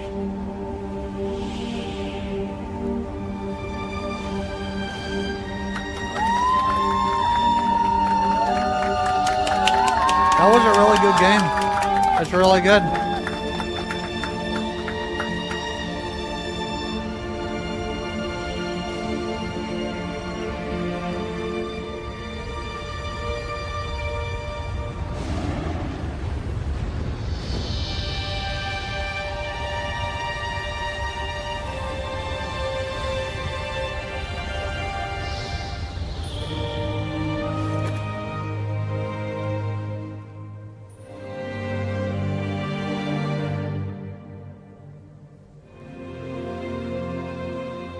Realizing he had been manipulated from the start, and the realization that he would never have his wife at his side again, his victory over the Lords of Shadow was a hollow one, and Gabriel looked over the cliff in despair at the empty shell that his life had become. And as he contemplated his future, Laura, the young vampire from Carmilla's castle, reached out to him. I need your help. I am afraid.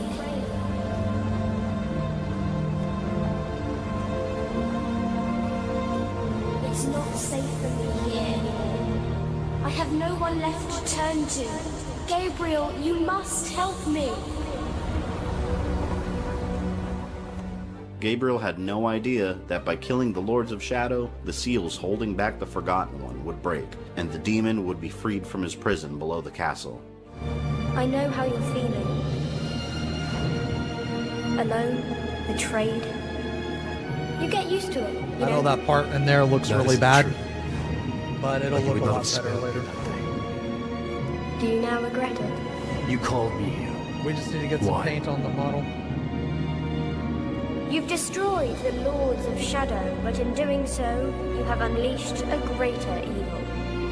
It's only a matter of time before he breaks free and returns to the world. I care not for the world or its problems. Then you are a fool! Tell me, would you have the souls of the innocent on your conscience for eternity? Then show me what I must do. With Laura's help, he made his way through the secret passageways of the castle, going deeper and deeper underground. Eventually, Gabriel and Laura found the entrance to the portal leading to the Forgotten One's prison, but there was one major problem. Only the darkest creatures could enter that realm. Humans couldn't travel there, and Laura was nowhere near powerful enough to stand against the mighty demon, who was aware of the Lords of Shadow's deaths and on his way to the portal. Gabriel had no choice but to give in to his darkness. You must leave it all behind. You must become a creature like me.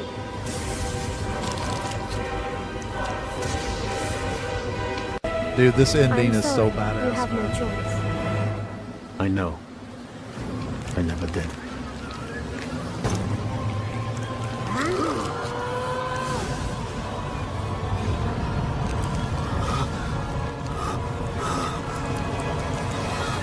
What is happening to me?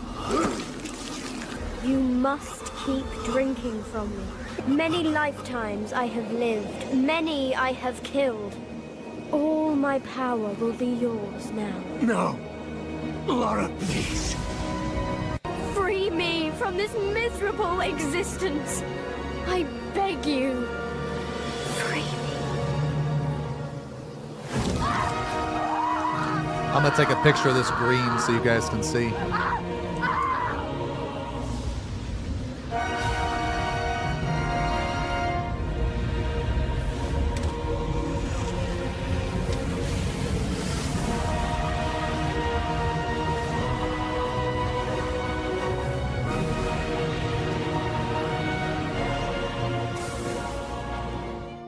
Gabriel was losing his humanity and becoming a vampire, the very thing he had sworn to destroy, and entered the realm of the Forgotten One.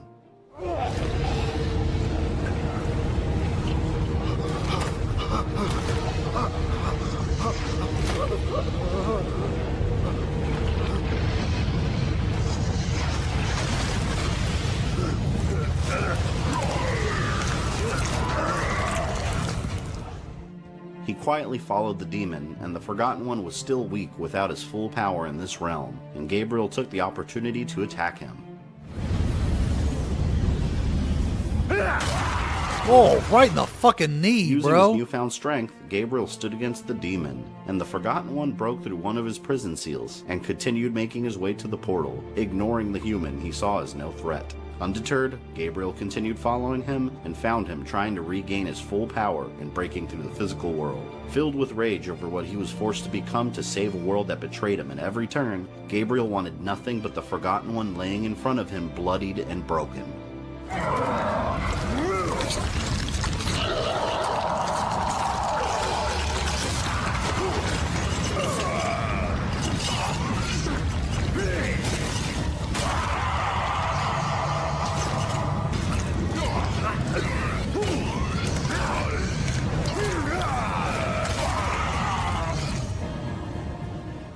With the final seal finally open, the Forgotten One waited as his true power was returning to him, and prepared to return to the world. And Gabriel, now a vampire, decided to absorb the demon's power for himself.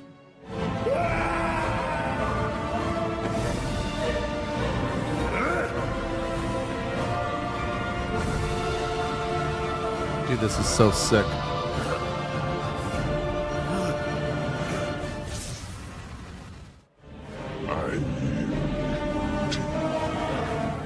Mercy, my liege. Mercy.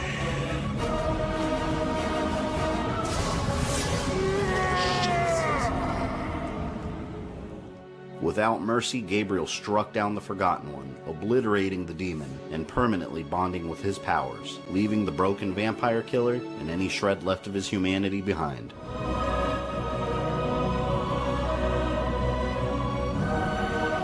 I'm sorry, I gotta pee. I gotta pee, I'm sorry, I'm sorry.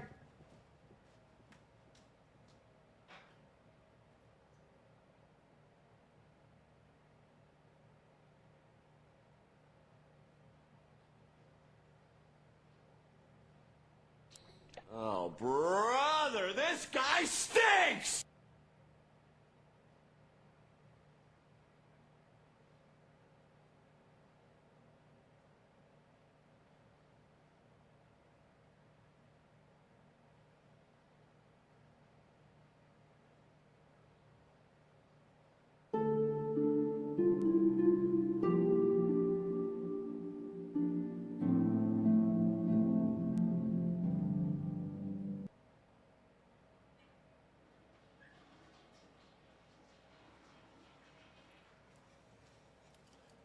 I'm sorry. I'm sorry, dude.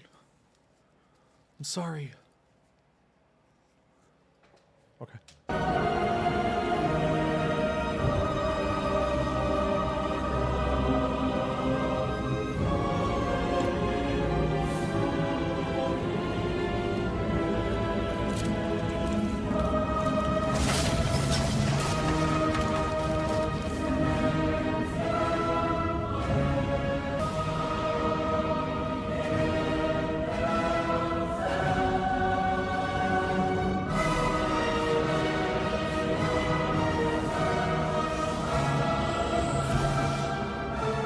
The once holy warrior vowed that the world would pay for the pain and suffering he had endured, adopting the name Dracula, Oh, the Dragon. shit. Closing.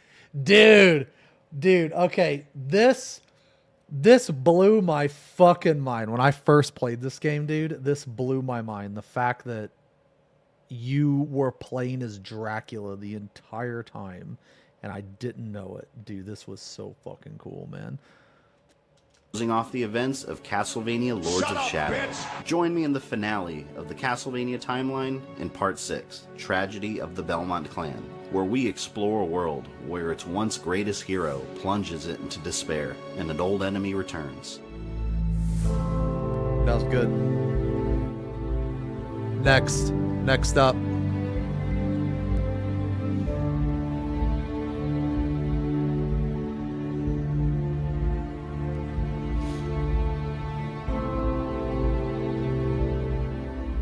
Oh.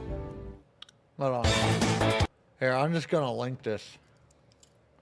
Just gonna link this.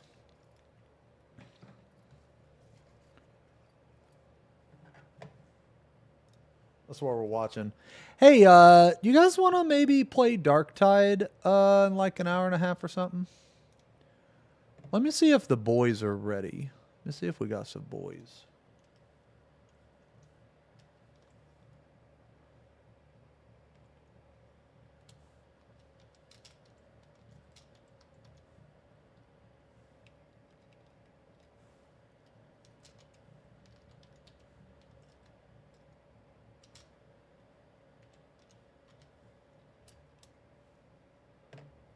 Let me see.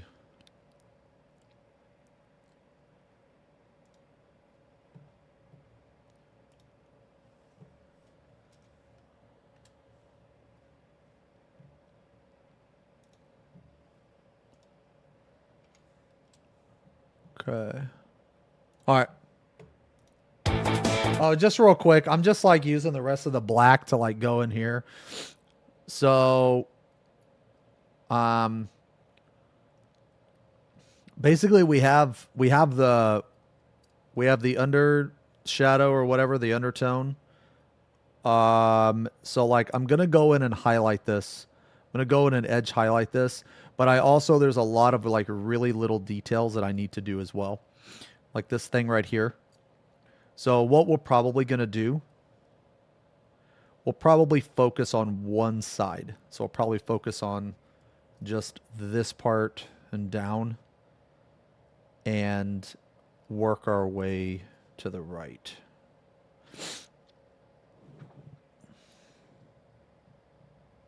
Yeah.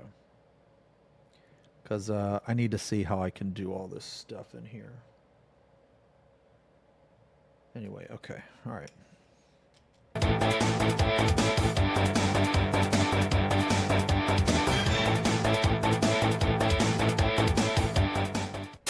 Welcome to the finale of the Castlevania timeline in Part 6, Tragedy of the Belmont Clan. In Part 5, we saw the heroic Gabriel Belmont stand against the Lords of Shadow and free the world from their savage rule. After destroying them, he accidentally unleashed and then stopped a powerful demon from returning, ending with him absorbing its powers and twisting into a dark creature filled with the need for revenge. A dark creature who came to be known as Dracula. After Gabriel's transformation into Dracula and with his life completely destroyed, he had nowhere to go. Dracula returned to Carmilla's castle, the old home of the vampires, and took over the demonic structure, becoming its master. For a time, he stayed inside the castle walls, isolated alone with his suffering and his anguish. He blamed the Brotherhood of Light for all the pain he had suffered, and mankind, who he had sacrificed so much for, and received torment in return. Filled with the need for revenge, Dracula built an army of monsters, and sent his legions into the land, laying waste to towns and villages without mercy. The Brotherhood of Light's biggest fear had come true. Their greatest hero had become the scourge of mankind, and they fought against his hordes with no success, even attempting to attack the Vampire Lord directly.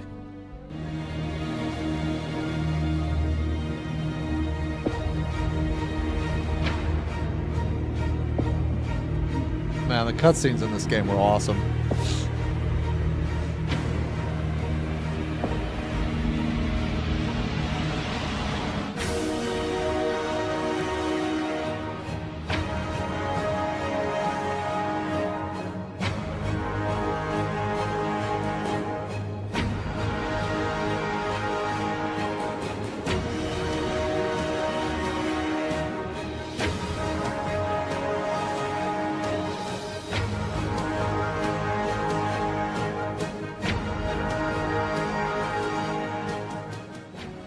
Unknown to Dracula, his own son Trevor was being raised in secret by the Brotherhood of Light to one day stand against his father. Trevor was trained as a fierce warrior like his father before him, but his family history was kept a secret from him until the Brotherhood felt he was ready to hear the truth. As Trevor grew into a strong young man, he met a young woman named Sypha Belnades and eventually married her. In the year 1067, Trevor and Sypha welcomed their baby boy into the world, who they named Simon Belmont, who would play a crucial role in the history of mankind's fight with the Dark Lord. After years of training the young man into adulthood, the Brotherhood felt that Trevor was ready to hear the truth and told him that Dracula was his father. And not knowing the true reasons behind Marie's death, they also told him that he had murdered his mother. Leading us to the year 1073 and the event of Castlevania, Mirror of Fate.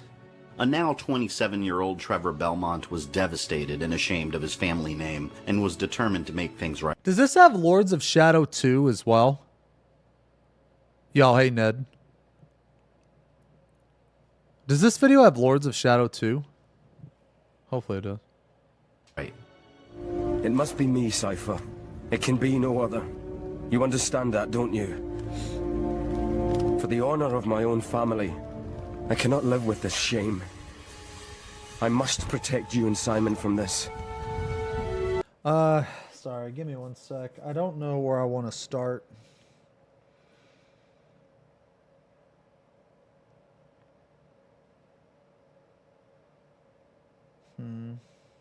I don't know if I want to start with highlights or if I want to start with the Iron Warriors.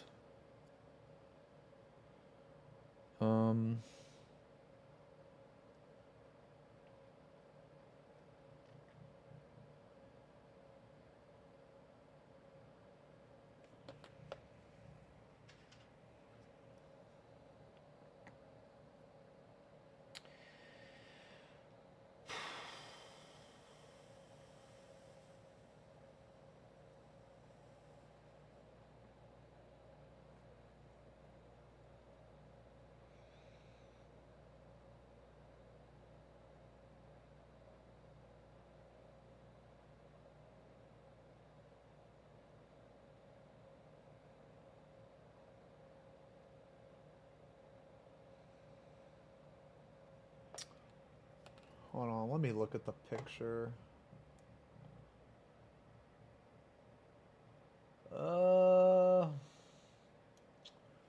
Let's start with highlights.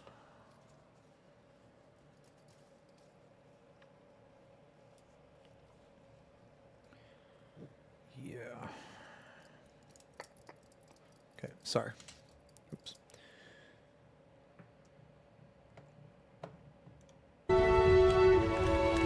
I must avenge my mother. Before leaving on his journey, Trevor left Simon with a small piece of the Mirror of Fate the Brotherhood had given him, not knowing that the mirror could manipulate the events in someone's life. I have carried this small piece of mirror since I was a boy. It is said it comes from a magical mirror, capable of showing your past and true fate. Though it has never shown me anything, perhaps one day, my son, it will reveal something of yours. Keep it and always carry it with you, Simon. Will you do that for me?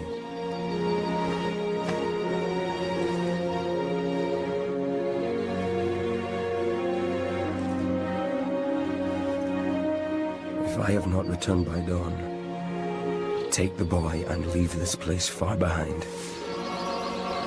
Take to the forest. Do not look for me. Come back to us, my love.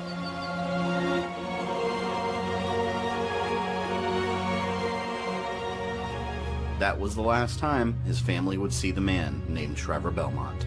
Armed with his combat cross, the fearless warrior made his way to Dracula's castle and immediately faced the monsters, now completely loyal to Dracula and protecting the entrance.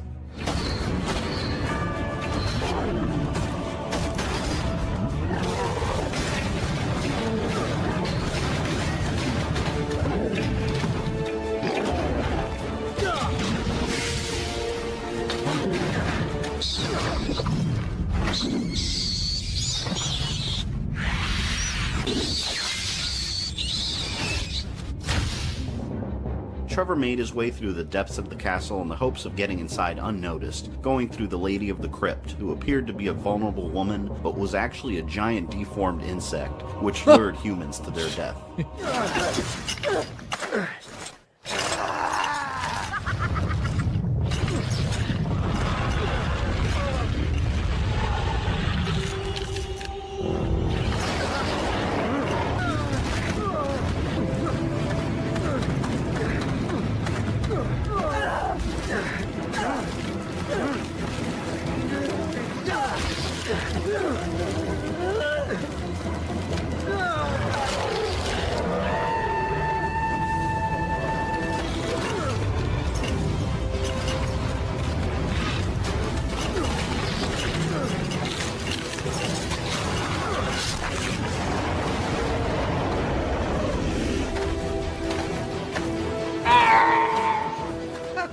The monster's body smashed through the main gates, and Trevor made his way inside the castle, meeting the Lost Soul, the entity that was tied to the Mirror of Fate.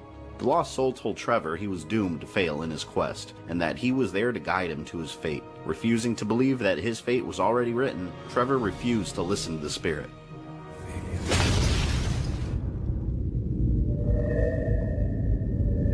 I will hear no more from you.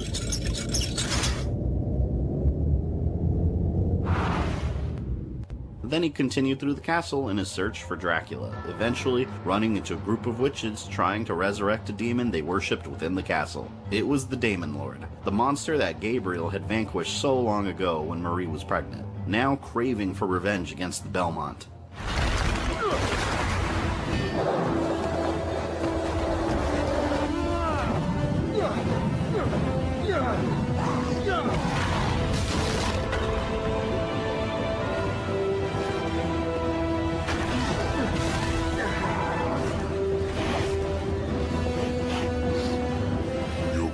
Smells like his.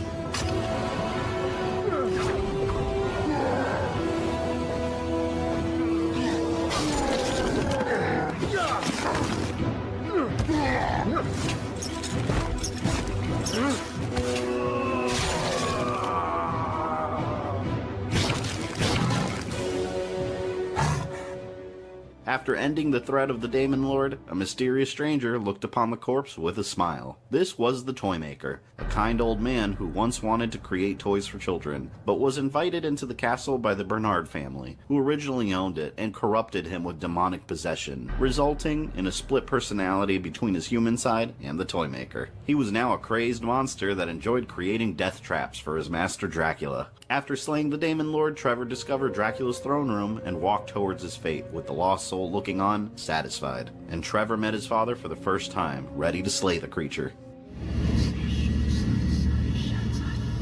I was planning to pay a visit on the Brotherhood. It was unnecessary to send someone special to meet me. I say that because I see you hold one of Gandolfi's weapons in your hand.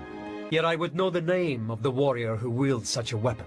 Someone for whom your very existence brings shame upon me and my family, devil. You are an abomination upon this earth. I know who and what you are, and this day I claim vengeance for my mother's murder. Revenge is a powerful emotion, my friend. It has been my closest companion for many years.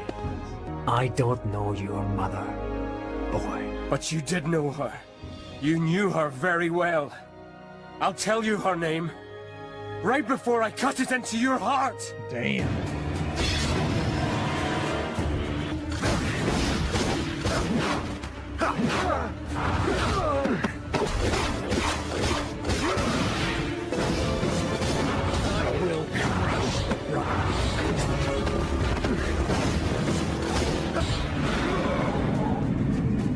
I think this is turning out pretty good.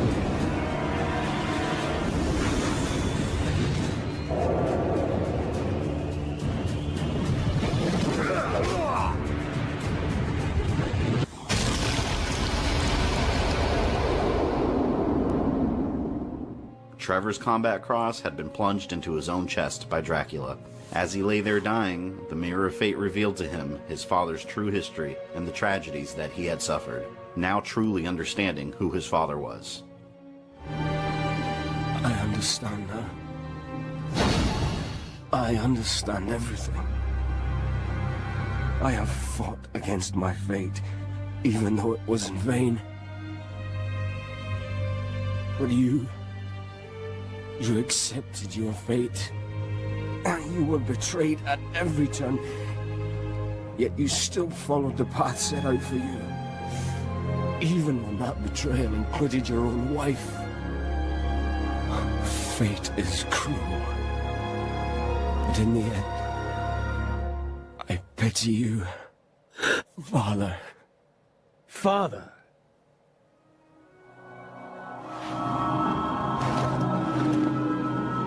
What is this? The mirror also revealed to Dracula that Trevor was his son, and the Brotherhood had taken him in secret. Realizing what he had done, Dracula was wrecked with sorrow. Damn you! Why? No! No! Live! Feels bad for Dracula, man. Holy shit.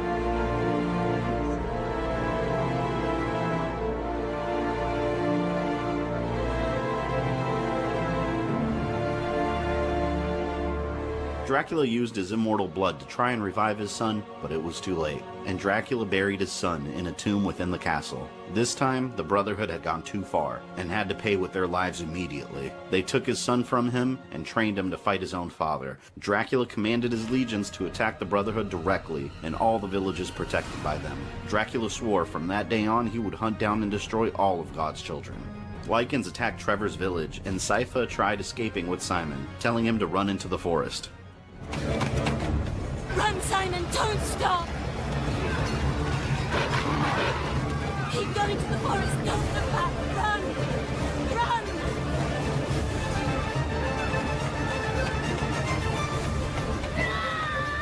The terrified boy had just lost his mother right in front of his eyes, and he ran into the mountains, escaping with his life. He was eventually found by a barbaric tribe of warriors that lived in the nearby White Mountains. Simon knew his father had failed, and swore to one day avenge the death of his parents by Dracula's hand, not knowing the history of his lineage. The boy was raised by the tribe with non-stop training in the art of war, and grew up to become a mountain of a man, ready to slay the vampire that caused so much pain and suffering. Eventually, he crafted a whip he called the Beast Hunter, and mercilessly hunted down Dracula's forces, preparing for his own journey to the castle. Simon's reputation across the land surpassed even his own father's, and at age 36, Simon set out to kill Dracula. This leads us to the year 1103, and Simon's quest in Mirror of Fate.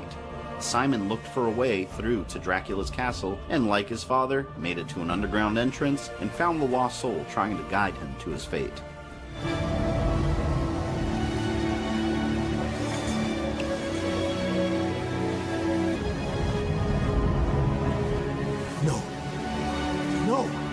Show me more, damn it! I am here to avenge the death of my parents. I mean to end the evil that rules here. Will you stand in my way? Alright, Can you guys see those highlights at all? Damn it! Deep Maybe. underground, Simon was attacked by monsters and discovered a spirit that was waiting eagerly for him to arrive. The spirit flew into Simon and joined him on his quest. Unknown to Simon, this was the spirit of his mother Sypha, trying to protect her son. Oh and my God, together listen with to his that music. mother, he faced the horrors of Dracula's castle, including a cursed night watchman, forever doomed to wander the world of the my living, God, I got and chills, responsible for making sure every lantern in the castle stayed lit. Dear Strummer, if Alucard was of the femboy variety, would you let them take a bite out of Lil Zeems and convert him into a cute vampire Lil Zeems? I, What do you come up with this? Well, concern. Well, dude,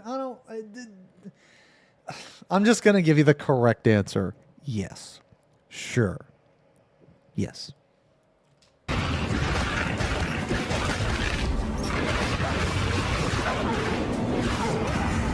Correct answer.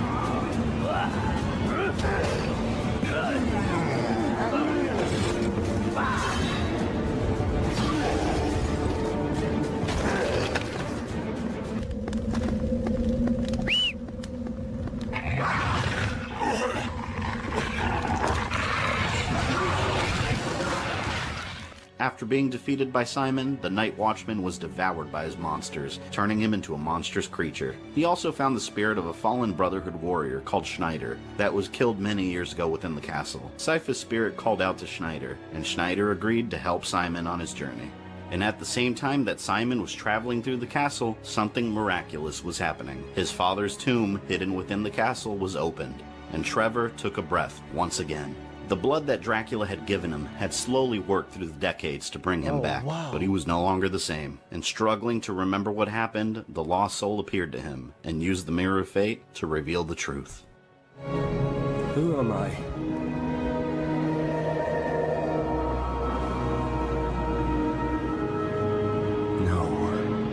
No.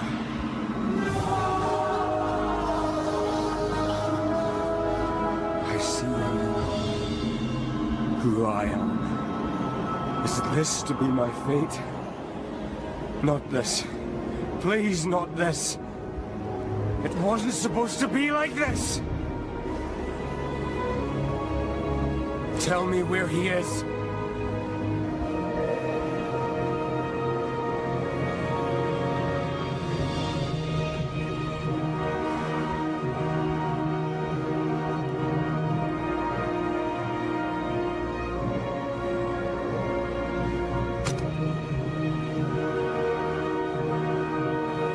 It is time for us to meet once more. Father. Dude, Ed's Having lost his highlighting with humanity the as fucking well, dry he brush is abandoned the kind name of Trevor goated. Belmont, knowing that life was over, and accepted the reverse of his father's name, Alucard. Then left to find his father and finish what he came to the castle to do, and faced a familiar enemy. Wait a minute, I never really thought about that. Trevor is Alucard?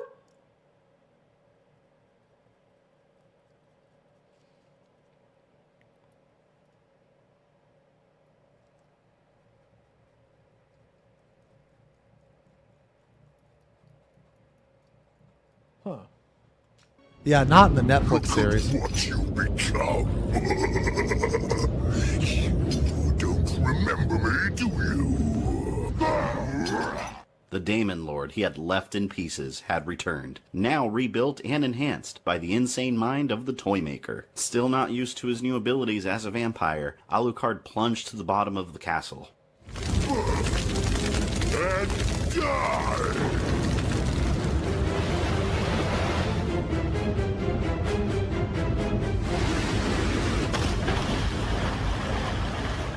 As he explored his father's home, he discovered that he could now control bats, turn into mist avoiding physical harm, and could turn into a wolf-like creature, greatly enhancing his strength. Alucard ran into Simon in a fight for his life against one of the Toymaker's many traps and deactivated it, saving him. Recognizing Simon as his grown son, Alucard panicked and left before Simon could see his face. Wait! Who was it that helped me escape? Do you know him? Stupid creature!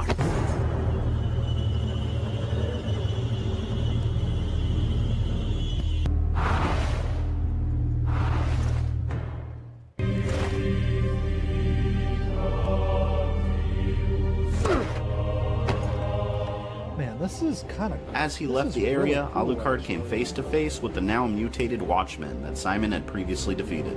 As Alucard fought the monster, Simon discovered his father's combat cross, and one of Zobek's necromancers appeared stealing it from him, and revealing that Zobek was still alive and looking for the vampire killer, which Gabriel had left behind broken in the Forgotten One's realm. Your father was not worthy of carrying it, and neither are you!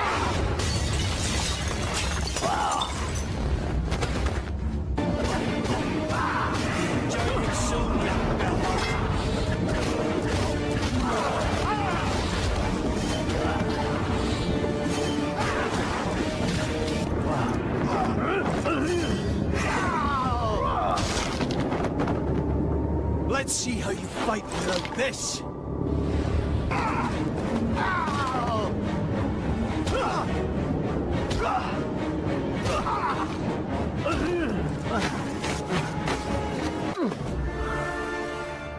Simon later ran into another one of the castle's traps, and Alucard had followed him, rendering the trap useless and saving his son once again.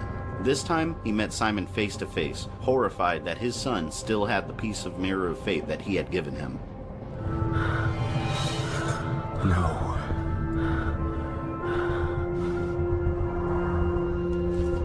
Man, I don't know if you guys can see these highlights that I'm putting on here. But dude, these look really fucking cool. They add like a textury stone like marble to it. I'm gonna go over it again in an even brighter. So right now I'm using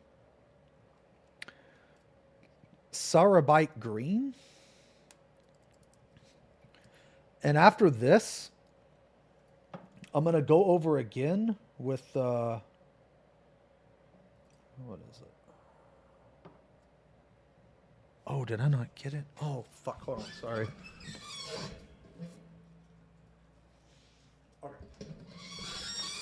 With, no, I think it's just the camera. Hold on, let me show you guys. I want to take a picture, man.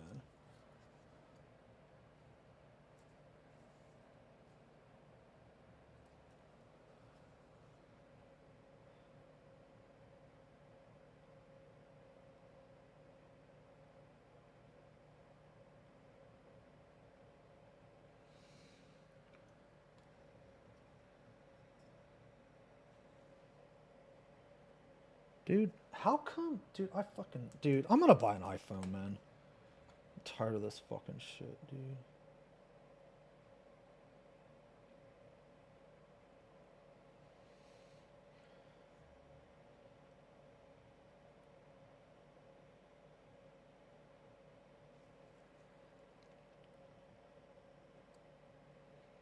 Here, let me show you guys, man.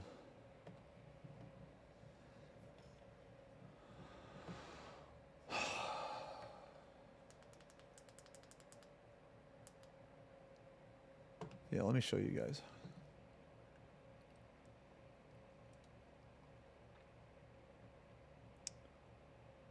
Because this shit's cool.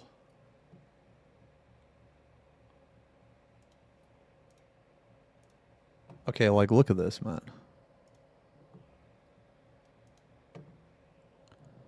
Well, shit. But, like, you see these highlights? Oh, iPhone is not better in camera quality. Oh, do you have an iPhone?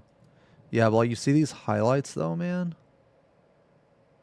See how it's like a I mean, I know it's like super zoomed in, so it kind of looks like shit, but here. This is the highlights, dude. I think they look pretty good. And then I'm going to go over it again. So it's like you can like barely see this like turquoise underneath the black, and then the turquoise on the edges. Oops. I just really like that color, man. Anyway, yeah, so that's what I'm like kind of working with right now. I think it'll be really cool. All right.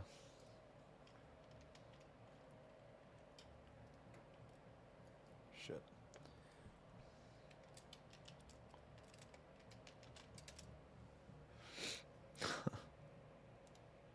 Any closer? You helped me once before, and now you do so again. Why? Who are you? That isn't important right now. That weapon you are carrying, how did you come upon it? There is a presence in the castle that guides me. It took me to it. It belonged to my father. I will use it to avenge his death, and that of my mother. How did your mother die? Dracula attacked the Brotherhood's stronghold with his legions. None survived. My mother was killed, trying to keep me safe. I see. So now you plan to face the Prince of Darkness alone? Dracula watched the conversation from above, realizing that his son had come back to life, and angered that his bloodline was conspiring against him. This I promise. You shall not stand alone against him.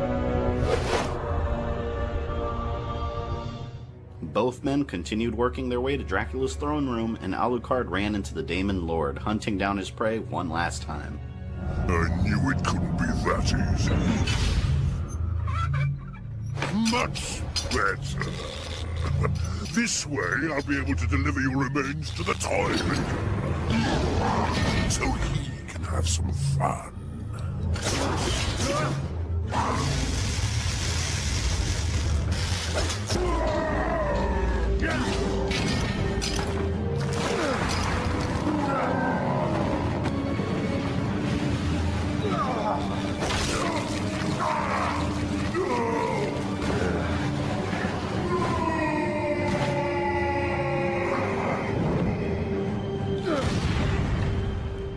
Only one thing stood between Simon and Dracula's throne room. The demonic, devoted servant of Dracula known as the Succubus, waiting for Simon in a fantasy world she had created. Holy the Succubus attempted to shit. seduce Simon, but the fierce warrior could see through the illusion, and he had had enough. Don't you like how I kiss Simon? Not me, bro. My story would have ended right here. Look at this, Simon.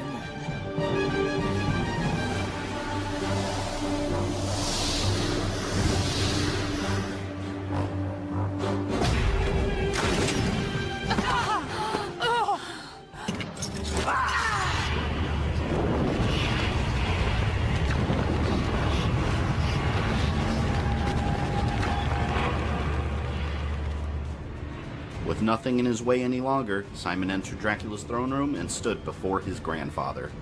You fight well. Worthy of the name Belmont. I am Simon Belmont. I have come to avenge the death of my parents. I've come to destroy you. Tell me, how do you plan to do this, Simon Belmont? With that, perhaps. That relic you carry holds no power over me, young Belmont. Know this, your father died by my hand. Will you suffer the same fate? You cannot kill me. You will die in vain, just as your father did. We'll see about that now, won't we? And at that moment, Alucard entered the room to aid his son. Father. I have come to finish what I started. I know why you have come. I had hoped you would stand with me, son.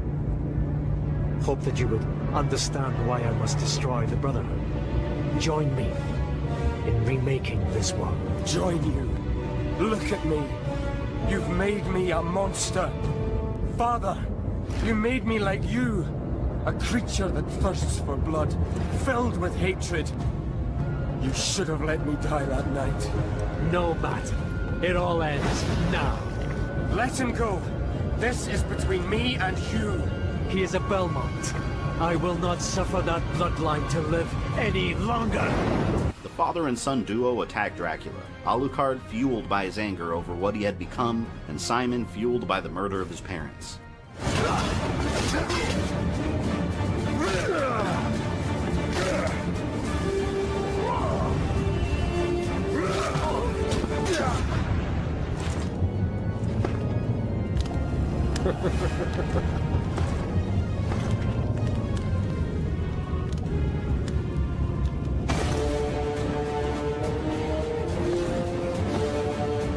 Deal with him, Alucard.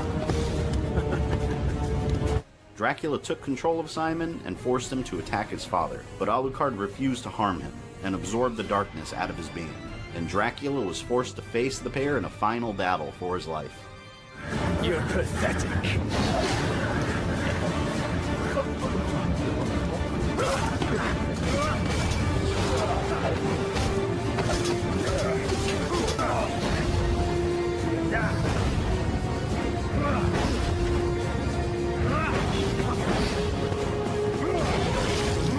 No, Simon!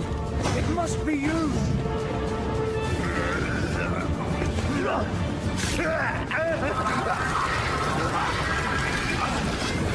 Simon had plunged the stake into Dracula's heart and seemingly killed the vampire, but Alucard knew that something was wrong, and he prepared to say goodbye to his son. No, he ain't dead. You ain't killing no Dracula, bro. This is not how a vampire is supposed to die. What do you mean?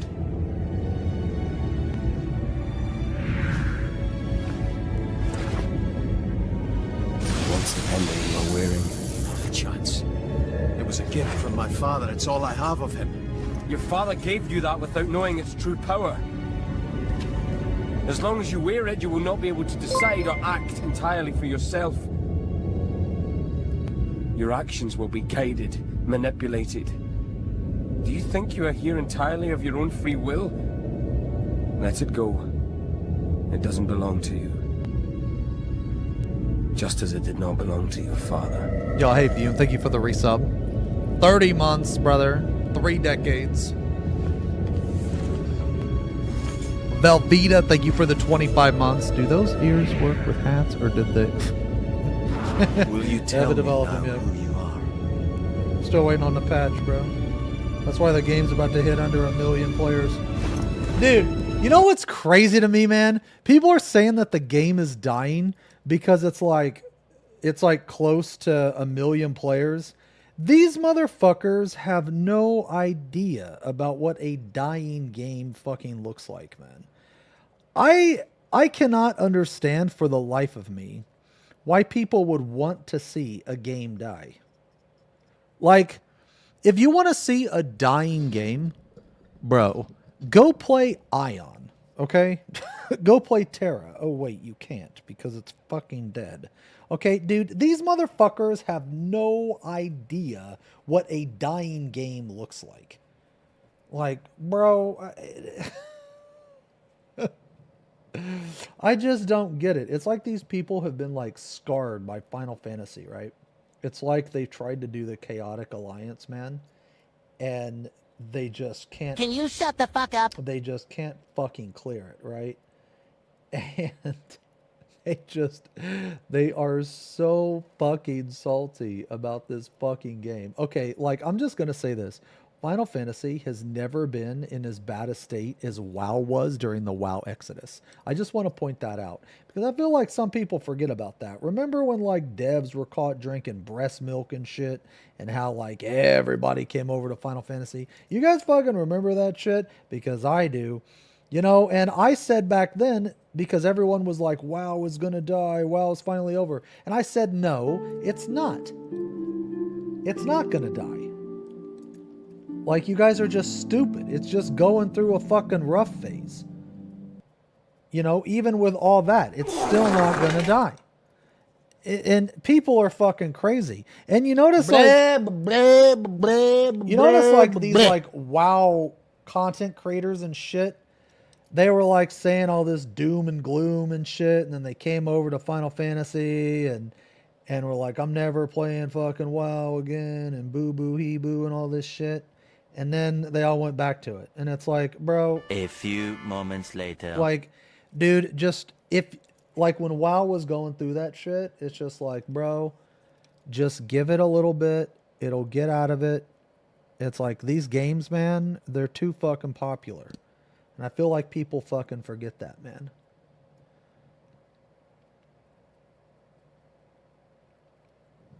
Do you guys remember that shit?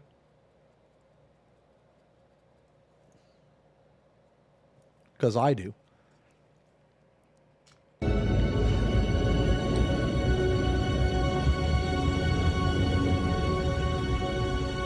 Simon, shocked, finally realized that this man who had helped him defeat Dracula was his father.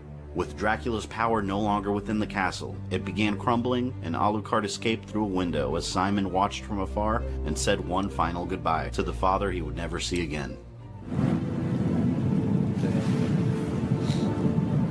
Farewell.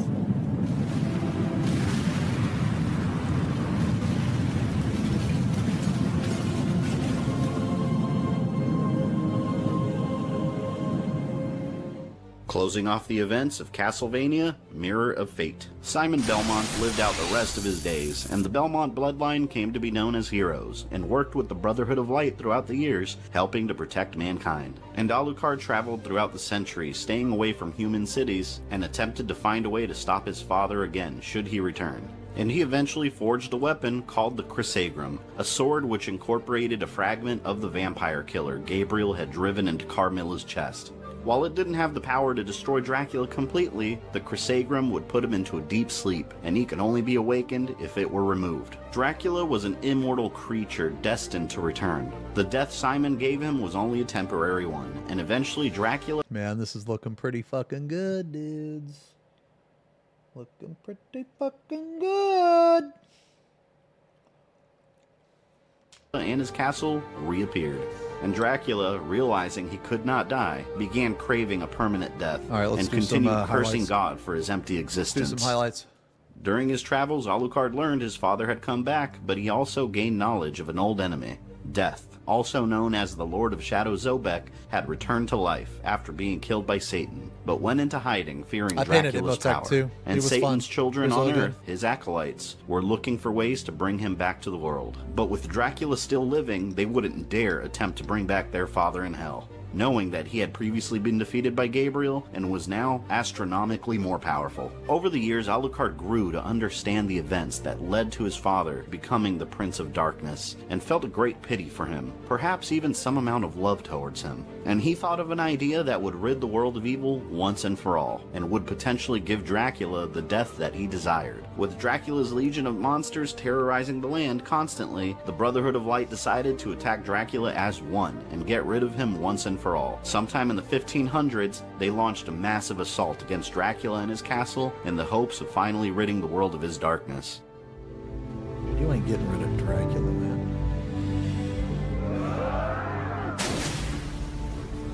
Let's do some edge highlighting.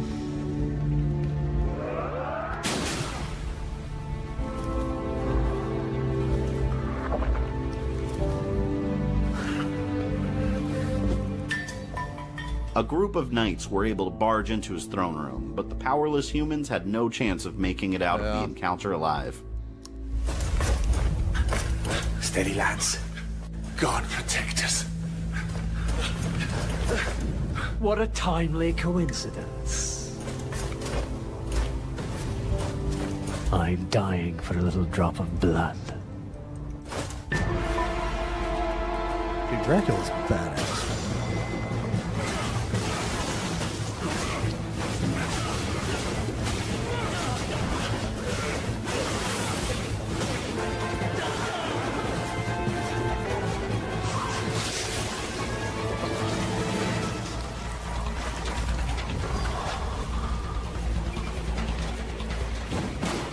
Dracula raced through his castle, plowing through the soldiers that dared attack his home.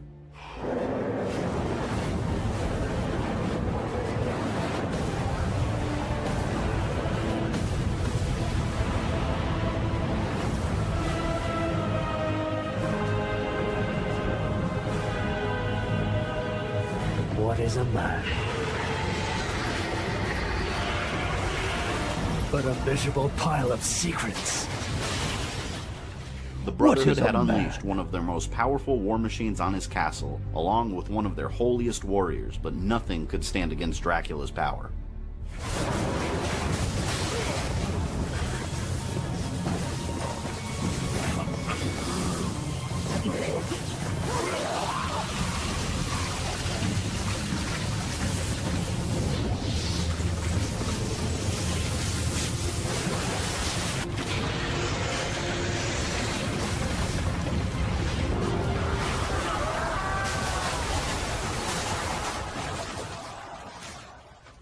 Taking the enormous war machine down, only a small amount of warriors were left to challenge Dracula, along with the paladin that believed he had the power to stop the monster. Die, monster! You don't belong in this world! Fucking bright, bro.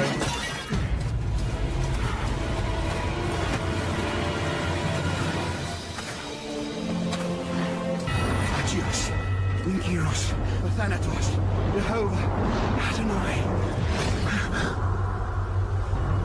Requiem vobis, ad coeligamus vos, ut non habietus. In anima, nec in corpore.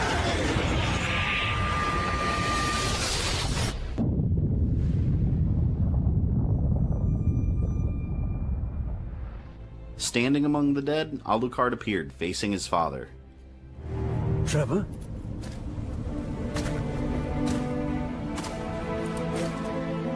Trevor died a long time ago, Father.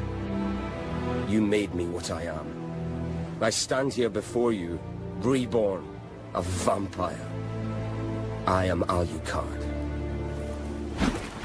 Why are you here? Alucard revealed to Dracula that Zobek was alive and in hiding, and Satan was looking for ways to return. He knew that Dracula wanted revenge for what they had done to his life, and Alucard couldn't defeat them without his father's help. Wanting to finally free humanity from the grasp of evil, Alucard needed to find a way to draw out Satan and Zobek, so Dracula can end them. He would do that by convincing his father to let him plunge his sword, the Chrysagrum, through his chest. Putting him in a deep sleep would make Satan think the Dark Lord was dead, and when the devil returns, Alucard would reawaken Dracula to face him again, and kill him on Earth. But Dracula needed to gain Zobek's trust for this plan to work, since he would be left with his powers dormant and his memories fragmented, taking time to regain them. After hearing Alucard's plan, Dracula agreed. Then do it. That damn sword into my heart before I change my mind!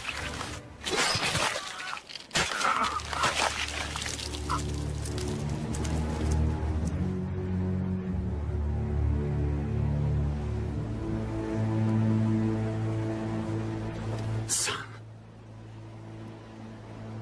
when will I meet you again?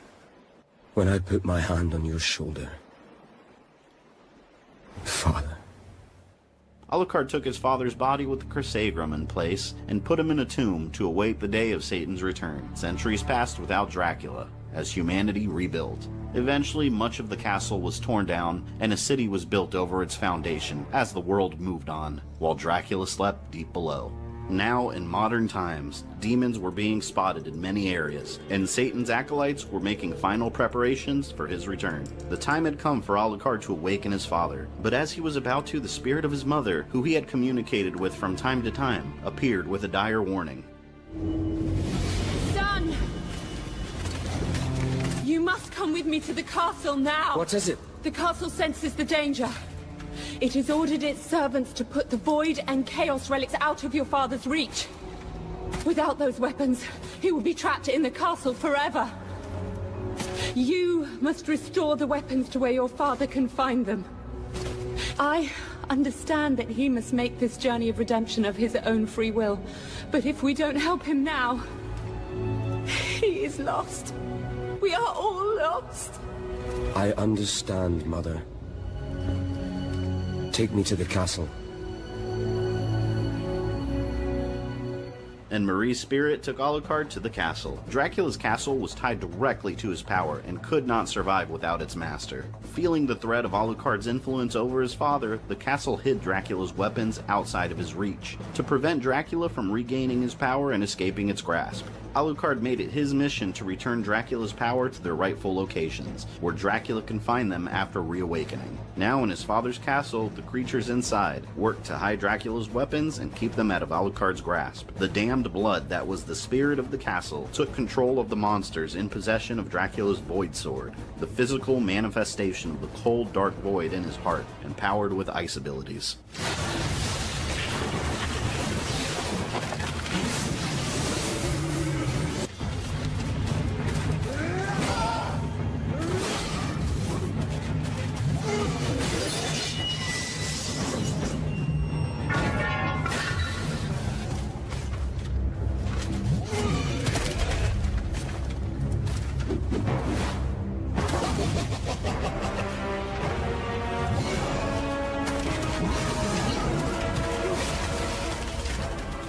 Killing the monsters, Alucard had reclaimed the Void Sword. Now Alucard just had to retrieve his father's Chaos powers, located in the castle's innermost chambers. This was the location where Dracula locked himself away after defeating the Forgotten One and lost his mind, covering the walls in senseless writing, and his cries of despair and bouts of insanity still echoed throughout the chambers. There, the castle reached out to Alucard, angry with his intentions to free his father. Tell us. Is this how you know his dwelling? You see his house. You kill his sons. What are we going to do? What indeed? I will honor my father by freeing him from you.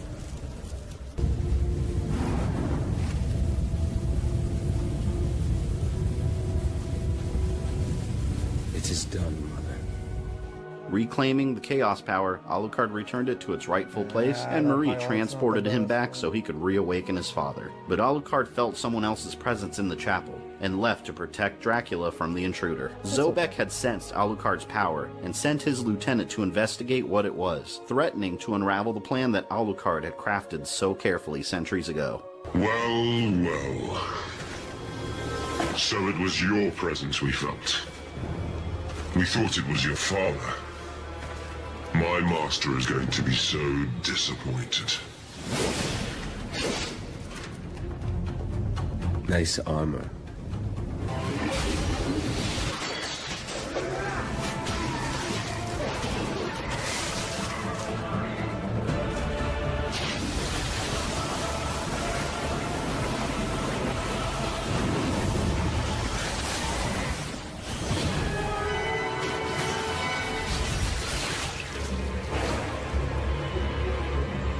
As crazy as it sounds, I think I'm going to change my brush to a bigger one.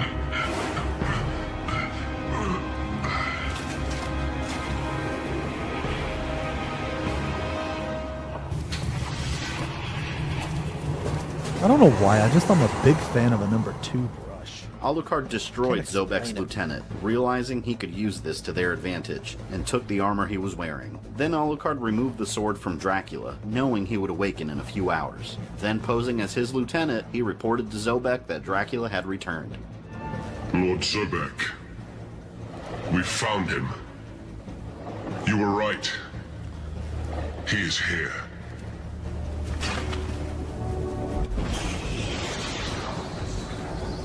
This leads us to the year 2057, and the events of Castlevania Lords of Shadow 2.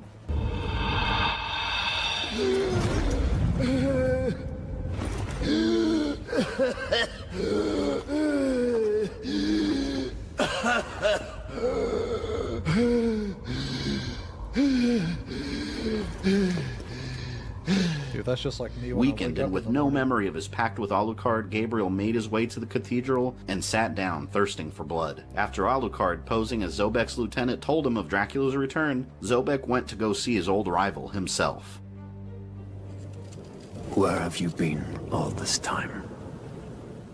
And what of you? Why have you been hiding all this time? Gabriel. Don't you dare call me that. Saint Dracul. What do you want, old friend? Satan's acolytes are readying for his imminent return. Help me stop him, or you and I will become his favorite pets for all eternity. Stop skulking in the shadows.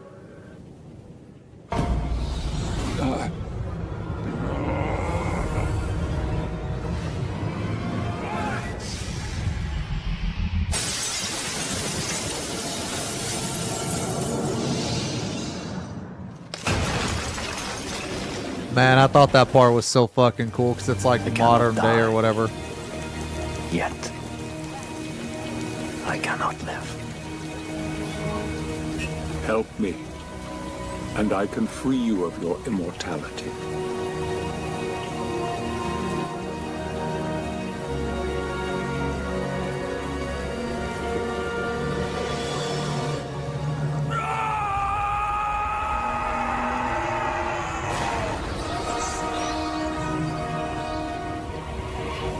Soon, old friend. Soon. It will be over. Dracula wandered the streets thinking about Zobek's promise to finally end his torment. In a city alleyway, Dracula encountered a monster straight from the depths of hell, and still weak, struggled to defend himself.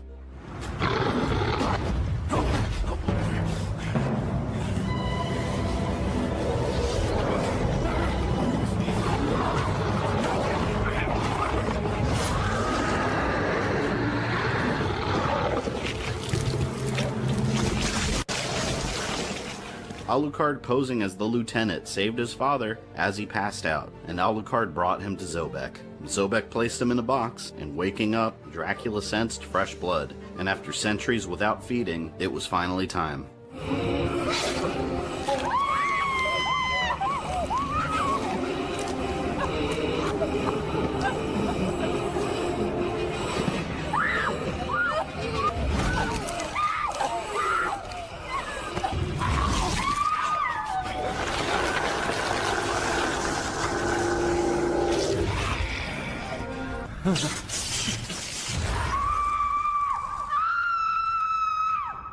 Refreshed after his feeding, Zobek told Dracula that he needed his help to track down Satan's acolytes to discover where Satan would be returning. Zobek had found the broken vampire killer in the Forgotten One's realm, the one weapon that could kill Dracula, and Zobek promised him that he would end his life with it if he stopped Satan. I will deliver the fatal blow to your heart myself. And I am sure you will fulfill that vow. But Dracula had to regain his powers before standing a chance. Zobek sent him to the location of the first acolyte, in the city's science district, inside a company called the Biochemic Corporation, which was owned by one of Satan's acolytes, and made his way inside. While exploring the corporation, he encountered a young boy who looked familiar to him. The boy offered to help him, and Dracula found himself transported into his old home. Since the entire city was built on the castle's foundation, the castle could feel Dracula nearby and reached out to him, attempting to pull him back in. Dracula's castle was no normal structure. Inside was another realm where time no longer mattered. Different dimensions and realities overlapped and clashed with each other. Chaos reigned supreme, and spirits, both good and evil, could roam free. The child Dracula was seeing was the spirit of Trevor's human side, driven out from him a long time ago, trying to pull his father, Gabriel Belmont, back from the darkness. Dracula found the Void Sword that Alucard had left for him, and the castle responded. Hey guys, can you guys see these edge highlights? I think it's turning out pretty good.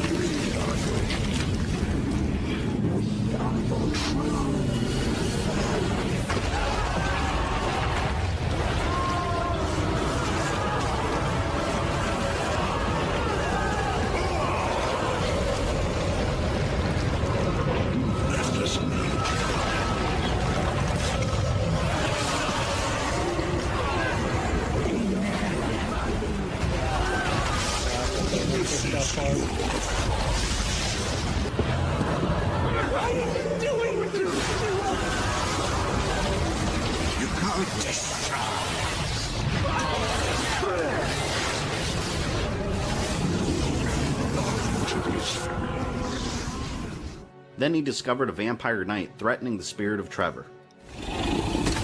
Stop! My lord. Wait, tits this time. My friends.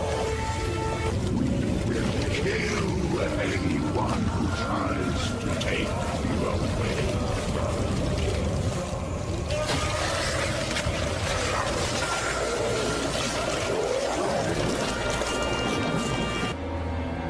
No.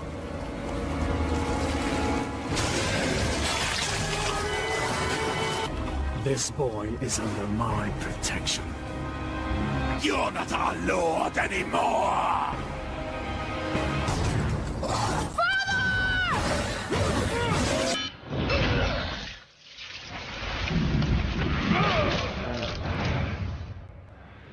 After saving Trevor, Dracula found himself back in the Biochemic Corporation with a couple of scientists, led by a woman called Royza Volkova. Royza was working on developing a demonic virus that could mutate humans into hellish creatures. Realizing she was one of Satan's acolytes, Dracula attacked her. To get a fucking angle on it.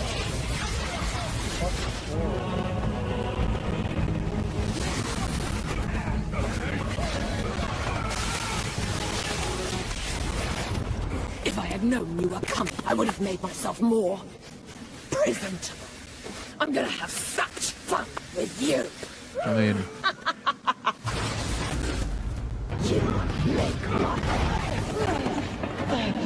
Demon boobies? After knocking her unconscious, he took her to Zobek for interrogation.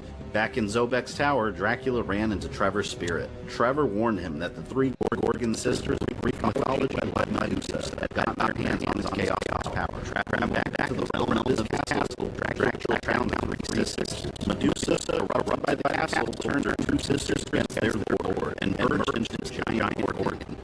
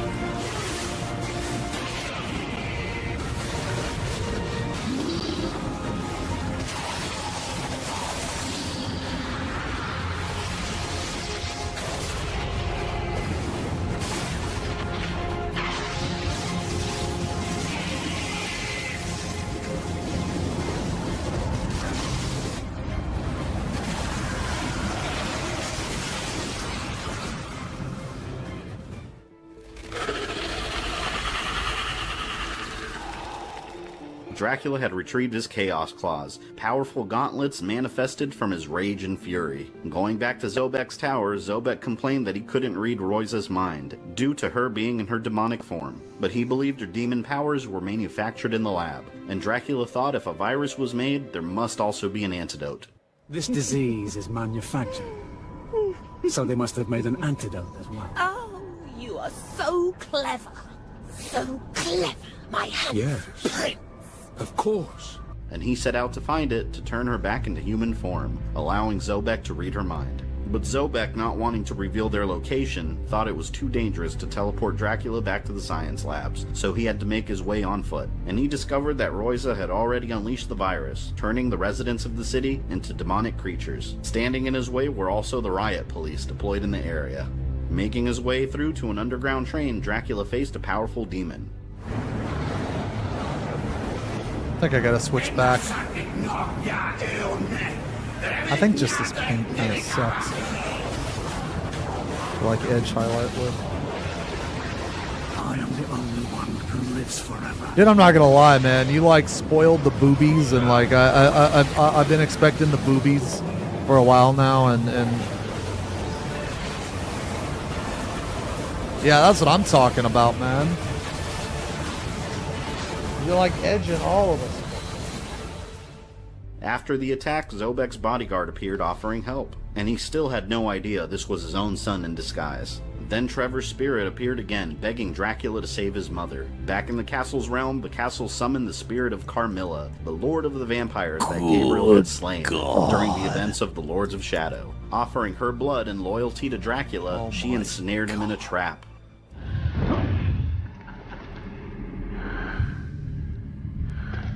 Now I am inside of you, and your weakness will be my strength. Bitch! You'll never leave here, my prince.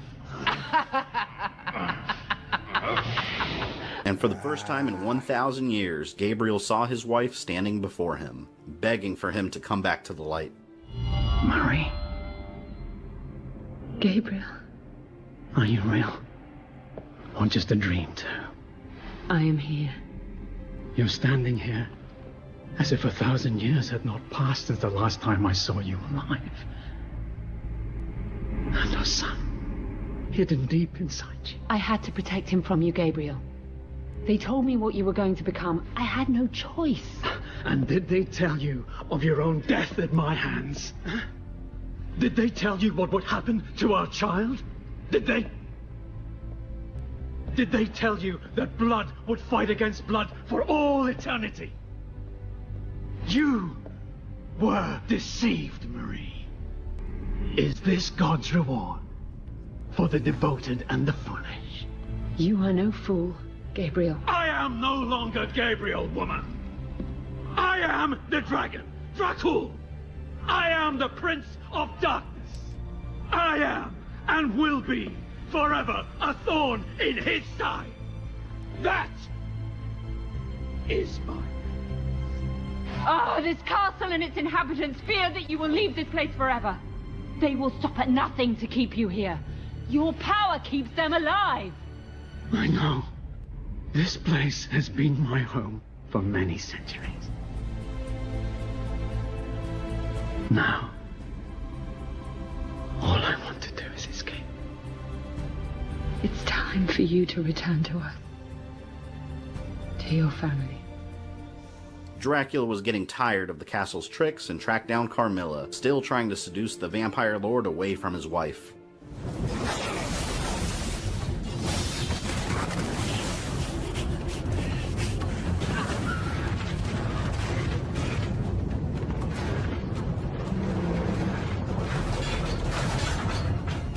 You will live only for me.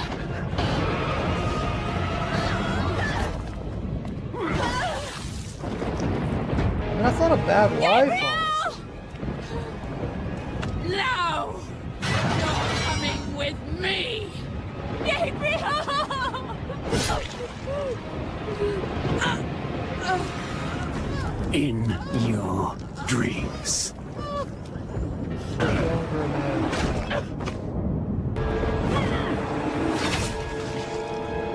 Damn! Holy shit.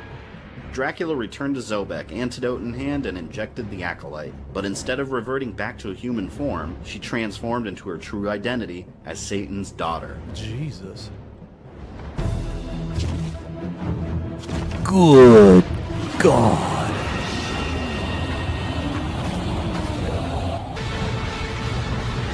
Boobies are coming. Demon boobies.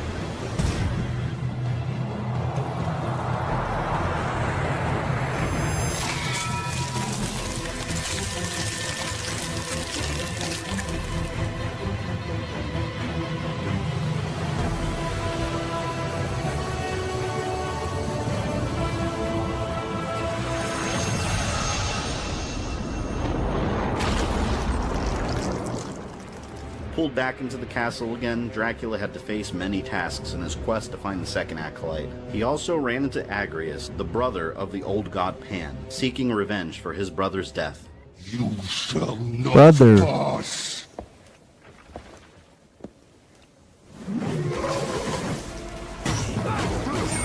I waited centuries for this moment.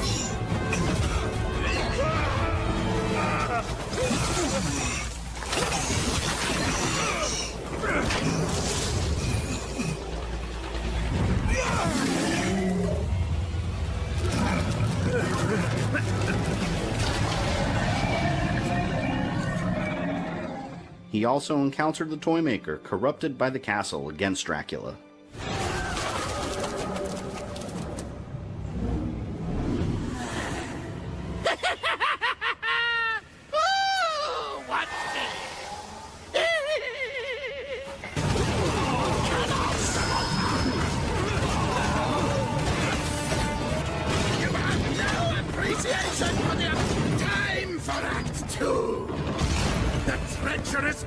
Sauron conflicts. His flame sprung from the dragon's bellow. Come on! Damn! Stop undermining my play!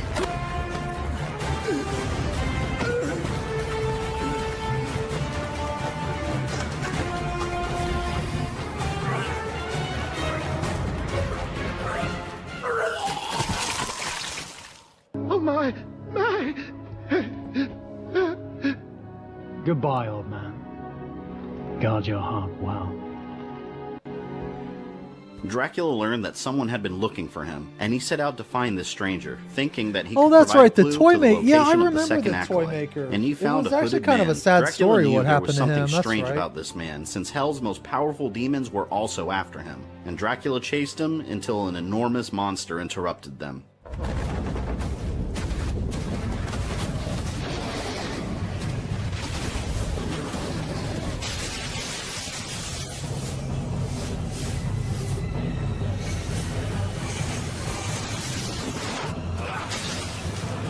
I think this is looking pretty sharp, man.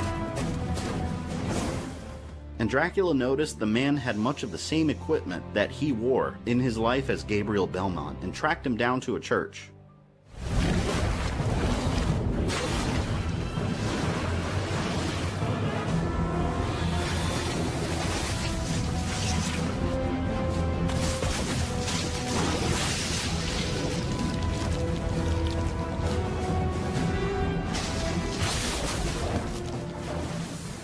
Unknown to him, this man was Victor Belmont, the last descendant of the Belmont bloodline. Be careful. There is a tremendous power close to you. It's not the acolyte, it's something else. Something I have not felt for. The Brotherhood of Light. Its force is affecting my abilities. I did not expect this.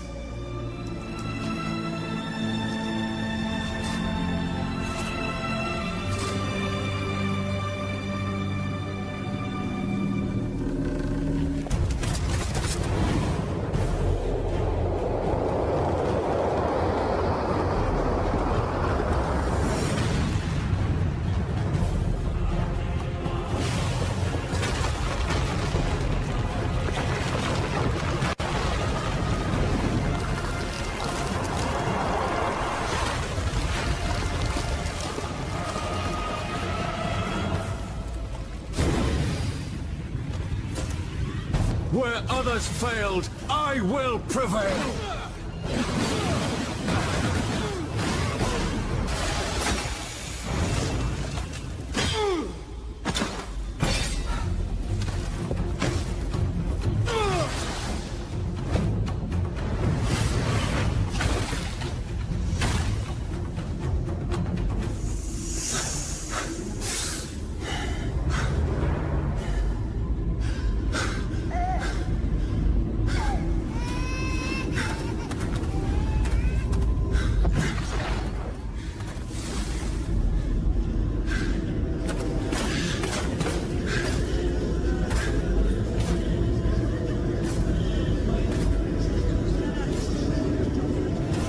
I'm Victor.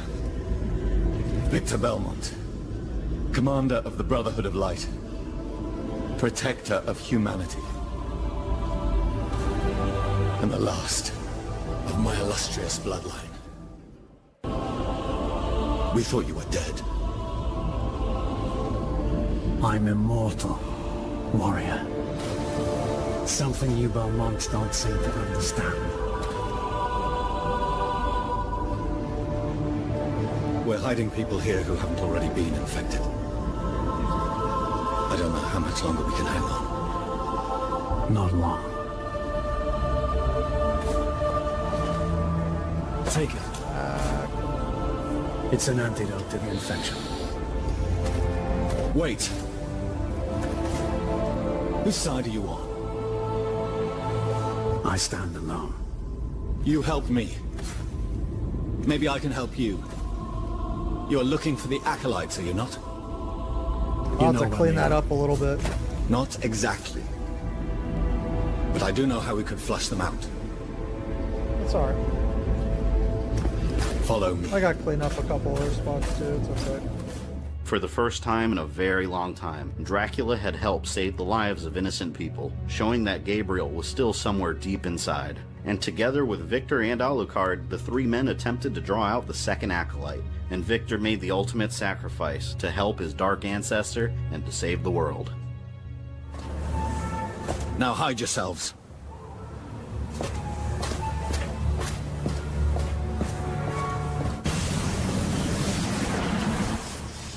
We must take cover or his sacrifice will be in vain.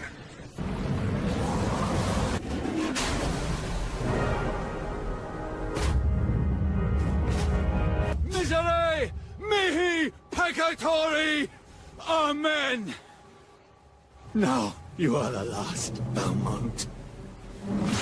Damn. Feels bad.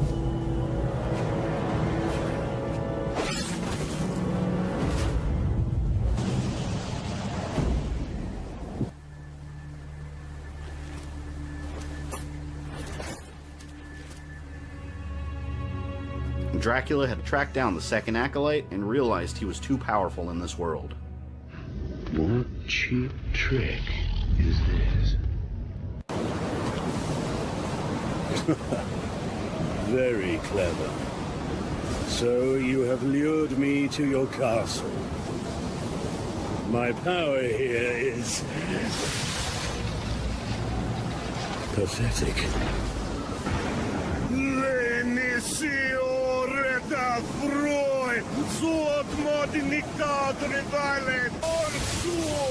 Alright. We're gonna go back in with some black. Just clean up. Do a little bit of cleanup.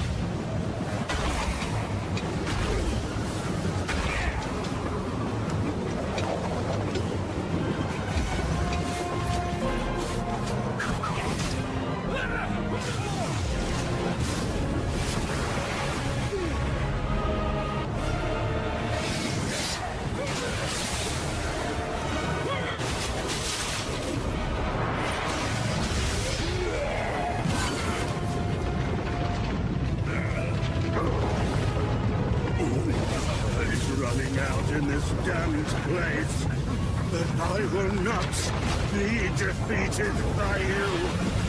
I will not fail.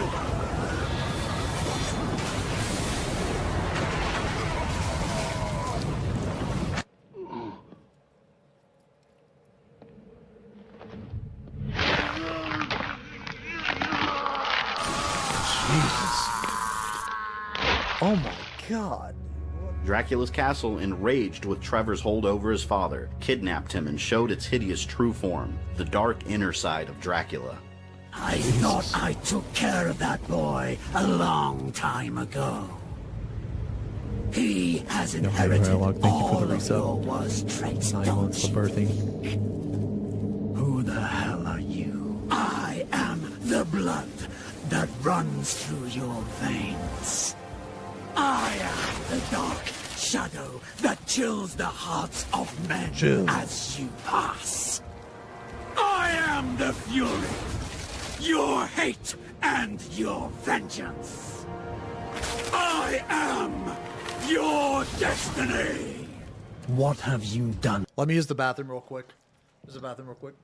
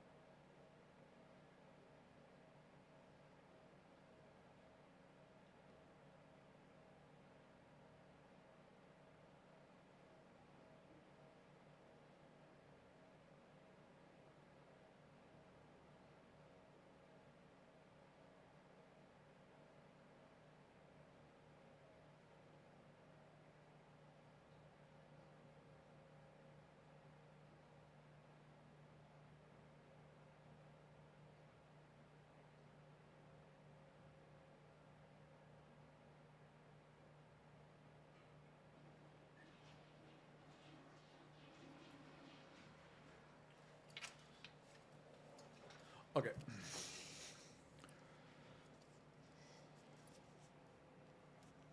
Okay.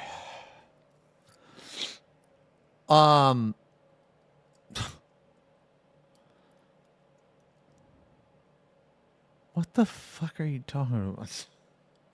With my son. He doesn't belong here. Only you do.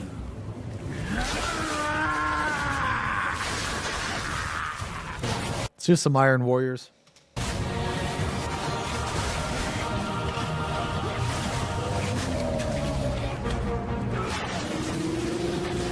Actually, let's do a glow effect.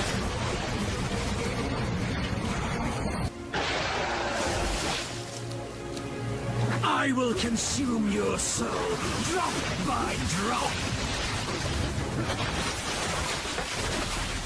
Let's do a nice glow. You and I are one.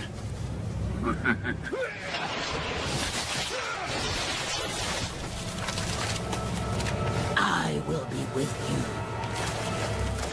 Always.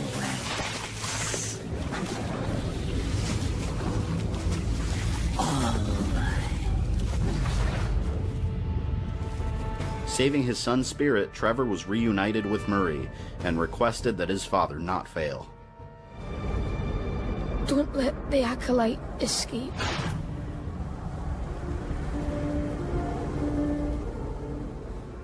Dracula and Alucard tracked down the final Acolyte, attempting to resurrect Satan. It was time to remind his father about their plan. We must destroy him before he can summon Satan.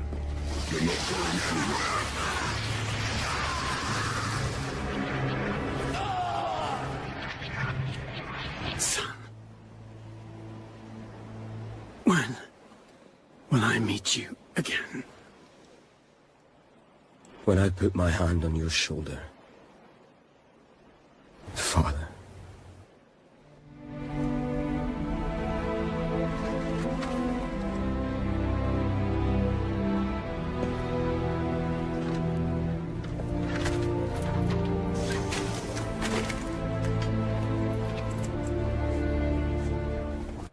Remember?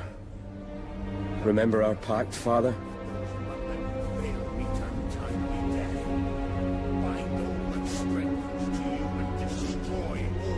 I remember it well. Son.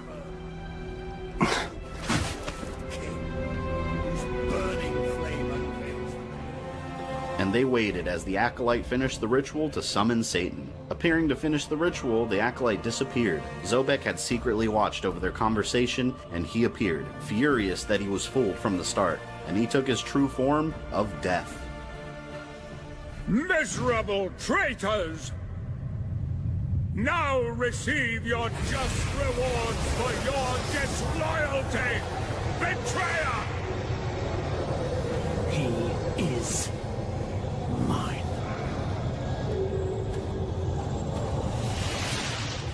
May you and your spawn be damned forever!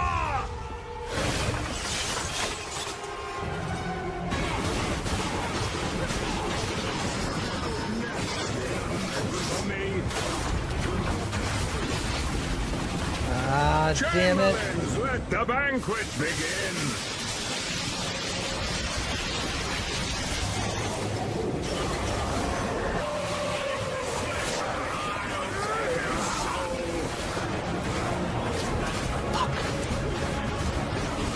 What's up?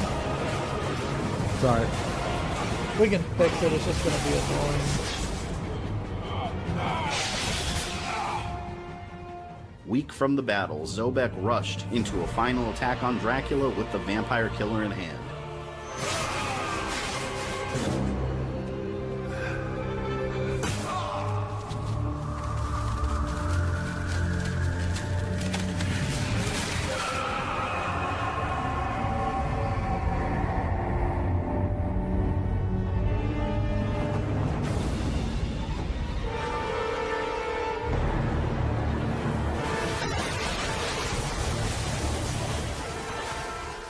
Dracula had finally ended Zobek and took back his original weapon. Alucard and his father separated to locate the final acolyte. When they found him, Satan had returned, not expecting to see his old enemy standing there.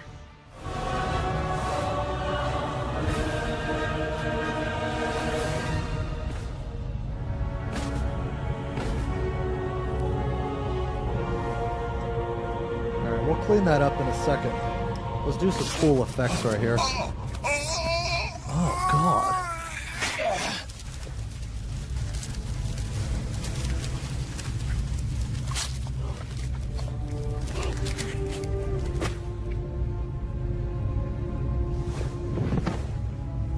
I despise incompetence. I confess. I had not expected to see you here. Jesus Christ, he was like ripped as We could fuck. share this world. You and I. I'm very well aware of your power, Gabriel. However, I desire to destroy this world. From the depths of hell, Satan summoned the monstrous Leviathan, which would rain destruction on the world. But Dracula and Alucard climbed the beast together, and when it was about to fire an enormous beam of energy, they acted.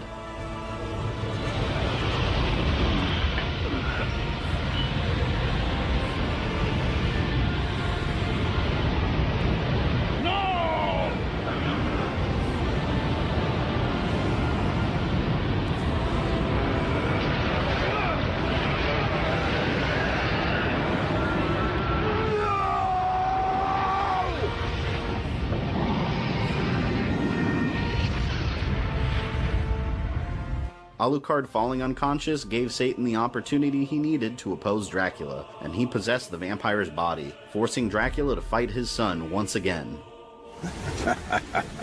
I like this body. Let's see what it can do.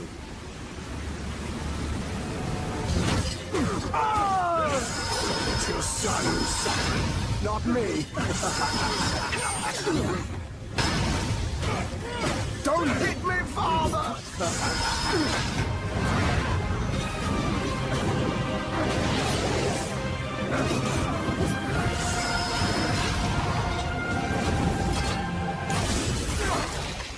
I fucked up right there. God.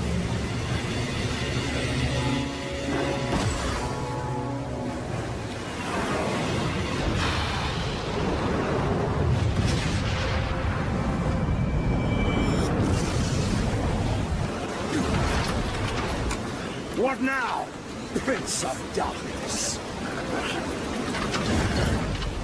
Are you going to kill your son again?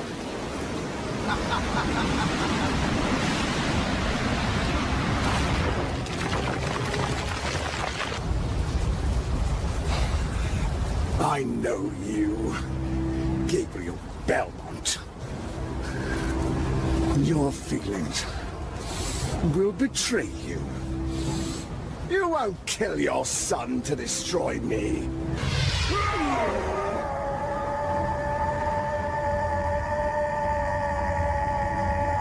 Holy shit.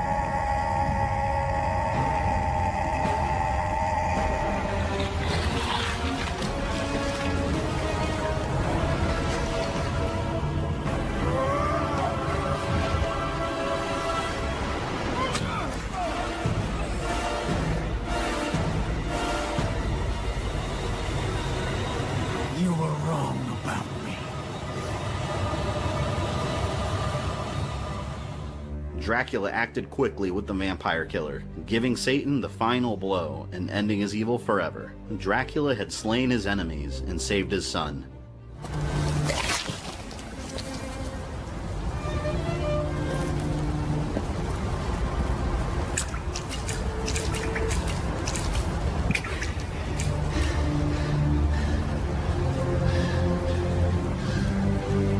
Nah, he just sent him back to hell, bro. You ain't killing Satan, man.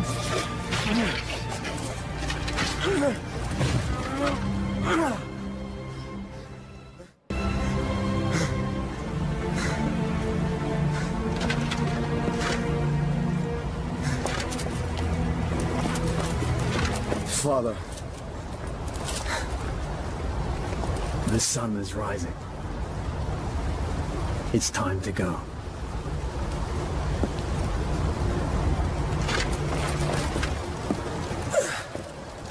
What happens now?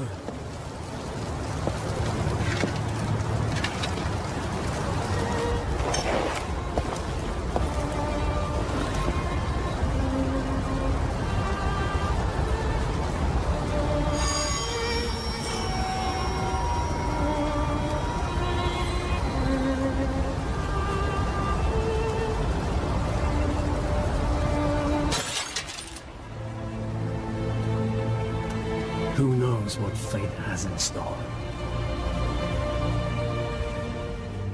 Dracula no longer desired death. His son was back in his life and no longer his enemy. Influenced by Alucard and the spirit of his family, he no longer felt the same empty rage and hatred he once did, and chose to live a new life with Alucard at his side. No longer willing to believe that fate was in control and humanity freed from evil, Dracula, possibly Gabriel, headed towards an uncertain yet hopeful future, closing off the events of Castlevania Lords of Shadow 2. This brings the Castlevania Marathon on GamerThumb TV to its conclusion. I hope you all enjoyed watching this series of videos. If you did, please remember to like, comment, and subscribe. This is Fabian. I love you guys, and I will see you next time. Hell yeah.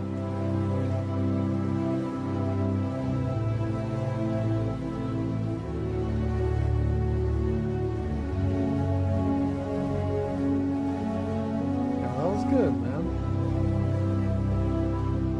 That was good. Clap. That was good, dude.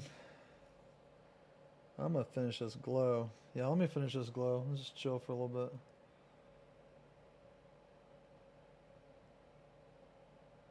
Yeah, that was good. I'll link that again in a second, man. God, sometimes it's like so hard to link stuff or whatever, man, because I'm fucking doing this shit.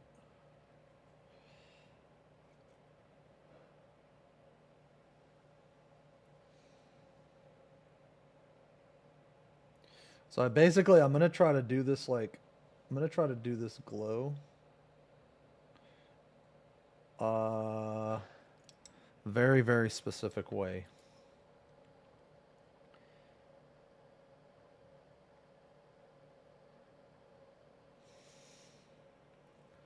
All right, let me get this other side.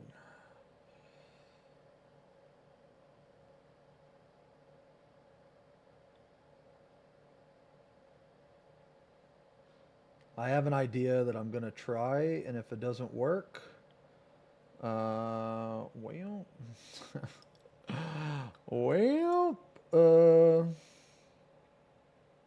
you know.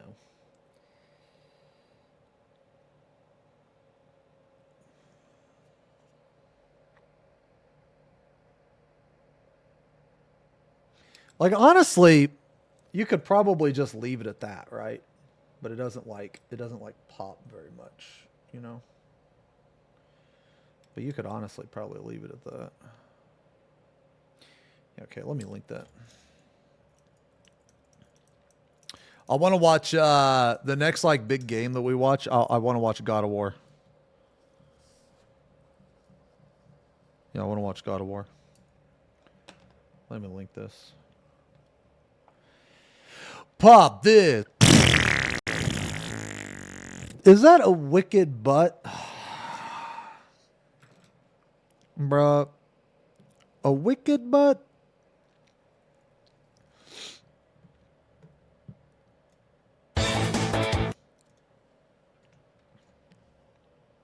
Oh, Dead Space wouldn't be too bad either. Fuck is that? Oh.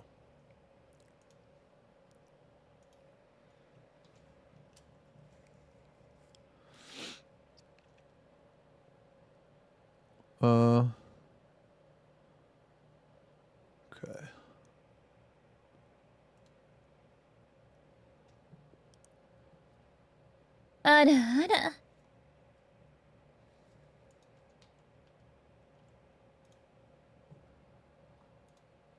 What? You're the one who destroyed our database and stole years of intelligence work. How could you do that? And how could you go from policing the world to running guns for this 2-bit gangster? Why did you join the Shadow Agency, Killer Bean? To get rid of the trash in this world, one bullet at a time. Damn. Yeah, we all joined for the same reason. But when I joined the Shadow Agency 12 years ago, it was more clear-cut. Our job was to neutralize threats, while the politicians were paralyzed in diplomatic bullshit. That's just the way I like it. Times have changed. The agency was always privately controlled, but originally we always worked with the government to protect our citizens. Then it all changed. I'm not sure what caused the shift, but now we're just guns for hire, providing services to the highest bidder. Anyone with the right amount of money can buy the talents of the Shadow Beans. On one mission, I was asked to protect some rich dictator. On another, I assassinated an opposing leader. It didn't matter what we did. The Shadow Agency always convinced us that what we did was for the right reasons. But before I left, they had me deliver weapons to the very group of beings I had spent several years trying to take down. That was it for me. Do you expect me to believe any of this? All I know is that you breached the agency's security and stole years of intelligence work. I didn't steal anything. All the information I took was mine. I wasn't about to give up 12 years of sweat and blood. I needed it to continue. Shadow Bean did nothing wrong. And exactly how does serving Cappuccino continue your work? Cappuccino is a major player in the weapons market. Posing as his lackey puts me on the inside. I can find out who wants what, who sells what, and where the big threats are. But unlike at the Shadow Agency, I can finally kill the beings who deserve to be killed. You got yourself a few more minutes of life with that story, Dark Bean. But you can't out-talk my trigger finger. It doesn't matter if you believe me or not. This is probably your last mission. If I don't kill you, the Shadow Agency will. What the hell are you talking about? I'm one of their best Shadow Beings. Why would they want me dead? The Shadow Agency knows I can expose them. Any agent that comes in contact with me is compromised. And from what I've been hearing, you've been a liability to the agency since the day you started. Seeing the mess you made last night confirms that the Shadow Agency has a hard time controlling you. They must know you joined for the same reasons I did. They know it's only a matter of time before you find out the truth about them. And if they can't control you now, how will they control you when you do find out? It's smarter for them to defuse you now, before you become a bigger problem. If they wanted me dead, then why even send me on this mission? You said it yourself. You're one of their best. They tried to kill me before. They sent Shadow Beans after me twice. They both failed. Think about it, Killer Bean. They want us both dead, and we're hard to kill. Regardless of the outcome of this mission, the agency gets what they want. Because one of us will be eliminated. No, you're lying. I'm not gonna believe you. I won't believe a word you say. Damn. Feels bad, dude.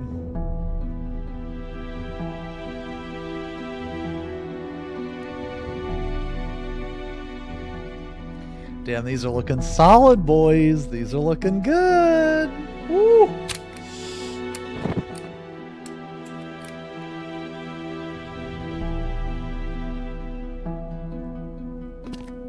Can you shut the fuck up?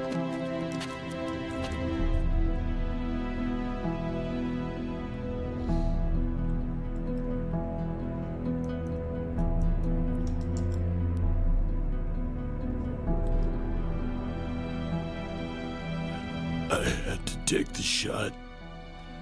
I would have done more with my life than you ever will. Doesn't matter now. We're both dead beans.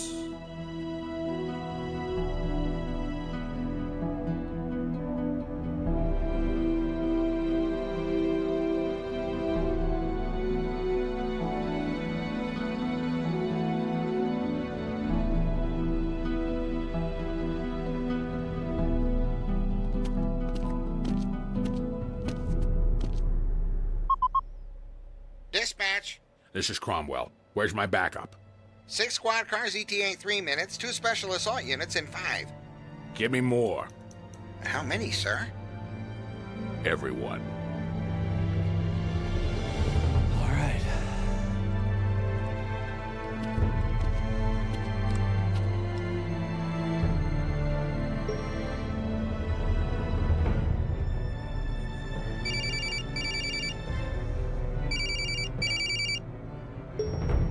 Yes.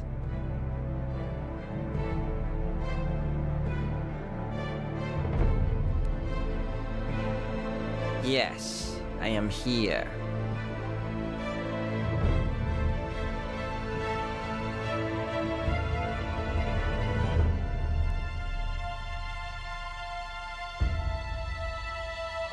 Oh, yeah. And who is the target?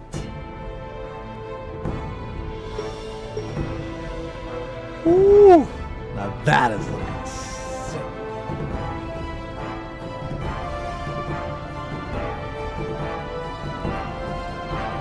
Oh, you know what? No, no problem at all. I've always wanted to meet him. I'll call you when the job is done.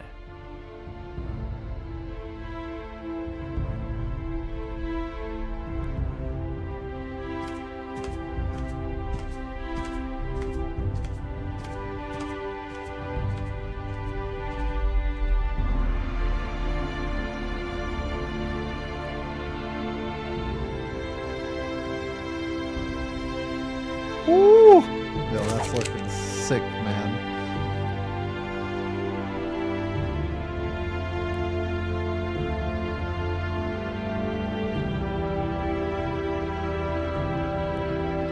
Let's do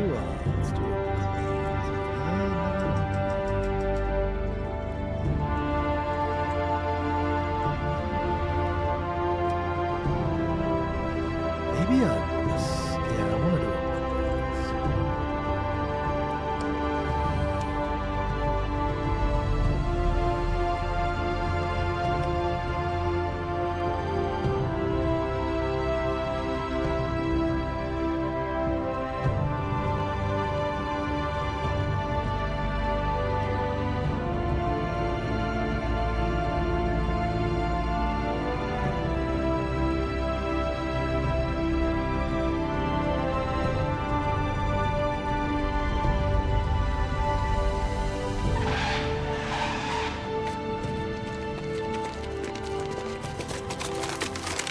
Drop your guns! Put them down now! It's not gonna end like this. Drop your guns!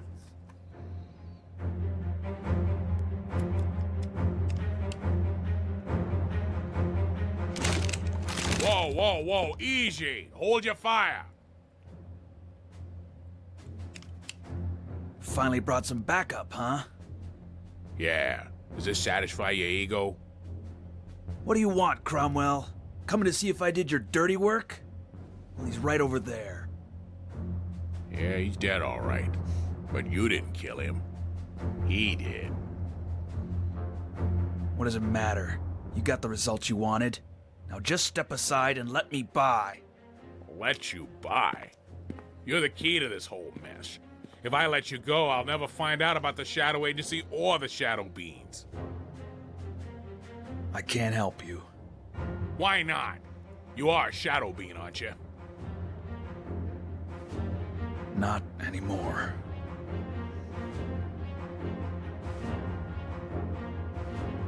They're coming after you, aren't they? Don't shoot! Hold your fire!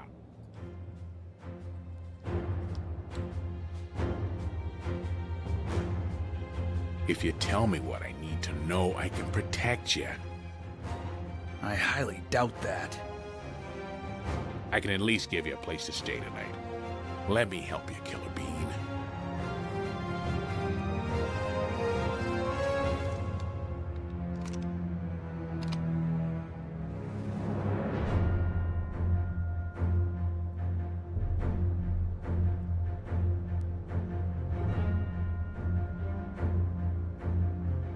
There is nothing you can do that will help me.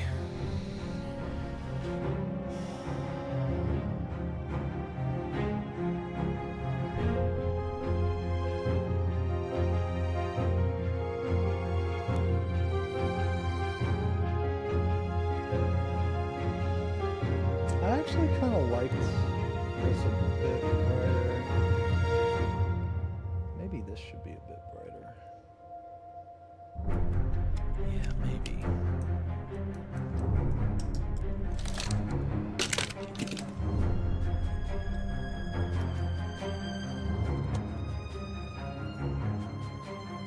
But I do need a quiet place to think.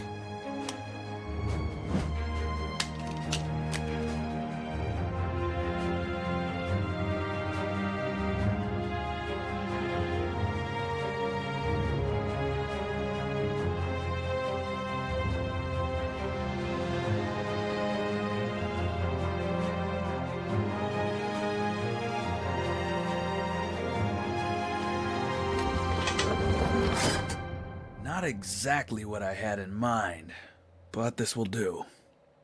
Make yourself at home. Come on, man. This will keep you safe for the night. Hell, it'll probably keep us safe, too.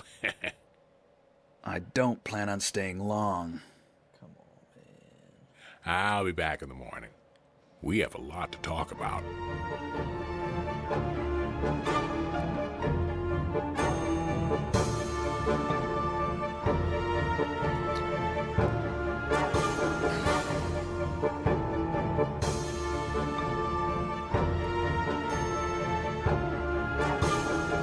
Who were these guys? Yeah, I I'd should like have to know left where it, they get guns probably. like this. Hey, don't touch that stuff. You know better than that. You're contaminating the evidence. I don't think we're gonna have a shortage of evidence here.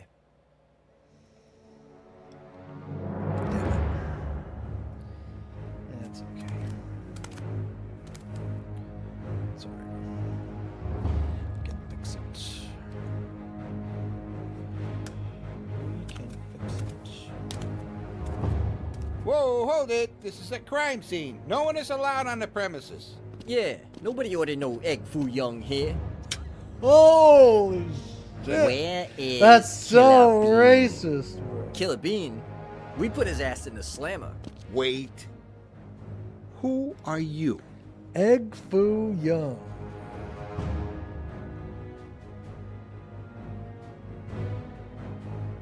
Let me put it in a language you can understand.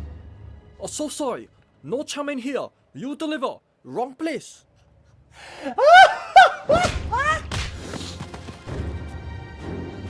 Get your hands in the air. Put them up now.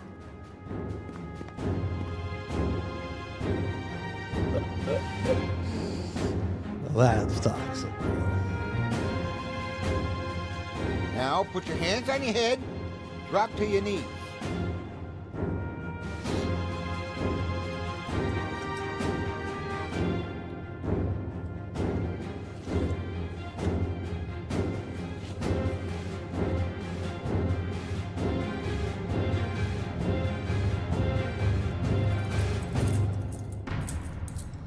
That's the type of shit that gets you canceled.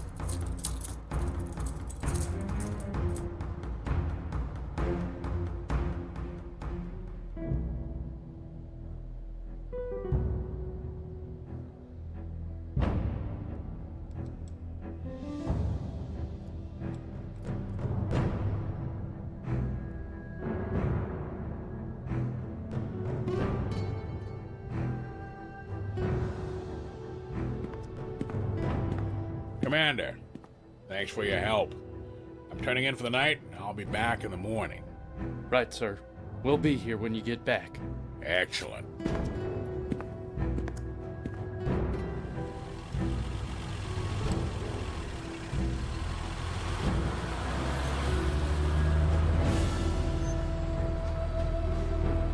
What do we got here?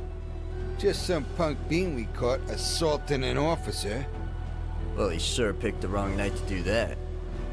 Take him in.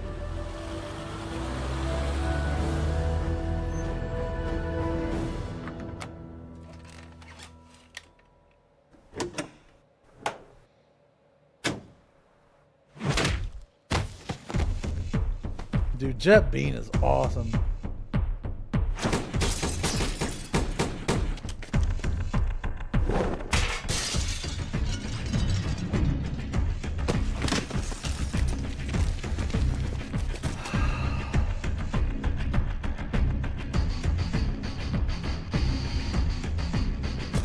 Hold it! Another move, and we drop you. Holy no cringe. That's no cringe, bro. That's no cringe right there.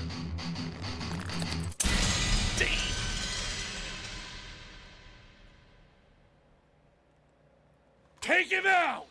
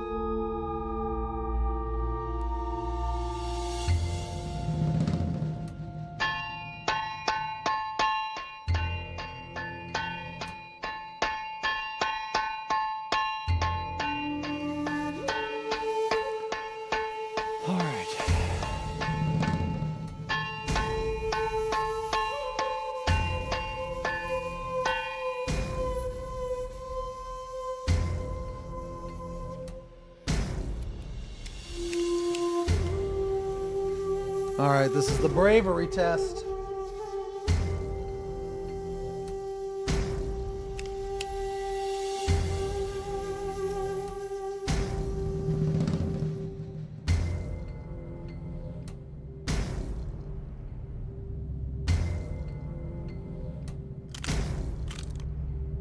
These are very nice guns.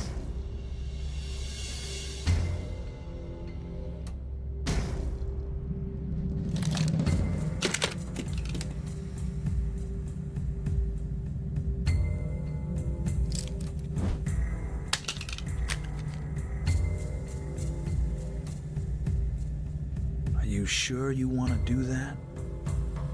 You need them more than I do.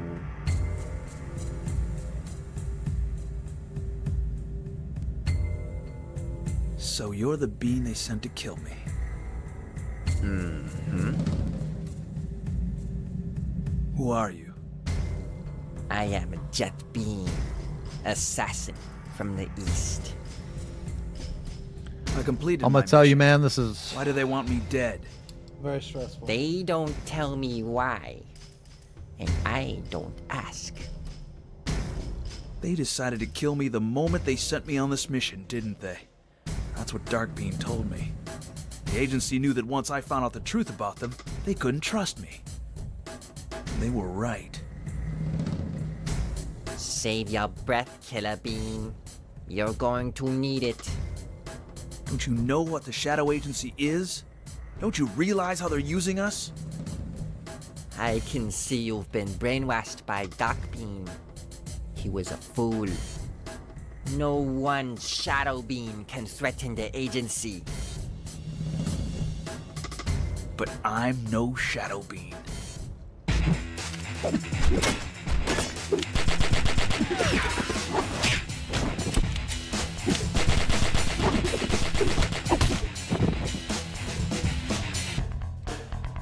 I certainly hope you trained harder than that.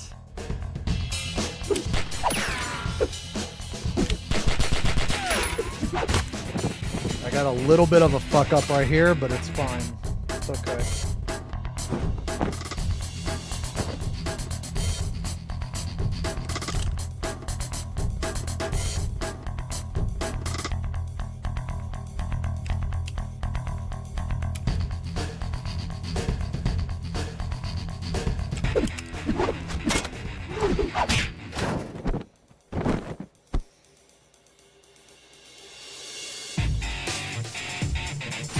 Well, at least you're in the fighting mood now.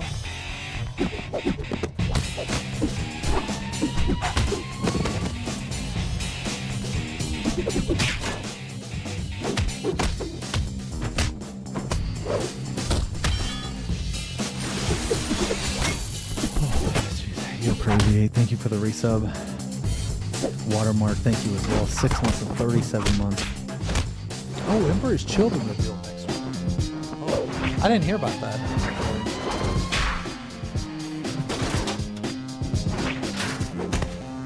Oh, Jesus. Look at this.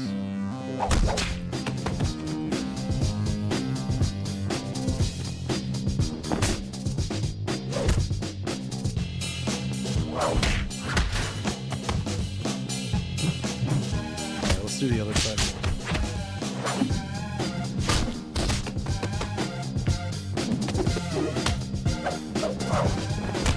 Bravery test, here we go.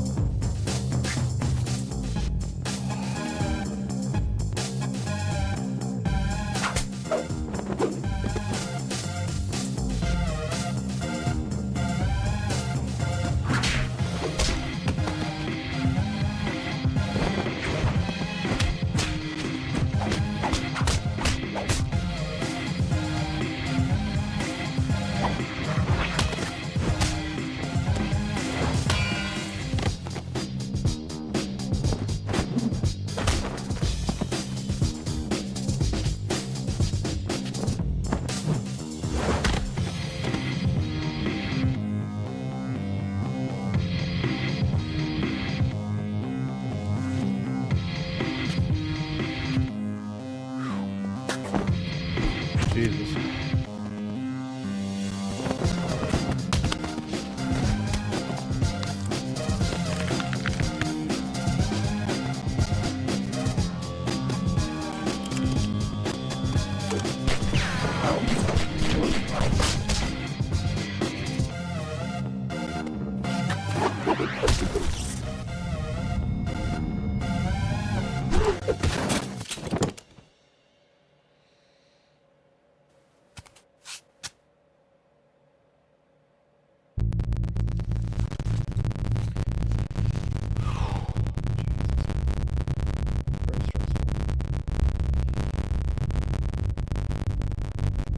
You have been a formidable opponent. I'm sorry I have to admit. Oh, 6K? Sorry.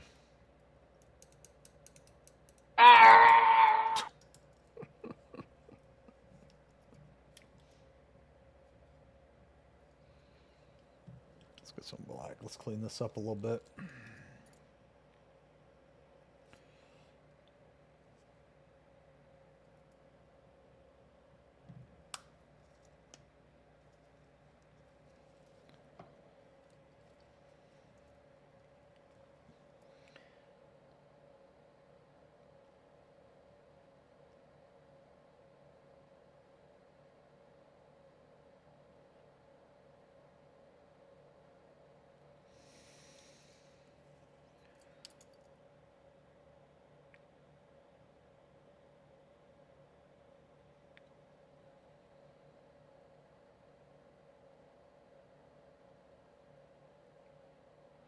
For any of you wondering, while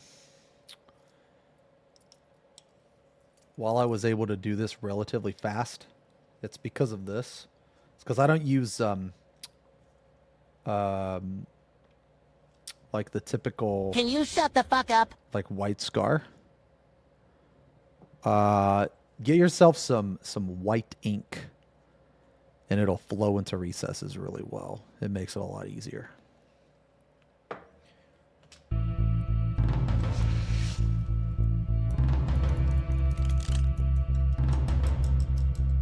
You already I tried got some that. white ink in my testicles, buddy. How about you use that? Shut the fuck up. You know,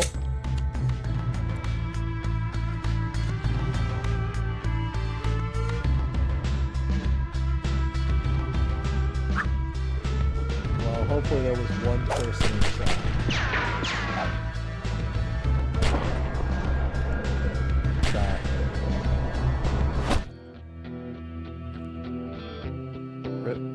Rip the goat.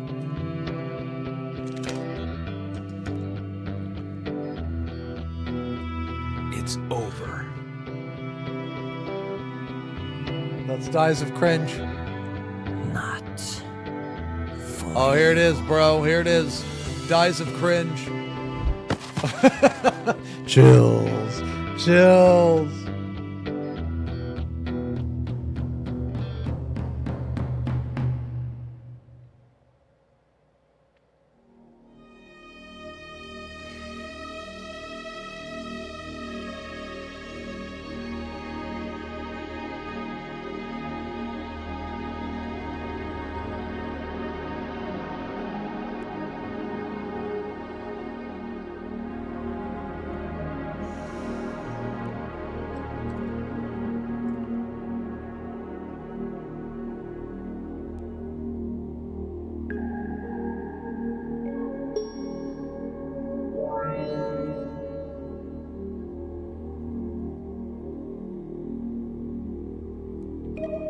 Jet Bean, is your mission complete?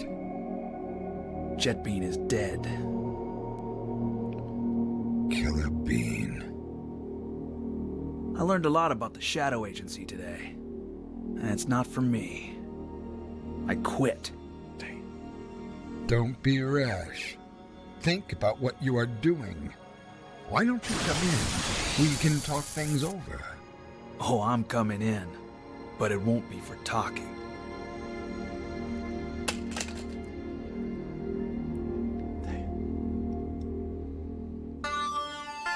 Oh, hell yeah.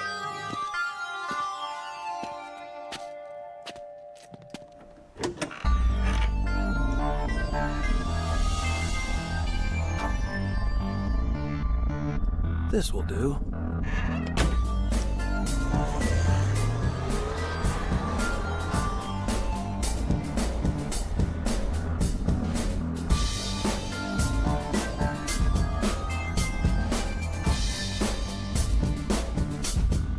Such a good movie. I was skeptical, man. I really was at first. I thought you guys were trolling me, man.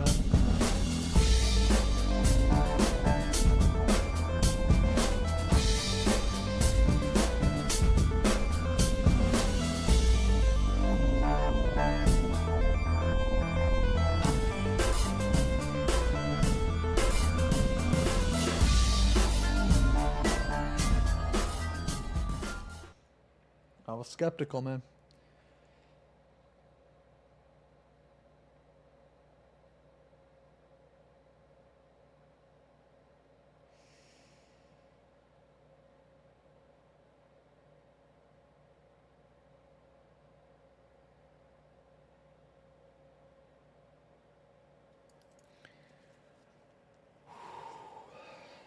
Sorry, guys. I'll probably finish this up and then call it if that's okay. Probably.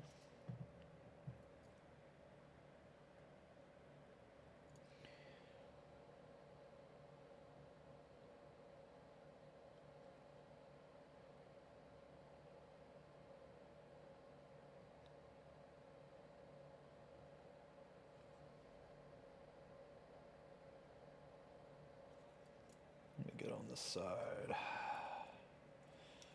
gonna do this orb just a little bit different than the glyph.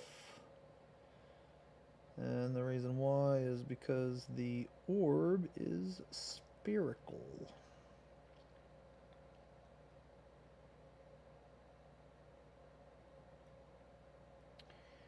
It has just a little bit more gradient than that thing.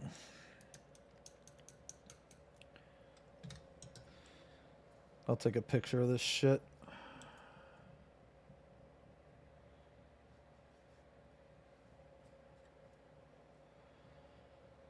All right, here we go.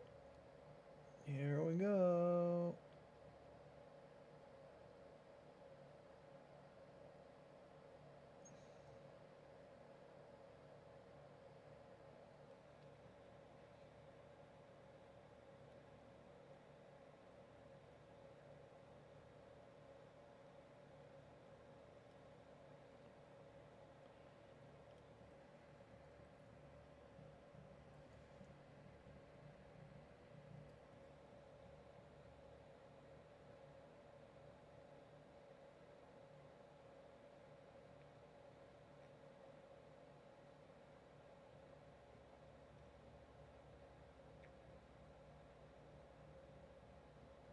Man, painting Necrons is really fun, man.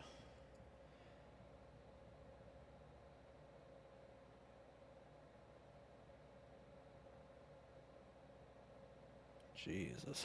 Alright. I think that came out okay. Alright. So, the reason why we paint the orb different is because we're going to use some nice warp lightning on the orb.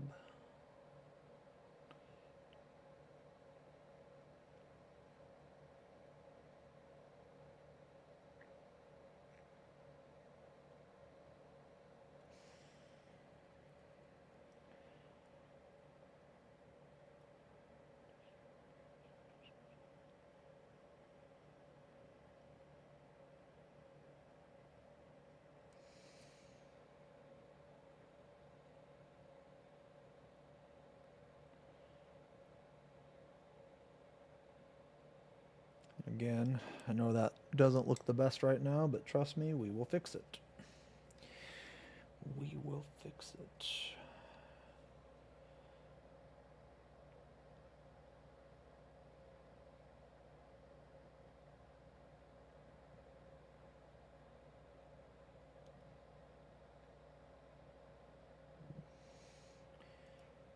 This will be cool, I promise.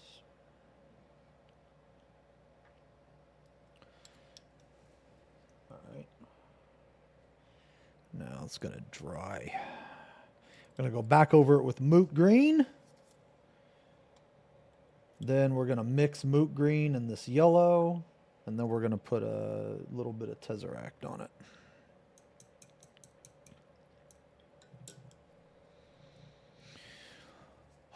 Okay, let's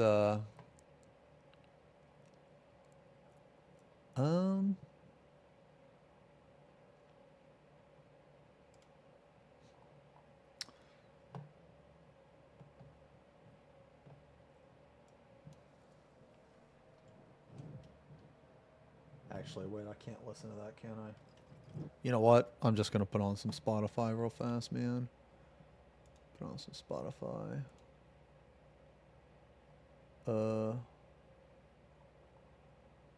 Somebody ping me. Wait, 14 roll. Oh, shit. Sorry, Meast. Okay.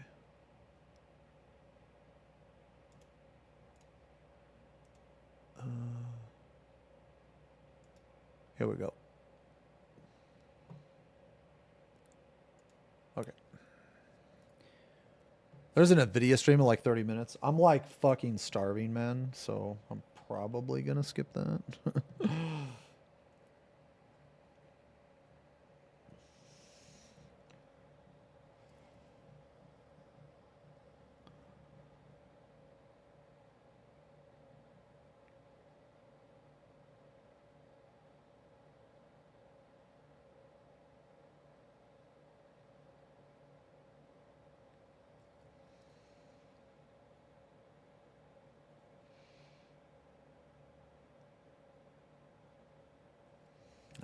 Come on.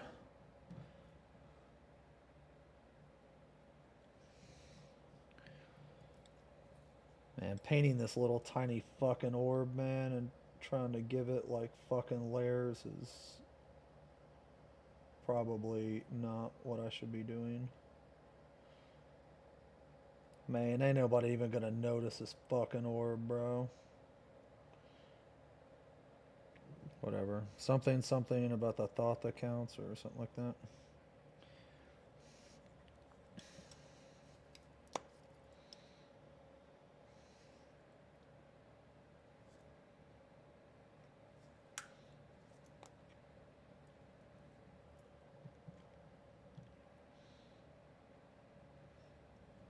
Okay. All right. You'll notice the orb?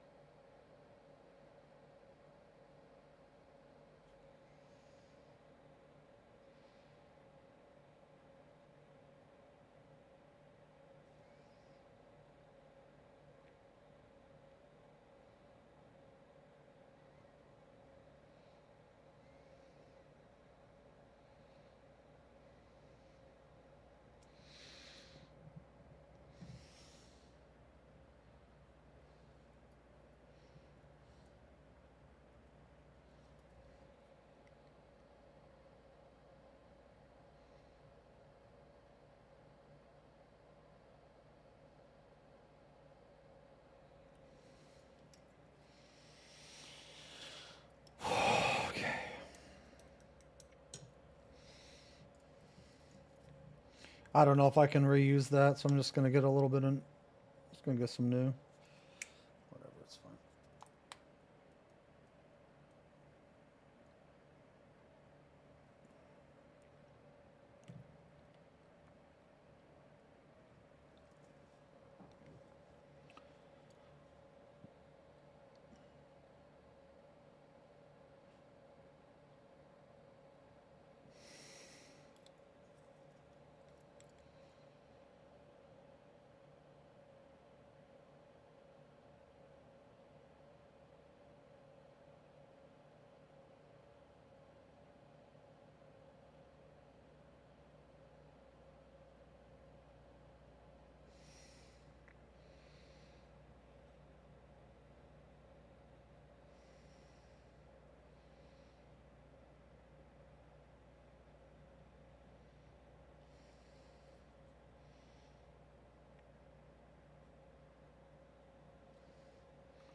Okay, it's looking better, looking better. Just gotta trust in the process, bro. Looking better. Just gotta trust in the process.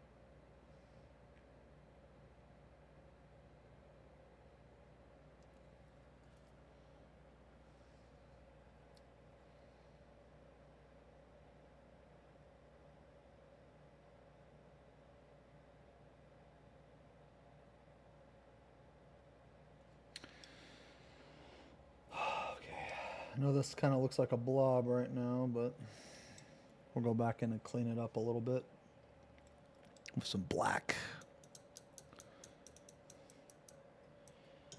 All right. So now we need a little bit of need to make it a little more yellow.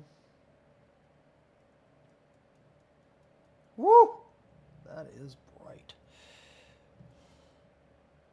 All right. Okay. And now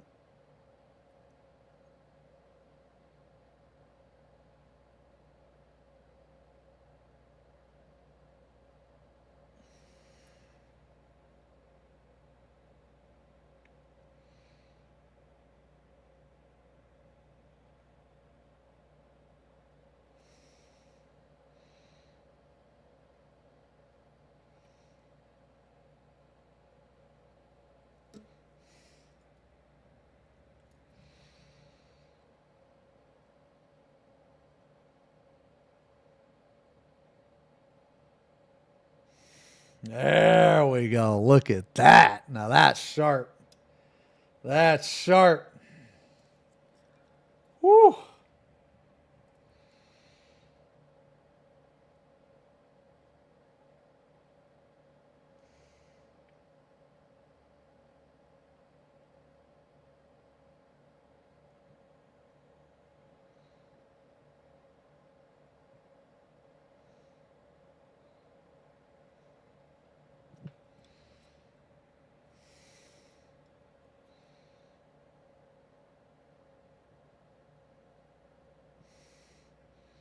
Oof. Very nice, very nice, very nice. And finally, a touch of Tesseract.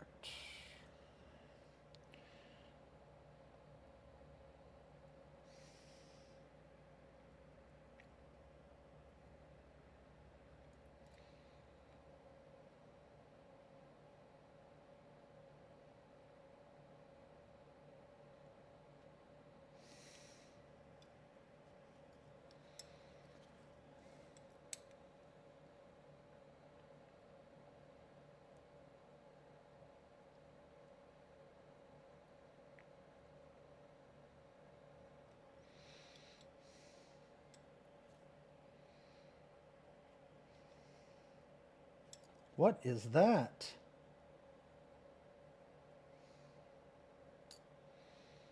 You know, I'm not gonna lie. I think the yellow was better. We're gonna go back over that with yellow. I think the yellow was better. But first,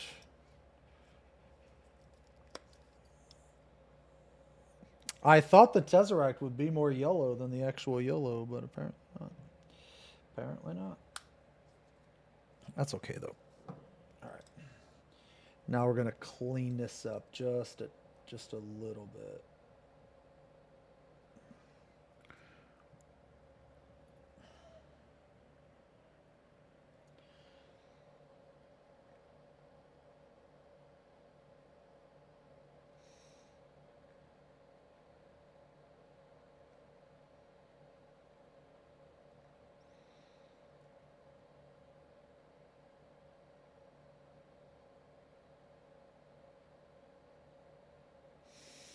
A little bit of glow, like a little bit of like outside the lines is okay.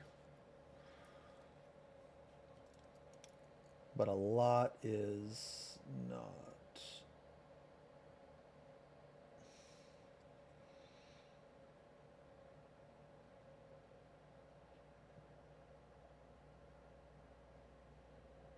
Ah, shit, I think I went over that. Nah, it's okay.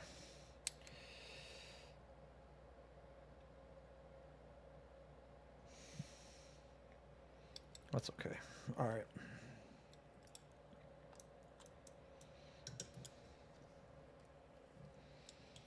Man, this yellow is fucking awesome. Very cool yellow. We're just going to put this in the center.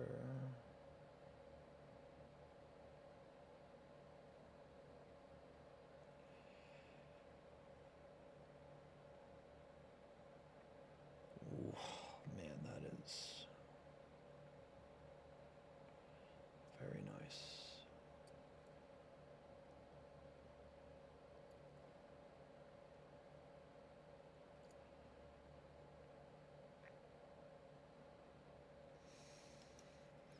Wow, that is very nice. I'll take a picture of that. It looks much better in person.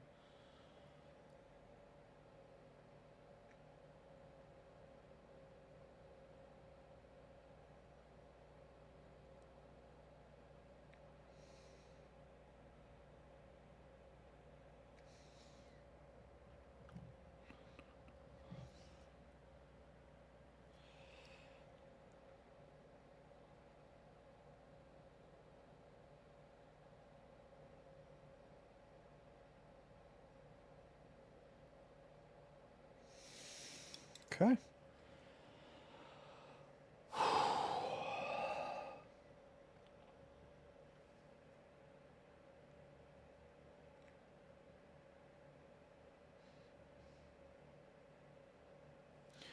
Damn. All right. What do you guys think, man?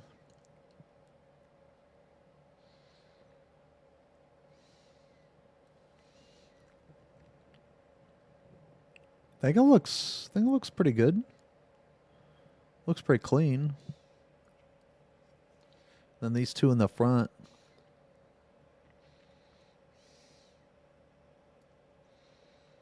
Okay. Man, we still got... Oh, my God. Look at all this shit.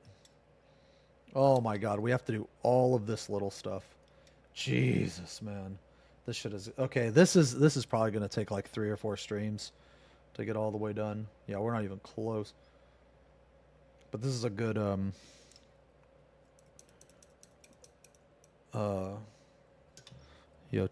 check it out.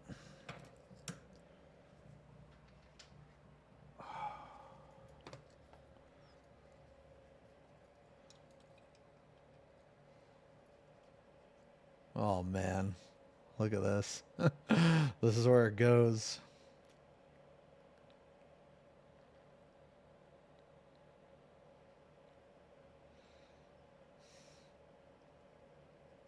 Damn, this is gonna be sick, I think. Yeah. Do you get manicures done? No?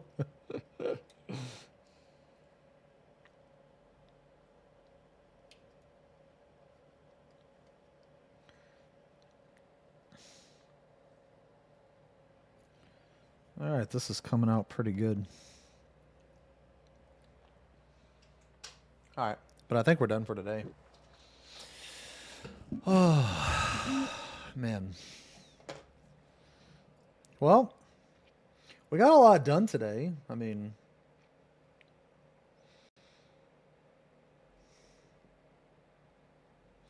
you know, I think the only other part I need for this shit is like right here, but we didn't focus on the top. My goal is to make this look better than the box art. That's my goal. Yeah. Okay. I think it's coming along though. Yeah, it's coming along. Okay. Yeah, I think that's it for today, guys. Next painting stream will probably be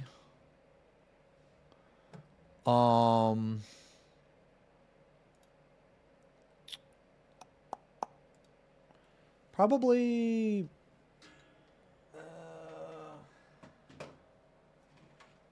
Wednesday or Thursday. Yeah, I guess depends. Boo! Boo! Yeah, we're gonna play the game tomorrow, guys. Yeah, we're gonna play the game tomorrow. Yay! The game. Yeah. Yeah, I know. Yeah. Man, this week though, I'm gonna tell you guys this week though, I am going to I am going to take an extra day off this week, so I'm only going to stream 4 days this week instead of 5. And the reason why is because for the past like 2 weeks I've streamed 6 days. I'm pretty sure. So I think the next paint stream might be Thursday. Yeah. I might work on this a little bit off stream, but if I work on this, it's just going to be on some shit that we haven't done. Like I'll probably just do like one of the insides here. Whatever I do on stream or off stream, I will make sure that I also do on stream. So if I work on like one side of it, I'll make sure to leave the other side undone. Yeah. Okay. So anyway, guys, yeah, I think I'm done. Who's all strumming? Spoods is streaming. Thank you guys very much for hanging out today, by the way. Thank you guys so much. I really enjoy the painting stream, so let me see. Yeah, so Spoods. Okay. All right. Yeah, guys. Yeah, I think I'm gonna call it. I'm gonna get some food, maybe play some Darktide. Gonna chill for a little bit. I'll try this. I'll try this primer, this black primer, this paint, this brush primer. Man, seems interesting. Yeah. Also, yeah, I kind of don't like having to go outside, and have to prime this.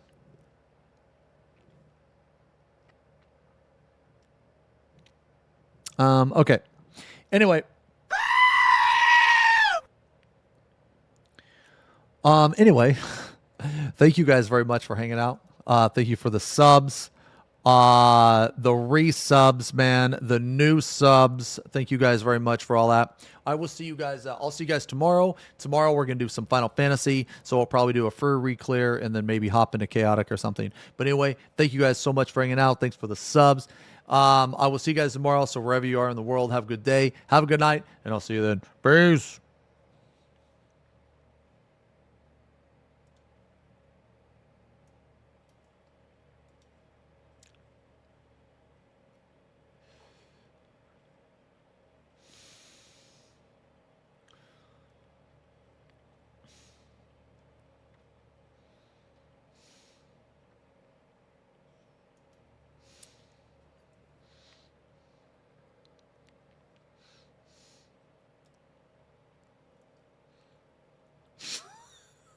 Is he insane? Is he insane? You forgot the Kissy Strummer Critical!